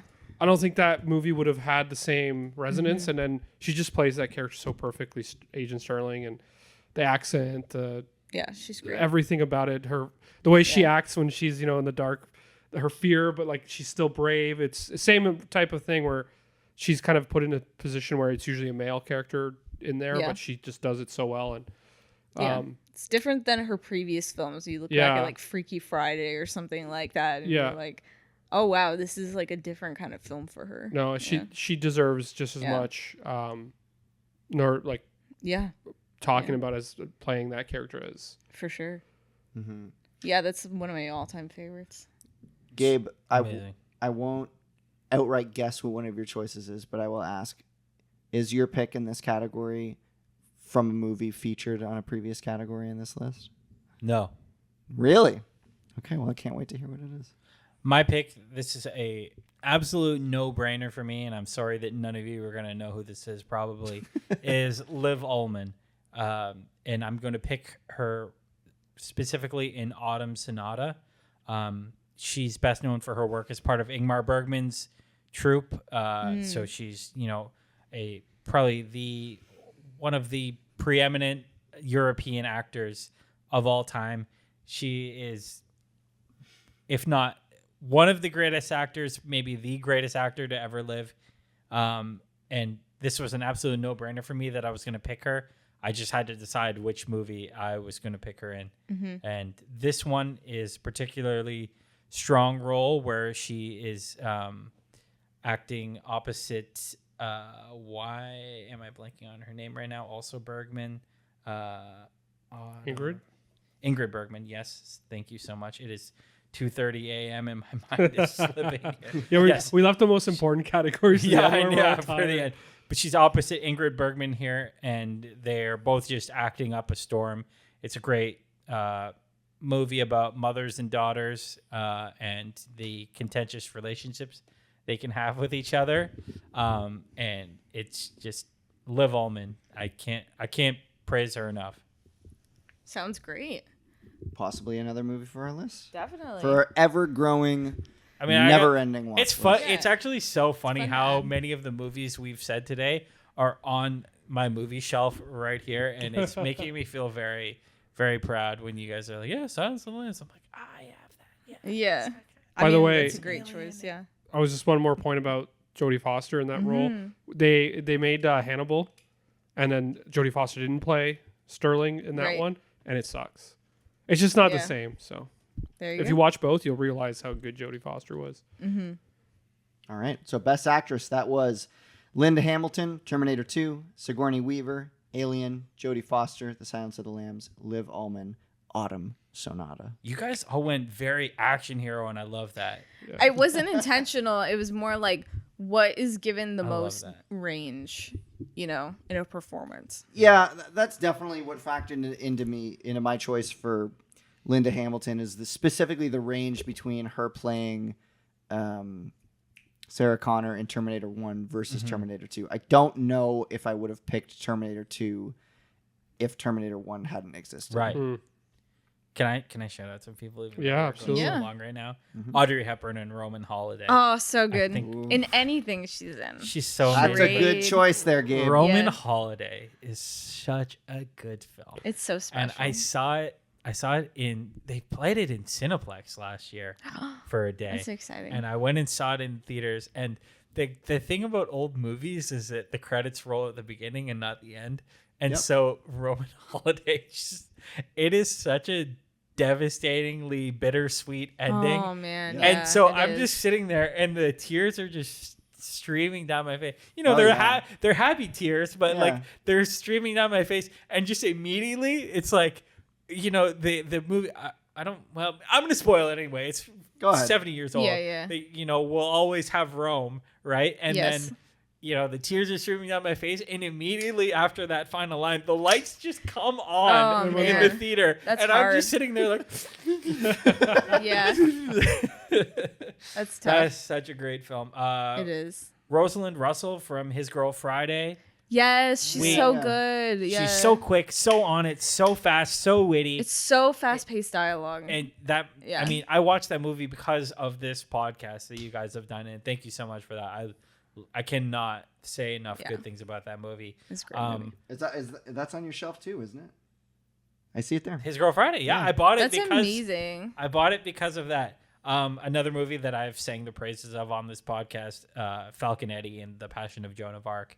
And Yeah, one of she's the, great. one of the Oh, great yeah. face acting performances of all time. Mhm. Yeah. And then a more modern one, Kate Blanchett in Tar. I love Kate Blanchett. She's great. And You really like Tar. Yeah. Tar is Seems like a cinephile favorite. yeah. Those are some pretty strong choices. So Liv Yeah. Ullmann and Autumn Sonata must really be a powerhouse. Yeah, I gotta see that. I recommend any Ingmar Bergman movie with Liv Ullmann. She's a real amazing actor. Right on. Okay. Best actor. This is another category. This is so I'm tough. wondering if we get a double pick or So even a tough. triple pick on this I one. think that we man. might get a triple pick. Yeah, I maybe. don't know. Or the elusive quadruple. I think we're gonna get a triple pick. For on me, this there's one. only one choice. Am I going mine first is here? out of pocket Sure. for sure. Am I going first here? Is it Yeah. my turn to go first? Yep. All right, there it is. On the wall right there, Daniel Day-Lewis in There Will Be Blood. Yeah. Daniel Day-Lewis and There Will Be Blood. Daniel Day-Lewis, There Will Be Blood. Hannah. I'm not gonna say. Is it Daniel Day-Lewis and There Will Be Blood? No. It's big, it's bold, it's loud, it's It- grimy and dirty. His body as hell. acting, he's covered in oil, screaming about how he's abandoned his child. Abandoned my child. I've It's a abandoned great my film. But it's not boy. even just his. It's not even in that role. It's not even just the dialogue or how he does it. It's his whole body language. Like as he gets he's- older in the movie, his he's- body changes. Like bitter and angry, and you can see it in his posture that he's a bitter, Yeah. angry man who wants to prove you everyone were talking about wrong. facial acting. And he That hates movie. everyone. That movie. His face tells a story every Yeah. single scene. It's an amazing performance. I can't think of a performance I've ever watched on film that blew me away like that movie and his performance in that movie. What sealed That's the a great deal on choice. his performance for me was when he started slapping Paul Dano silly in the mud. I was like, Yeah, and it was- right that's a before good that, one. the camera like tracks in Yeah. as he's watching Paul Dano approach. And at Supporting that actor, point, he was great. in Yeah, that. he was yeah, great. at that point, I was like, this is solidified. I no longer see Daniel Day-Lewis. I just see this character. For my line of thinking for this specific category, and that's not how you guys went about it, was who is an actor that every role they're in, it's something completely different. And that's Christian Bale. Okay. Okay, yeah, I love Christian Bale. Great pick. He's Yeah. he's a fabulous. Prestige is one of my Is favorite. he yeah. the greatest actor of our lifetime? No. But He's up there. He's he, up there. he's such a chameleon. He, He does really is, such different yeah. things. He has such a specific different range. I mean, he plays Batman. He's when he plays Bruce Wayne, he's Bruce Wayne. When he plays in the Prestige, I Yeah. don't see Bruce Wayne when he plays Even that crap Thor movie from 2 years ago. Yeah. He's blowing everyone out of the water. Yeah, he is so he's good. He's the only one taking the movie seriously, and he's acting up a storm. And it's like, what? How did this happen? Like, everyone else is like, oh, I'm just here for the paycheck, and he's like, let me really get into this character's brain. Yeah, yeah. Well, he's just, fabulous. Like, even The Big Short. Like, what specific movie are you picking him for? I don't have a specific. See, what I feel like. Okay.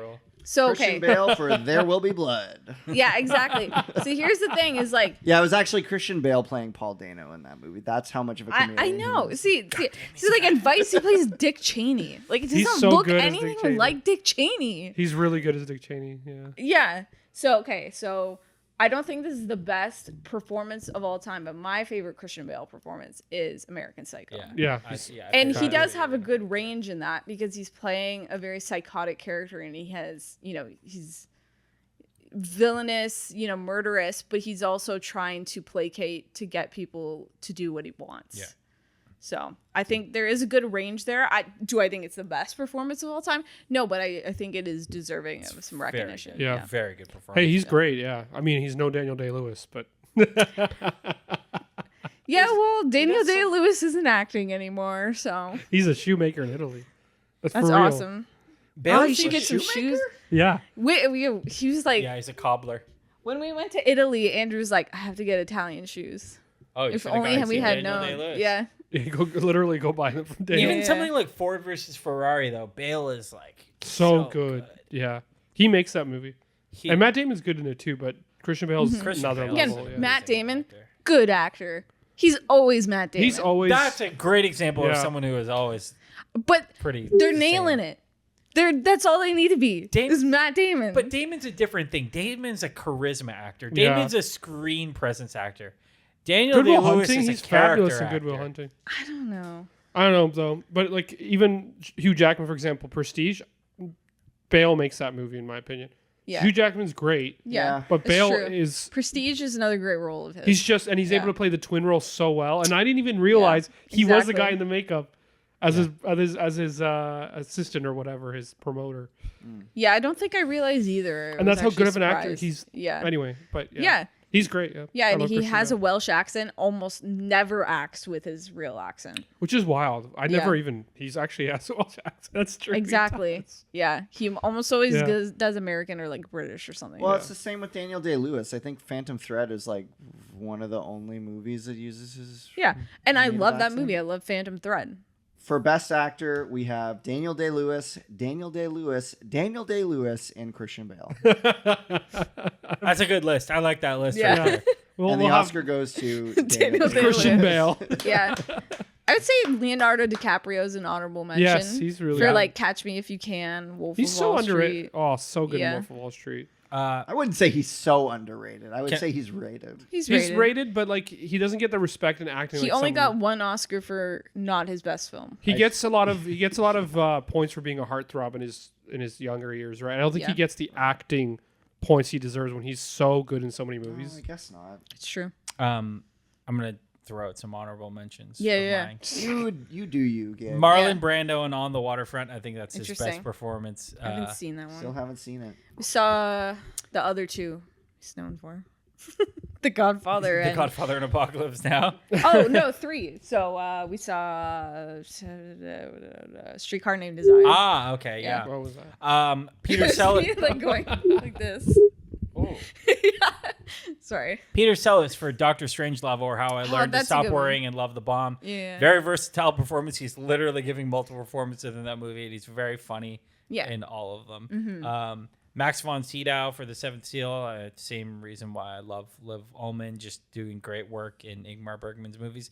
And David Thewlis for Naked. You probably know him from the Harry Potter movies. Yep.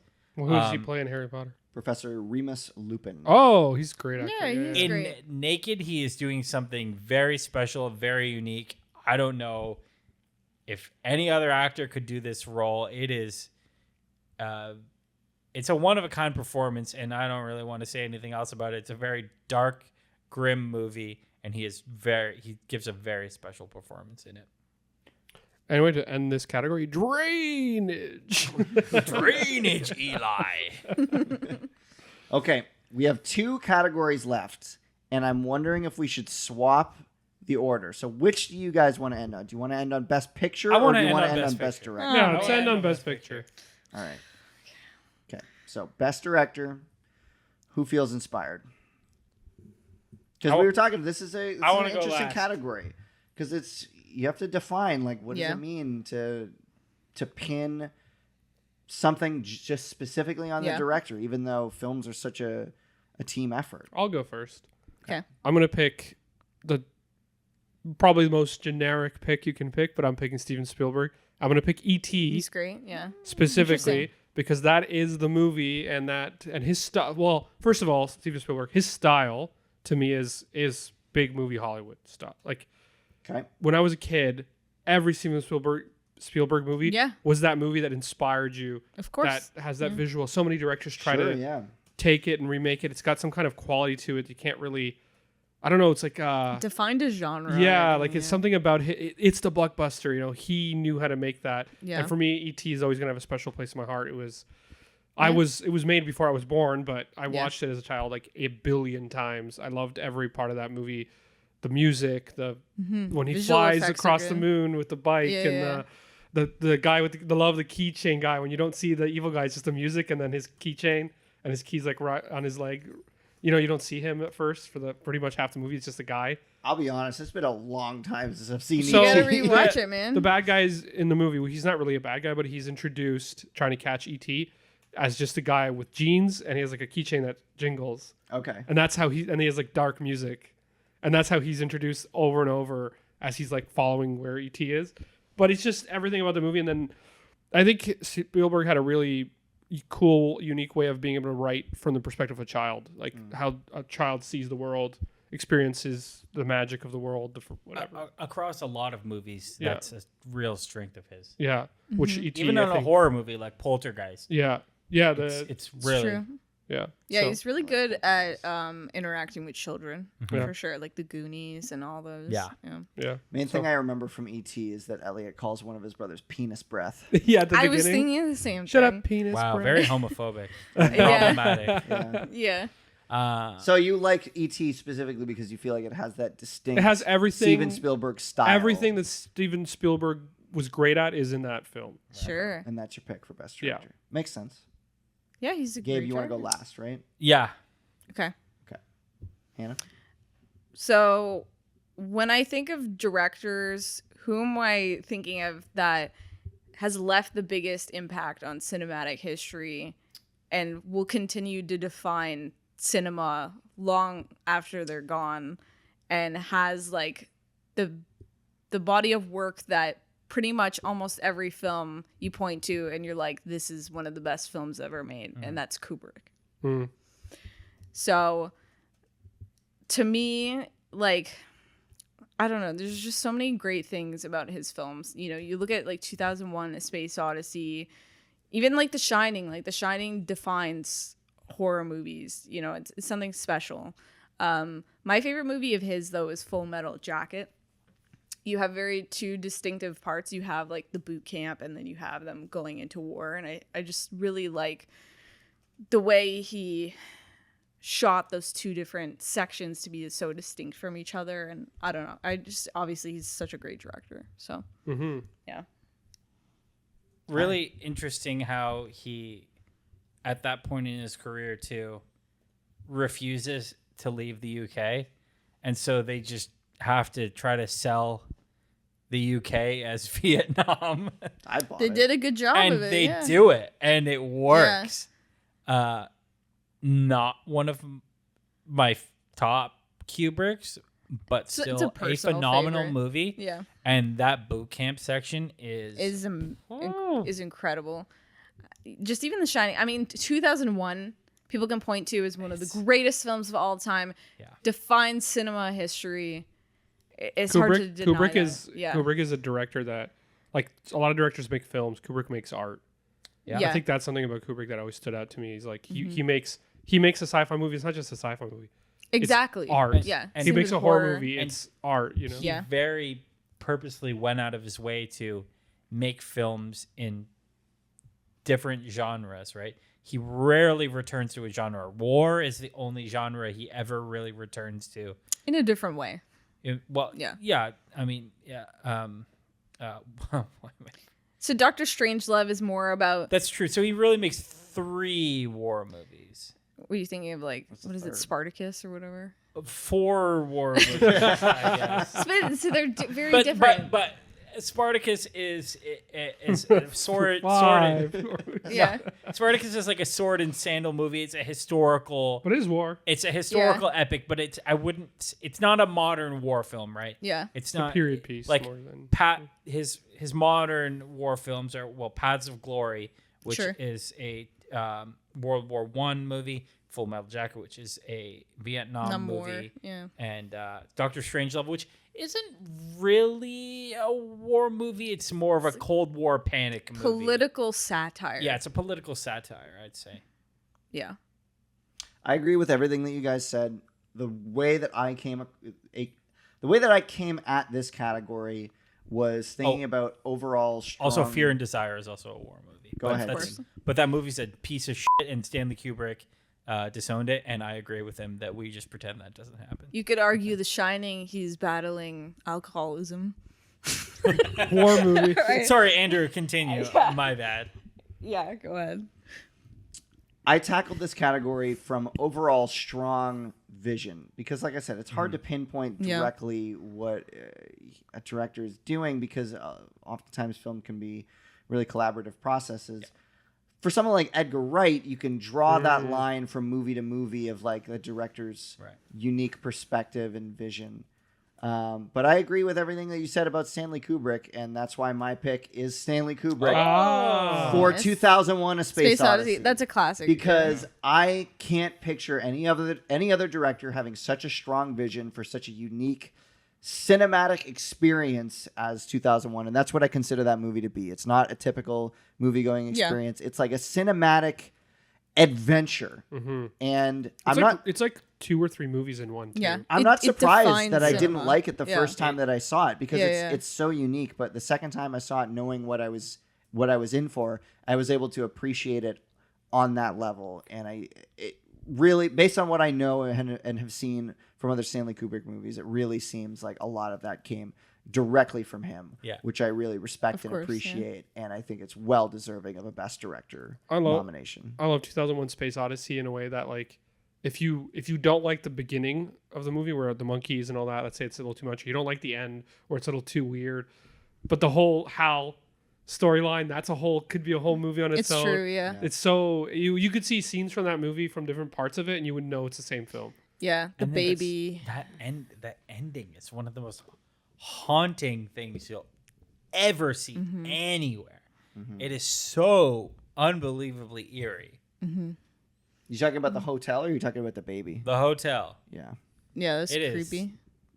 The first time I saw that, I was like, I sat forward in my seat like, what is this? Like, this is the most bizarre thing I have ever seen in my Hal's life. also terrifying too.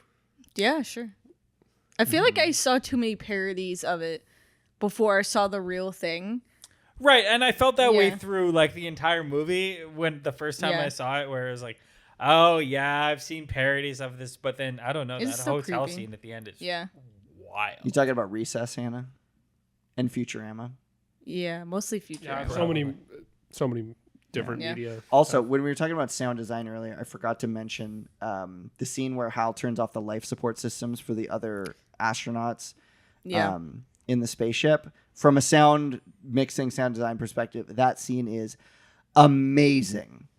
One of my favorite scenes in all of cinema. It's a great film. So I first I want to set up my parameters of what because as you guys have all mentioned, it's hard to quantify what makes a good director when you haven't been there on set, obviously, right? And so you haven't seen the workflow, you haven't seen the way that they've controlled the set, how they've chosen the craftspeople that they've chosen to work with, but in my opinion, it can often be evidenced in how bold and daring the film is with the decisions that have been made, and while still maintaining a high level of craft in every department of the film, right? Because you can't just point to one thing and say, oh, that's what made that movie a good director. And that's why I want to reward a filmmaker that takes daring, bold swings. And so that's why I have also selected Stanley Kubrick. I'm the oddball out. That's interesting. I thought bold swings. I'm like, oh, is he doing like David Lynch? Yeah, That would be cool. Yeah. No. Yeah. I am going with Stanley Kubrick for Barry Lyndon. Oh, nice. Oh, Good choice. I love Barry Lyndon so. I haven't seen it. Yeah, me either. So good. This is probably the Kubrick movie. I don't know. It's hard to say. It's my favorite Kubrick movie. It's my favorite too. Interesting. It is. Why? It's so unique of his movies too. Yeah. You wouldn't even if you watch it, you wouldn't be like, that's a Stanley Kubrick film. It's cool because Right. it's a film about a real an Irish rogue. I'd say he's trying to fight his way to the sometimes Trying to get into like the rich. Yeah, he's trying to make his way up the To the power gentry structure or- of yeah. Europe from, a lowly farm boy who's in love with his cousin all the way to trying to be like the lord of, Some big swaths of land.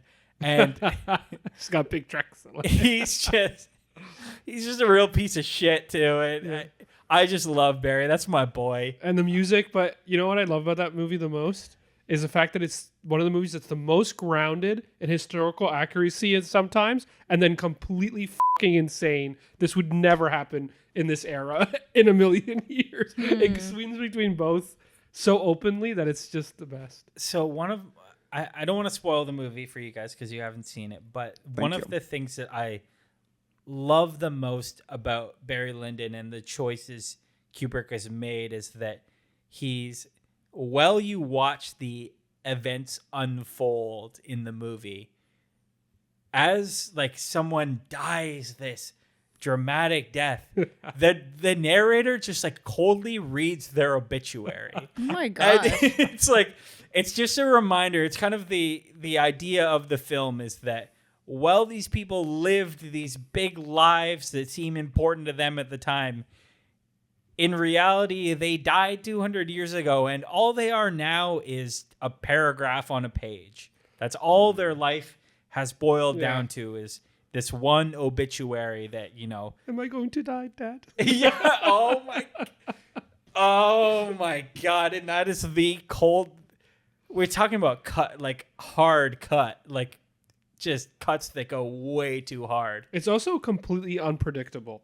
Like, you're never going to watch this movie and know if you've never seen it, you have no clue where it's going. It is. It's interesting. It just goes so many directions, and so it's very, very interesting. Yeah. And I would say, and if you don't, if you just like and don't love Barry Lyndon on the first time, I think that's a lot of people's reaction to it, and it is probably Kubrick's most rewatchable movie in my opinion. That's great. It's so to hear good. it. It was between that and The Shining for me. The Shining is special. Shining is a really, really special movie. It is Yeah. probably to this day one of the scariest horror movies Great ever made. casting. Oh, and we didn't talk about Shelley Duvall. Shelley Duvall just passed away today when Legend. we're recording Really? this.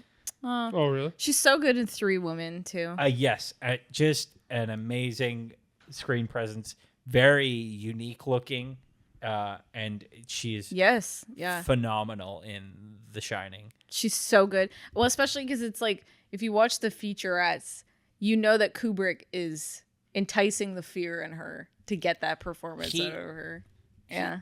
He had very contentious relationships. It was contentious. With, his female Yeah. actors. He wasn't.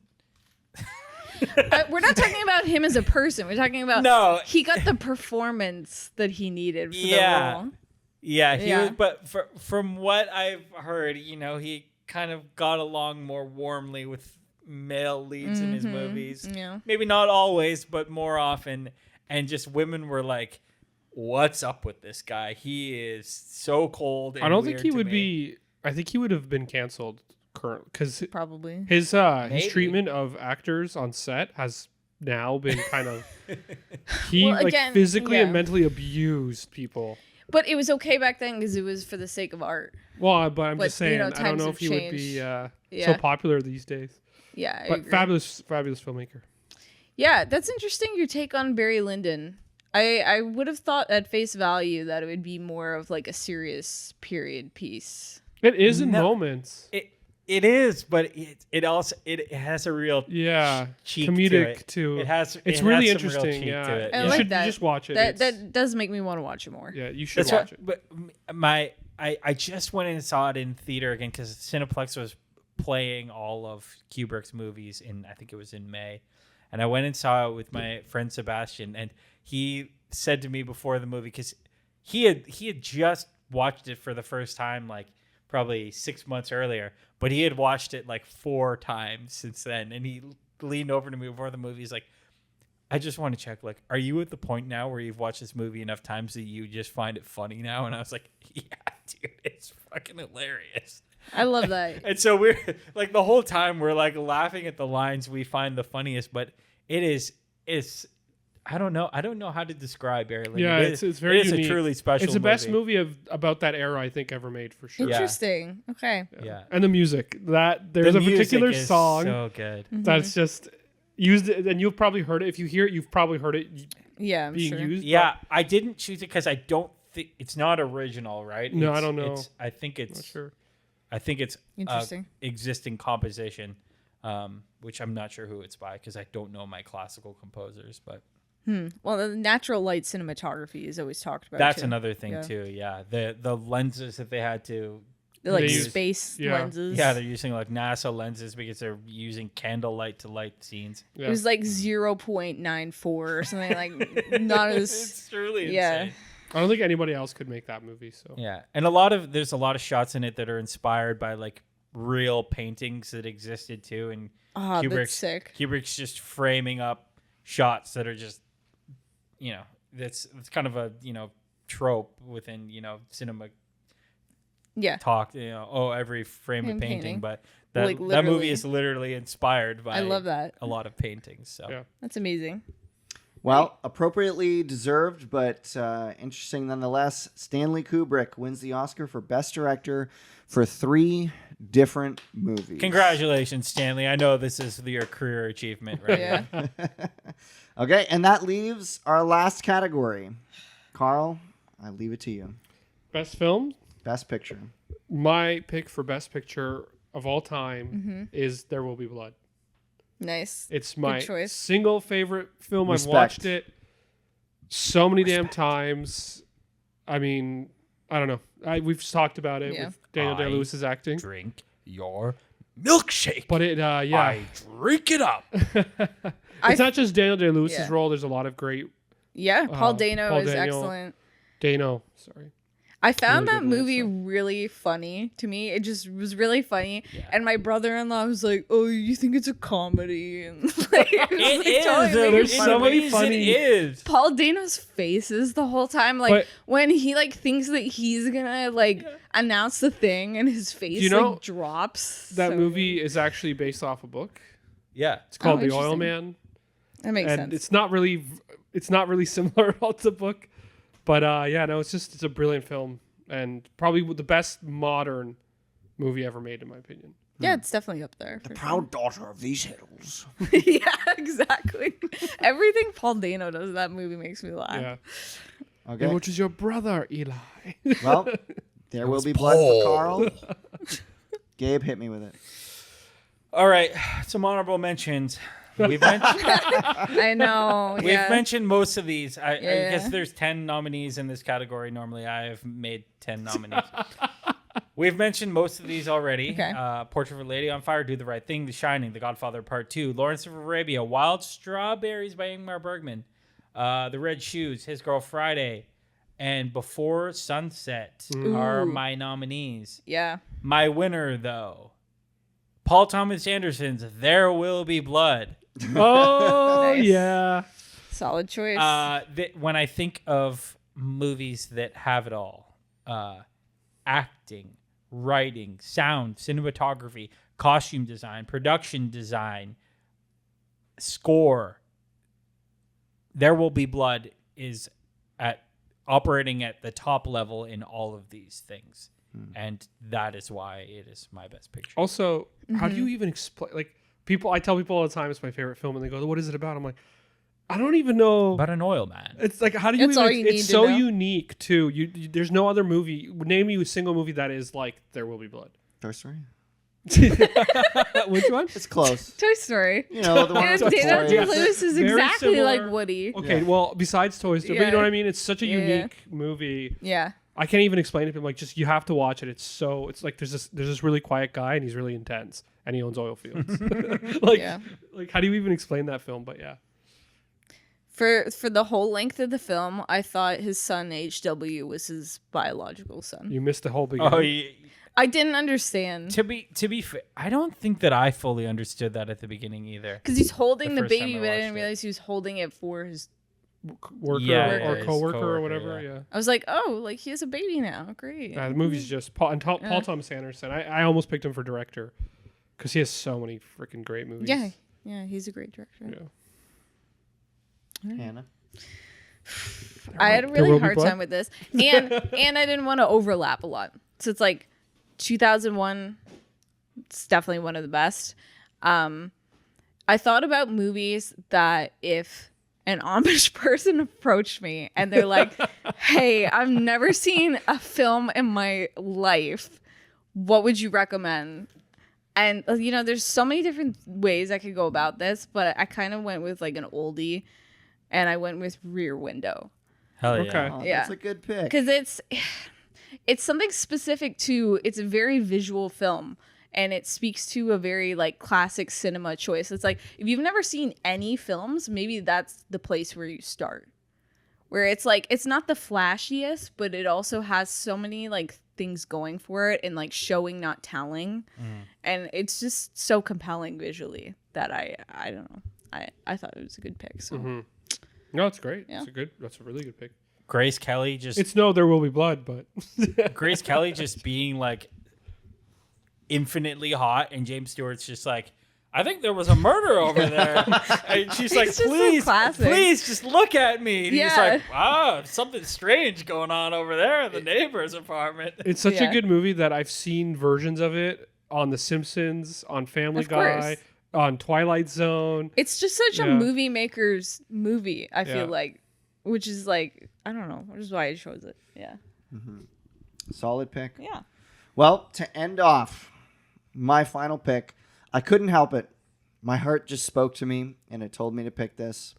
Despite not making an appearance anywhere else on the list. Toy Story. Despicable Me 3? Rocky. Oh, you're so close, Gabe. Oh, Directed by Paul Thomas Anderson. No. It's Rocky. I couldn't help it. Rocky's. I I love thought you would Rocky. pick it for best original screenplay. No, it's it just, again, it's all about the heart for me. It's the Yeah. classic underdog story, good performances, good writing, good direction, a nice low budget scrappy feature about a scrappy character. Yeah. It's all about the heart. Second chances. Yeah. Yeah, it's romance, it's a sports movie, it's an action movie, it's a coming of age movie. Like, it has a lot of different great elements. It's to it. also the only one of the Rocky movies that feels like a great film. Like the other Rocky films are entertaining. No, I love all the Rocky films. Sorry, Rocky 2. What about Rocky Rocky two- 5? Rocky 5 Is that your sucks. favorite? Rocky 5 They sucks. didn't make a Rocky 5. Yeah, they did. Didn't they I just don't go know what right? you're talking about. They went right from Yeah. I Rocky don't know 4 to their- Rocky 6. Yeah. Anyway, They what didn't- I'm they saying is skipped the 5. other Rocky movies are action films. With They're more sports montages. oriented. Whereas in the first movie is Yeah. a character film. It's a story about a It's more person. romance driven. It's just a beautiful film all around. Yeah. All right, and that brings us to the end of our all-time Oscar picks extravaganza. Any final thoughts, you guys, as we wrap it up and hopefully, possibly crown a king or queen of the Oscars award? I think There Will Be Blood won I- all the awards. You know, I'm really happy with everyone's picks. I think everyone did a really great job. I don't think that there's a single bad film on this list. I think the movies that were most represented on the list were There Will Be Blood, Star Wars, and 2001. 2001. Yeah. I think yeah. everybody A had lot of 2001 at some point of on their course. list. Yeah. I tried to be very like, I knew what my favorite film was going to be, so I wanted to pick my other favorite films in categories. So Sure. I tried to be fair and split it up. yeah. Yeah. Audience members out there, if you ever get the chance to see 2001 in the theater, please go see it. It's the definitive way to see Yeah. it. Even if you've seen it, go In see it IMAX, again. see it in IMAX. Yeah. If you can. Yeah. Carl and Gabe, thanks so much for joining us on our final episode of the podcast. It's an really honor. Appreciate you guys. Yeah. It's so fun making the talking about time. movies and Yeah. like, learning So about much new for movies having to us. watch. I'm happy I made it. Yeah. This is the last podcast, and I just sneaked right in. Yeah. Absolutely. Better late than never, as they say. Yeah. Now, so as we wrap up our podcast, thanks so much for all the listeners out there who've listened these past 2 years or however long you've been listening. It's been a really great, fun 2 years. Lots of learning experiences, a lot of fun, a lot of laughs. Thanks for joining me on this journey, Hannah. It's been fun recording every episode with you. I can't wait to continue having more conversations like these off mic. We definitely will. We already do. So So we won't be putting out new episodes going forward, at least not before a long break where we can devote our resources to other avenues. But if you listen to this whole episode, I commend you. Hopefully you had as much fun listening to it as we did recording it. If you want to see more stuff from Hannah and I, Hannah Brannon or Hannah Bacon Brannon online. You can check out her photography at Retro Radiance on Instagram. And Andrew Brannon, you can check me out on YouTube. Got short films and hopefully more projects coming in the future. So once again, big thank you to all the listeners out there. Thank you to Carl and Gabe for bringing us in and out of the podcast world. And we'll see you in the next project. bye.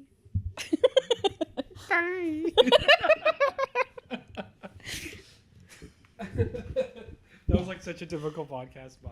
God damn, Yeah. that was a marathon. Oh, man. And cut.